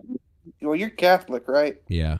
Well, I mean, I'm no, not. Bro, I'm not really I love anything. fucking around at Catholic churches. I remember I started going like 3 years ago, but I was showing up drunk, and like, of course, he had a problem with it, and I'll be like, yeah, I'm like, you give me shit for being drunk, but what about all those diddlers you just transferred? I'm all like, until you punish those diddlers, I'm gonna keep showing up drunk, you fucking heathen. Right. No, it's not. It's nothing. No, it has nothing to do with that. It's just the thing that I have is I just don't feel no like there's nothing that intrigues me where I could just listen to it on my phone, and I have more interest in listening to a sermon on my phone or watching it through my phone. Yeah. It's more interesting doing that. It's more entertaining. Yeah, I know what you mean. Like Passion of the Christ. I could watch that on my TV, and I could get more out of it than I could listening to the sermon being said at the altar or at the stand. I've been to some churches too where it's like where they say some crazy cool shit, and I don't even want to believe in any of the stuff or even get into any of it. It's not even that. It's not even that. It's just I just don't feel it. I know, but I'm saying I did feel it. I felt it in those cases. You know what I mean? Like I was like, wow. Like what if it was a good one? What if they were telling you something like really cool or meaningful, or like talking about, today, is a day that like would have reminded Peter of this, and he would have gone into talking about something. Would that, if it was actually really good, would you be like, oh wow, this is interesting? Oh, bro, man, I'd say the funnest time I had at a church, but man, I pretty much got my ass kicked by my mom, me and my brother. But you guys ever been to a Jehovah's Witness church? What? No, what happened was, you guys ever been to a Jehovah's Witness church?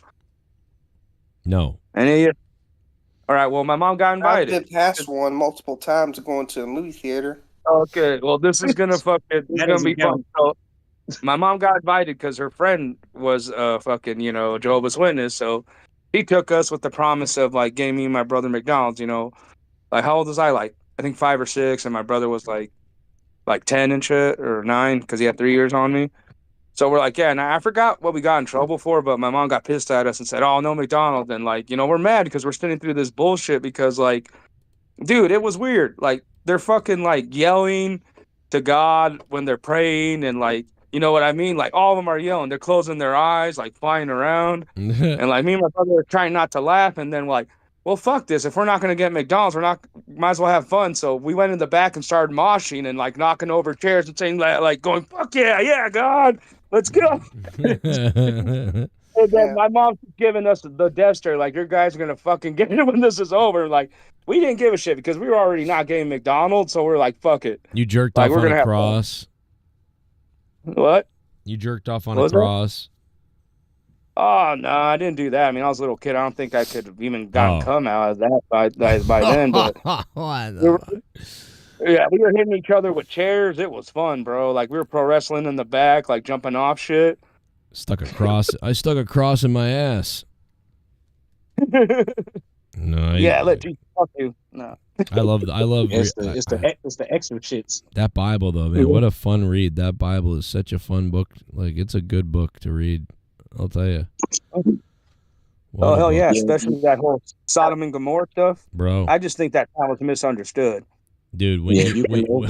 You can overlook all the inconsistencies and pretend that you can't notice when different writers are supposed to be writing in the same fucking book and all of the logical fallacies in it. Then yes, absolutely. The funnest thing in the world is when you get to the end of that Bible, bro, and it's all terrible, and the trumpets are blowing, and the seals are ripping off, and the sun and the blood and the moon, and we're all dying and everything.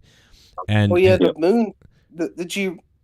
I know it's been a while, but a couple of months ago or something like that, the moon turned blood red. Yeah, I saw that. That's part of Revelations too. Yeah, so like when you get to the end of Revelations though, and then it's all like it is, and then dude, if you just immediately flip back to the beginning of the Bible and start again for at least for the first page, it's the funniest thing.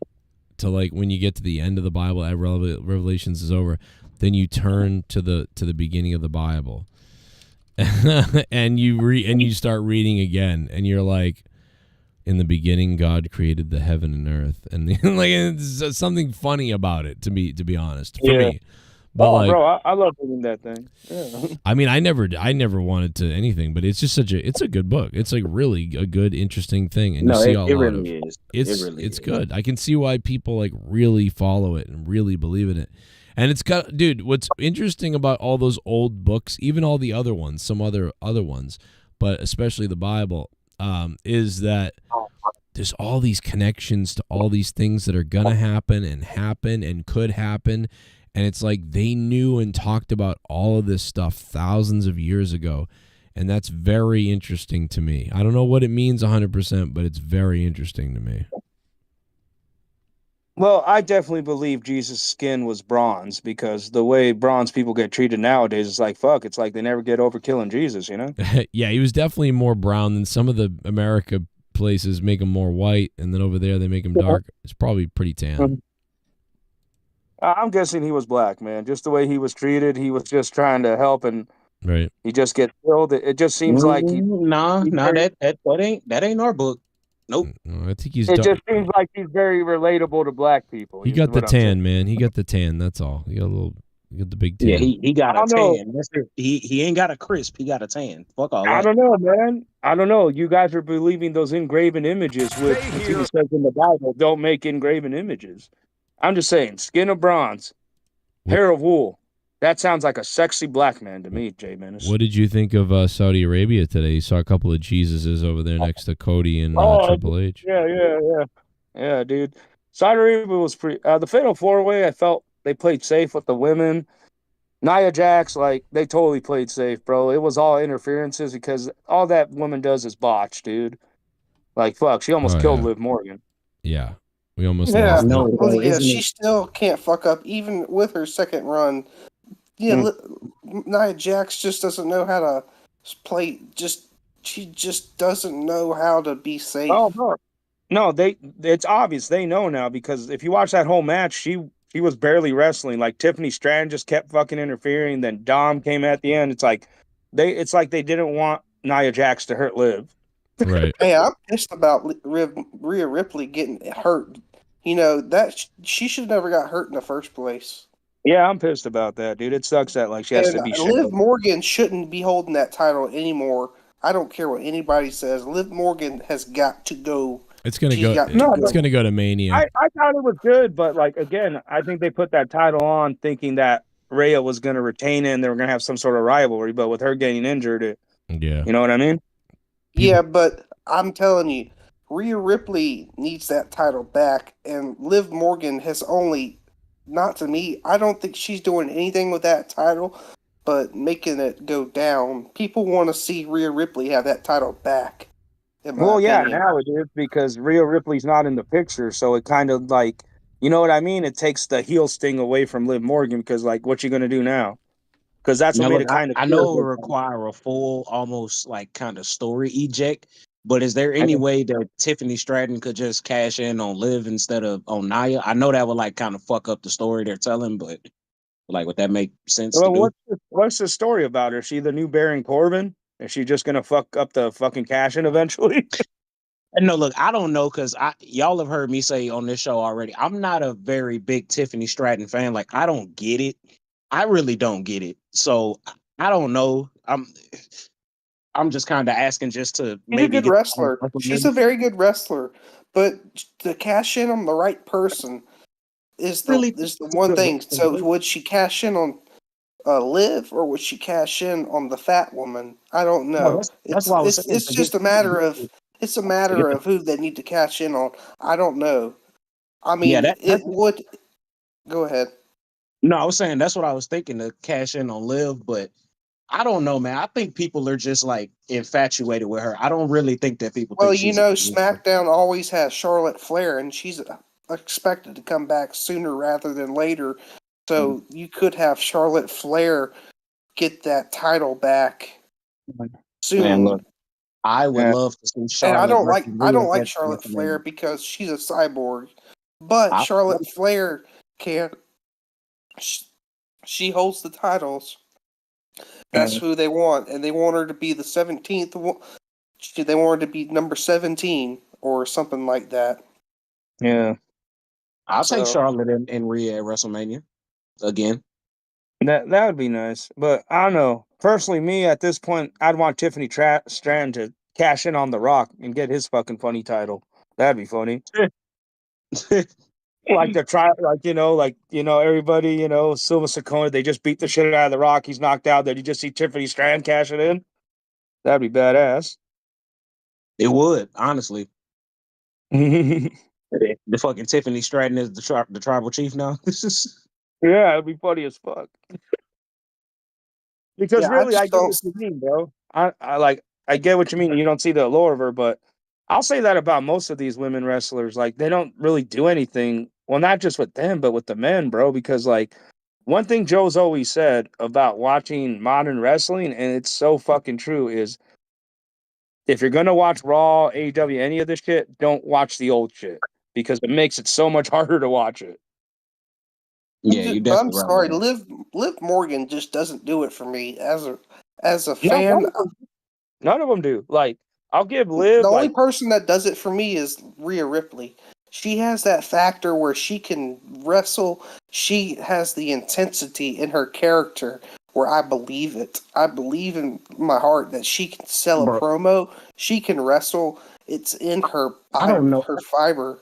I believe it. I believe I'm what just she sells. I'm so jaded now, bro. I don't believe that anybody believes what they're saying about these women. I feel like y'all just want to fuck these girls, bro. I'm sorry, bro. No, oh, bro, no, I'll get it. I no. jerk It's not off to even all that. of No, I jerk off I to all of just, no, Rhea Ripley. I just have faith in her because she's done it the longest, and they have faith in her. But Liv Morgan and that Raquel girl fucked it up by injuring her permanently for I don't know how long, Well, she and was already now she, injured. It was a cover up. But what I'm saying is, I get what you mean, bro. Like, but you gotta understand, like, not everybody's gonna be like Rhea Ripley and stand out. Like, these other women need direction to push somebody like Rhea Ripley, just like Stone Cold, Rock, and all those guys. Like, you gotta understand, the only reason what made those guys epic is the guys on the undercard were believable too. You know what I mean? And that's the but biggest Liv problem with Morgan the doesn't modern shit. sell. She don't sell to me. Liv Morgan doesn't sell to me as Well, a of course she doesn't. None believable. of them do.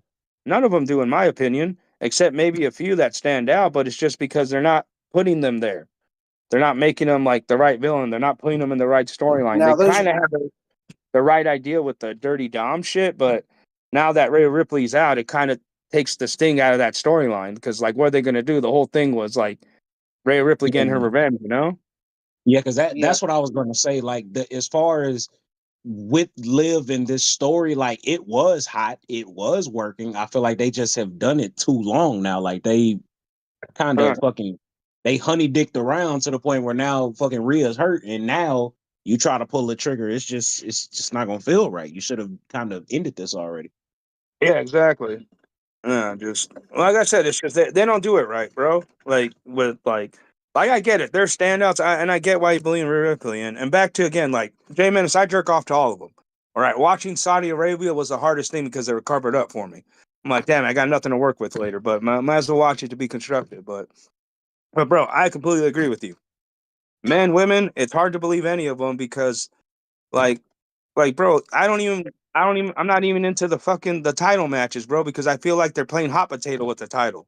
Like I don't see contendership matches. I don't see like quick battle royals like I did like on Raw or SmackDown like a week before the pay-per-view to like get a number one contender for the Intercontinental or something. It's just like I said, bro, like the world title like almost means nothing to me because it's like, oh, they're just playing hot potato with it again. You know? Like it's just the way they used to do it back in the day, it felt like, an actual contest, you know what I mean? I know it's a show, but like you can go watch the 2000 shit. Hell, even the shit in the John Cena era was better built. It's just these shows are just Ooh, like I don't it know just about all that gangster. I don't oh I no, don't know if I can go on that one. go back to the early John Cena era, like the Doctor of Thugonomics, right before he just went like, face. Like around that time, like even those shows were built like go back on Peacock if you got it, Well, I bro. mean, but You don't I, gotta I trust no, me. honestly, I mean, I can, but I don't have to go back because like that was my childhood. Like I watched all those. I remember that shit vividly. Those years were a lot like these. It in only in the sense where you had a very few top guys, and most of the time the show was built around them. So like your Triple H's, your John Cena's, um, Undertaker would kind of be ethereal and mysterious, but the shit would still revolve around him, or somebody would be getting like a run or something, and then Teddy Longa, you're going one on one with the Undertaker, shit like that. Yeah, Chris, Teddy like Long was the OG. but the Yeah, rest, like, I get what you mean. Like you were seeing the peak of what's going on the now rest more. wasn't You really you getting were shit. seeing Like that? fucking Yeah. Renee Dupree wasn't getting shit. Like Yeah, fucking yeah. fucking brother Devon wasn't getting shit. Like you know, it's And they, between John Cena. yeah, they were You hot. know, and the shows were built around them. Like they were getting a segment in at least one segment every quarter for the 2 hours that the show was on. Yeah, And yeah. you know, from beginning to end, it was that type of deal. But nah, like fucking Paul Burchill, no, hell nah, dog.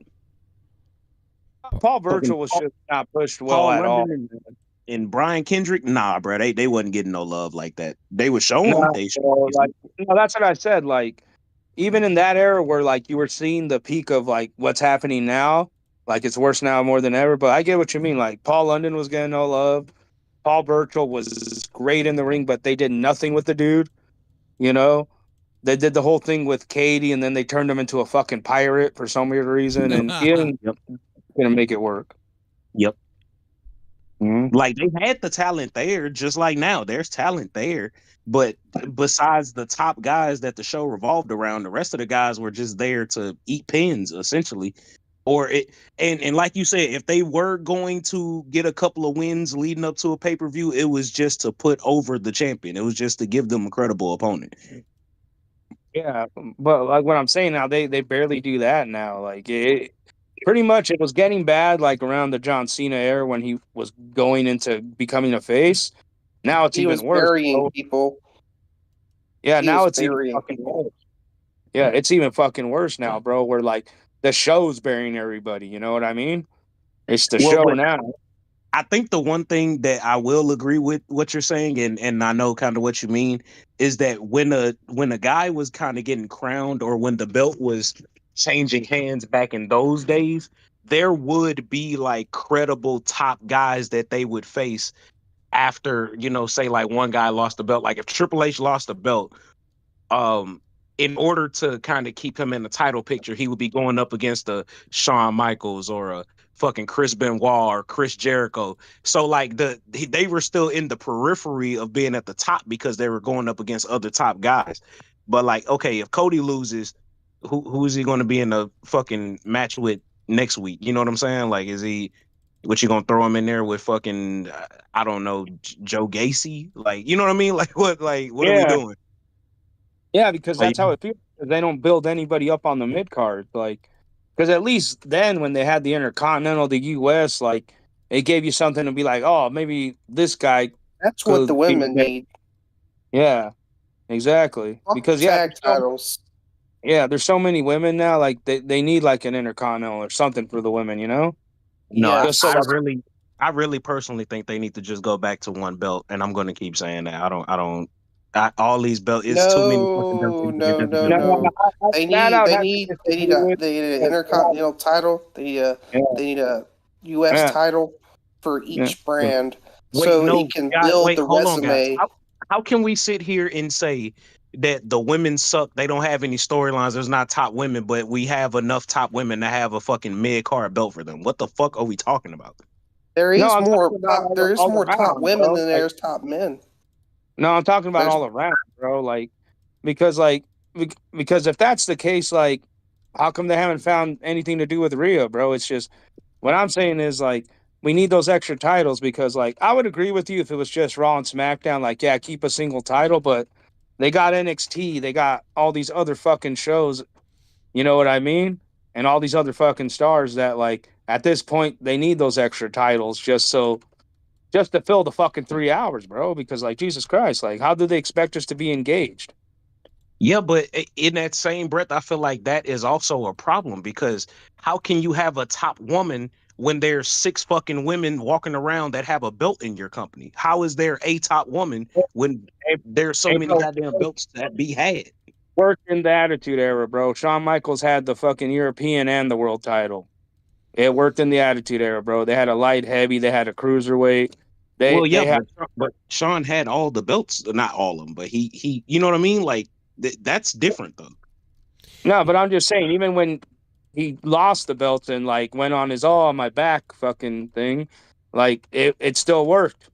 Like Well, the they had Intercontinental, and they had a smaller roster back then. So I don't know that's what why, I'm trying but to get at, because they made it work with the smaller roster. the light heavyweight title at least felt different because all those guys were only wrestling for the light heavyweight. The hardcore belt, you know, felt like it was a hardcore belt because they had these different type of matches. And then, I mean, the European title really wasn't, you know, it only lasted about a year to 2 years that it was really relevant, right? I mean, maybe 3 years. It really didn't last long, the European. It feels like it did to us because at the time they were doing a good job because they only had European, Intercontinental, and WWF title. And then the tag team belts, light heavyweight, and you know, it's like I feel like it's a little different, but you know what I mean? Those belts felt really important. I'll never remember what belts that there are right now. I have no idea. Exactly. Well, because like I said, they don't utilize the wrestlers enough, and they don't, because like, bro, that's why like it's hard for me to watch Raw because I'd rather just watch the pay-per-view because it's literally the same fucking, yeah, you know, it's the same fucking booking on the pay-per-view that's fucking on Raw and on Thursdays and shit. It's like why even watch this? Because at least like when they were building pay-per-views back then, like you didn't see Rock and fucking Stone Cold go at it every fucking night. Every once in a while they'd just be in the back trying to like look for each other or something. You know what I mean?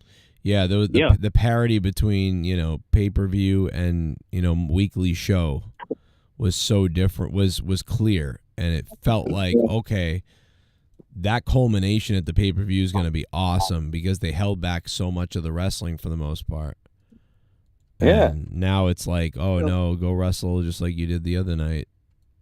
Oh, yeah, that's why I still think an Intercontinental and a U.S. title for the women will help get mid-carders for the women up. It'll help them. I don't see how them. It's the show's format, though. I think is the problem. It's not the belts. It's not anything. It's the show's format. If the show is formatted really well, then you could have extra belts, and it wouldn't make a difference. It would seem important still, or you could have less belts. But yeah, that's a better way to do it. But how could that be the case? Like, if we're going to keep referencing the Attitude Era and why it worked, we can't. That can't happen right now. Based off of what we have, like there's not enough personalities. There are not enough like credible stories and credible people to have a mid-card title for the fucking women. It's just not. Nobody's working with these. The roster is so bloated, and especially in the women. But there's a lot of great talent in the women. I agree with that. Nobody's but that's working why with I say characters specifically. It's the like format. In order to have a mid-card title, you have to have characters that you can clearly see that can reach that upper echelon, but they need that legitimacy. There's no like fucking LA Knight from this time last year in the women's division. But there can be. Because if there was, then they would just mold them. You can mold no, but that's them the to thing, be. man. If that's what we're getting at, is that they don't give them the chances. They don't give them the platforms to do that. Like, and with those titles, it can give them that platform, and it can mold them into that person they need to be to get to the next level, or maybe try to get to that next level. I feel what y'all saying, but I feel like at the end of the day, doing that is just going to be another bitch with a belt. I hate to say it like that, but that's just what it's going to end up being. What are the tag titles doing? They're doing nothing. Well, they need to do something, man. And that's what we're getting at, bro. Because like, I don't believe any of these women, and I don't believe any of these men, bro. Like, at least back in the day, like even the mid-carders, like I could be like at least I was interested. Like, even though they weren't my favorites, like I was at least interested to watch the match. You know what I mean? Like, take for instance the Headbangers. Never my favorite tag team, but I grew to love them just because the way they wrestled and the way they pushed them. Yeah, you know. And like for example, I was on Instagram earlier today, bro. There was a fucking highlight of Scotty 2 Hotty doing the worm, and the fucking building was shaking. Yeah. Like people were screaming, like the arena was shaking. I'm not saying we can't get back to that, but I'm talking about character. And I know I agree with y'all in the terms of, well, they're not really giving them opportunity to allow these characters to flourish, and they're not putting them in positions to succeed. I'm with you on that, but when you give them those opportunities, we need people that are actually going to seize them. It can't just all be, oh, company bad, women good. Like, we need the people to do it, though. Like, these people are not, because Joe talks about this all the time. We all talk about this all the time. In real life, these people are fucking lame. They fucking suck. They have no personality. All they want to do is play their fucking video games and fucking wear t-shirts of somebody else's brand and fucking talk about other people's opinions on how they feel and how they grew up, always idolizing a certain fucking wrestler, and they want to wear their fucking gear and do their fucking moves and do their taunts. Nobody is original. That's the real problem. All these people in real life fucking suck. Yeah, it's gonna take like the next generation. I completely agree with you on that. But what I'm saying is, here's an example. Was Stone Cold as Stunning Steve, not saying lame, but quite not there yet? But him going to ECW and Paul Heyman doing his thing with him, that's what made him Stone Cold. What I'm saying is, nobody's going out of their way to help these wrestlers. What do you mean? What do you mean? What do you mean by help the wrestlers? Because who helped Stone Cold? What do you mean by who helped the wrestlers? That's what I'm saying. Like, are we just saying it because it appears that way? Because I like, where would the proof be that nobody's helping them?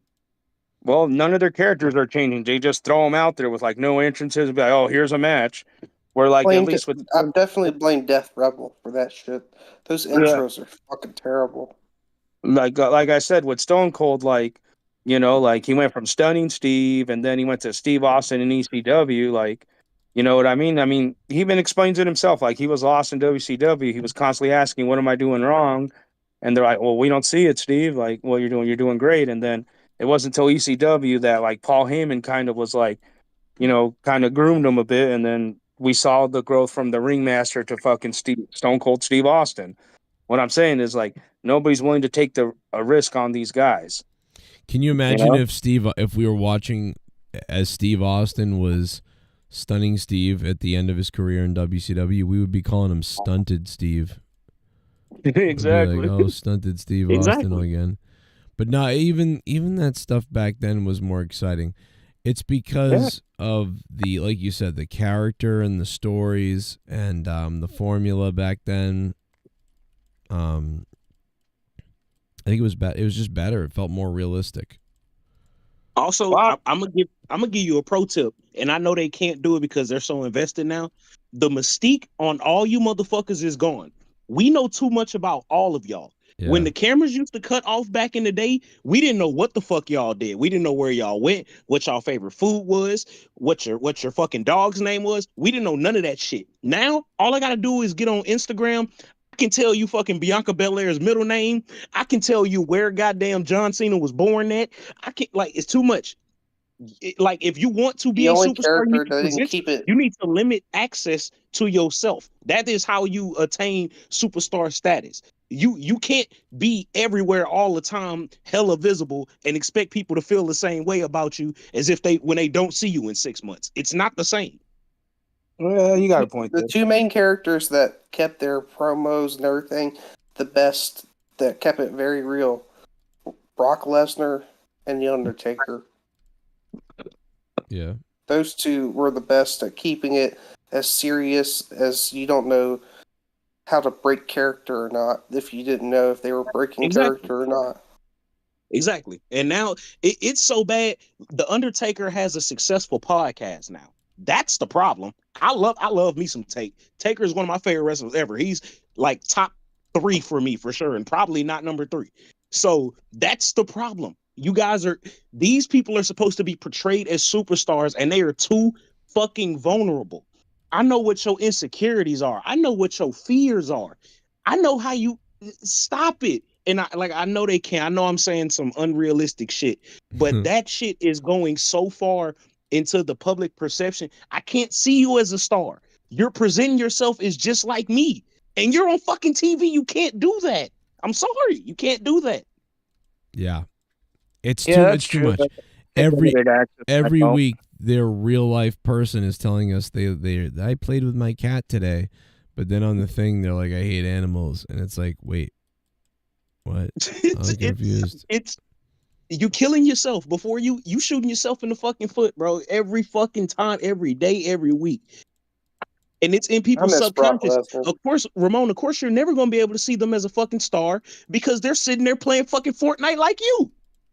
Yeah, that is kind of true. I mean, personally, I don't care, but I see your point because the way the younger audience is now, they're so quick to, go to their cell phones, figure out who these people are and shit. So I get your point there.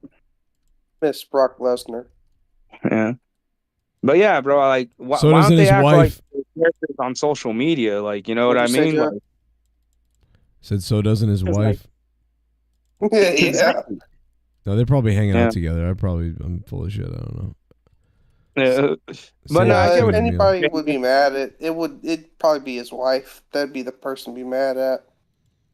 Yeah, but I get what you mean, Jay Menace. They don't keep kayfabe alive. Like no problem with them having social medias, but like the thing with Rhea Ripley, like instead of playing with her cat, she should just be like, "Oh, I'm gonna get that bitch live." That should be Right. her post. And the funny thing is, sometimes they exactly. do that, but then they go right back to whatever. So it's like, well, wait a minute, like Shit bomb. oh shit. Yeah. Damn Joe, you still going good shit. I can't watch Peacock in Japan. Oh. I'm gonna lay off the donations. Stop. Hashtag black. LOL, just kidding, Menace. You Oh, a man. solid champ. Thank you, all Seabass the good. Beast, late night dono. Holy shit. No, I was thinking maybe they were talking rumors about Goldberg coming back, which is not something I don't want to see. Goldberg coming back. Do you want to see? I sure don't. He's coming.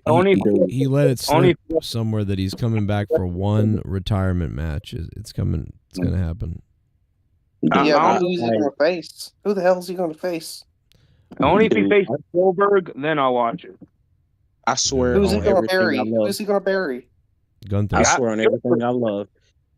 Y'all have never met a bigger Bill Goldberg fan than me. I assure you, I am a WCW fanboy, and I am telling you, I hate this with a passion. Honestly, Goldberg was ruined from me the night. Who did he beat first? Was it Kevin Owens or Brock Lesnar in like 7 seconds at like Hell in a Cell 2016, some shit like that? Mm-hmm. And it was from that moment on where I couldn't see wrestling the same. I'm like, bro, you mean to tell me y'all just brought back this 50-fucking-year-old man and he took the belt off of the champion that you have been building on this shitty television show I've been watching for months, and you just gonna have him come in and beat him in 6 seconds to promote some bullshit that's gonna end in a minute? That's what Nah, Goldberg bro. does. He buries people. He buries people. That's what he does. That's what Vince does to people with Goldberg. He buries people. And I get that, but there is a time and a place where that shit is supposed to be okay. If Goldberg They should wanted call to, him the dead man. They should call him the dead man. like if they would have had him do that shit to Baron Corbin, nobody would have batted an eye. They did have him do that to Dolph Ziggler, and people were pissed. But I mean, that's okay. But when you do that to your fucking champion, I don't give a fuck if he was rocking the fruit roll up belt. We got a problem now. You fucking tripping. Yeah. That is a problem, but I mean that's just the many problems that's going wrong with a lot of these wrestling companies like WWE. It's just like fuck. I wish, Joe brought up a good point. I wish it was like a singular problem, but really it's just the way they structure the whole show, and like from regular shows to the pay-per-view is the biggest problem. But it's now, imagine yeah, if that fucking result is flipped and they had Kevin Owens beat the shit out of Goldberg in 7 seconds. That would never happen Oh because my you God. know Goldberg's been a legend and he buries people. He's like the dead man.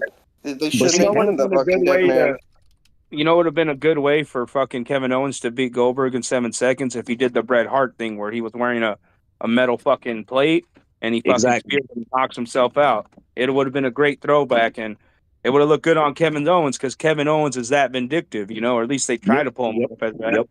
But see, that's the point that's what y'all are talking about, where they're not making new stars. Those are your very, very few opportunities, because it's not like these legends grow on trees or they're getting any younger. So when you have them, when you have the ability to use them, you need to maximize on that moment. But you also have to do it with the right guys. Yeah. Oh boys, I That gotta would've wrap it up. My computer's shitting itself any minute. It's gonna. I'm gonna wrap it up before it dies. Although I think we could fucking go until 6 a.m. the way we're getting into this wrestling shit. But I know it's gonna freeze. I know it's coming. It did it till a couple weeks ago. It just froze, and I'm like, oh, good night, I guess. See you later. Because I think it's getting too warm. I think it's getting overheated. I think that's the issue. I think it's getting too hot because the heater's on to keep me warm down here, and I think it's fucking up the computer. You have a fan? Right? That's what I'm guessing. Anyway, I'll catch you guys maybe tomorrow night, maybe soon, maybe Monday. I don't know. But, man, thanks for being here, bro. You crushed it. And Jay Menace, the Monetize champion all night. Like fire. Hell yeah. Ramon, yes, sir, came in late. Ramon, thank you. DJ as well. We had Tommy NC, Novonix earlier. Trump. Yeah, I would have came in earlier, but I was at the gym working on my vanity. You know. Oh, that's all right. You get hard, baby. Yeah. You get hard. Thank you guys so much. It was a pleasure as always. All right. Hell yeah. Jay Menace, the people's champ. Let's do it. Yeah. All right, guys. Good night. I'll see you soon. All right. Can we get the Cronin kisses, though, before you leave? Yeah, that's what I did. All right. All right. All right. Get hard, baby. Good night, guys. Thank you. All right. Thank you for being here. That was fucking cool. I had a blast. Thank you guys, man. That was fucking the shit, dude. We crushed it. It's really fucking 5:30 in the morning. Like, wow. That's a we've been on the air for 7 hours and 10 minutes, guys.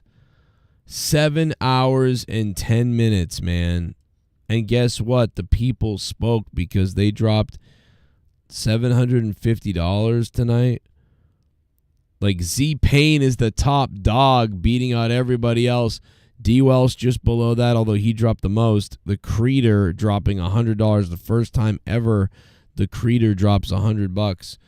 And everybody else who donated throughout the night, it was crazy. Z-Pain, El Tapo, The Creator, Astax, Monet, Kurtman, D. Welsh. There's several other people that it's missing on the thing, but you know. Shout out to the big guys. Shout out to the boys. Thanks for being here, man. Hit that like button on your way out. Have a good day. Obviously, the clock's rolled back. We're all thrown off by the clocks rolling back.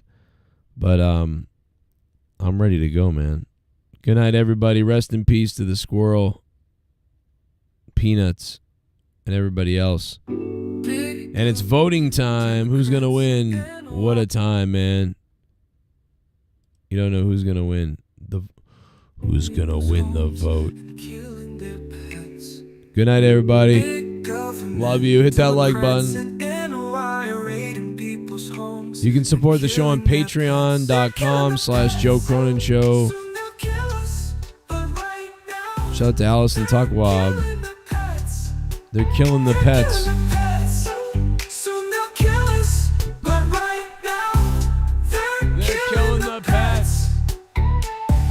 Pets we saved, the injured pets, our family pets. They're killing the pets, soon they'll kill us. But right now, they're killing the pets. Big government, Democrats and NOI raiding people's homes and killing their pets. They're killing the pets, soon they'll kill us. But right now, they're killing the pets.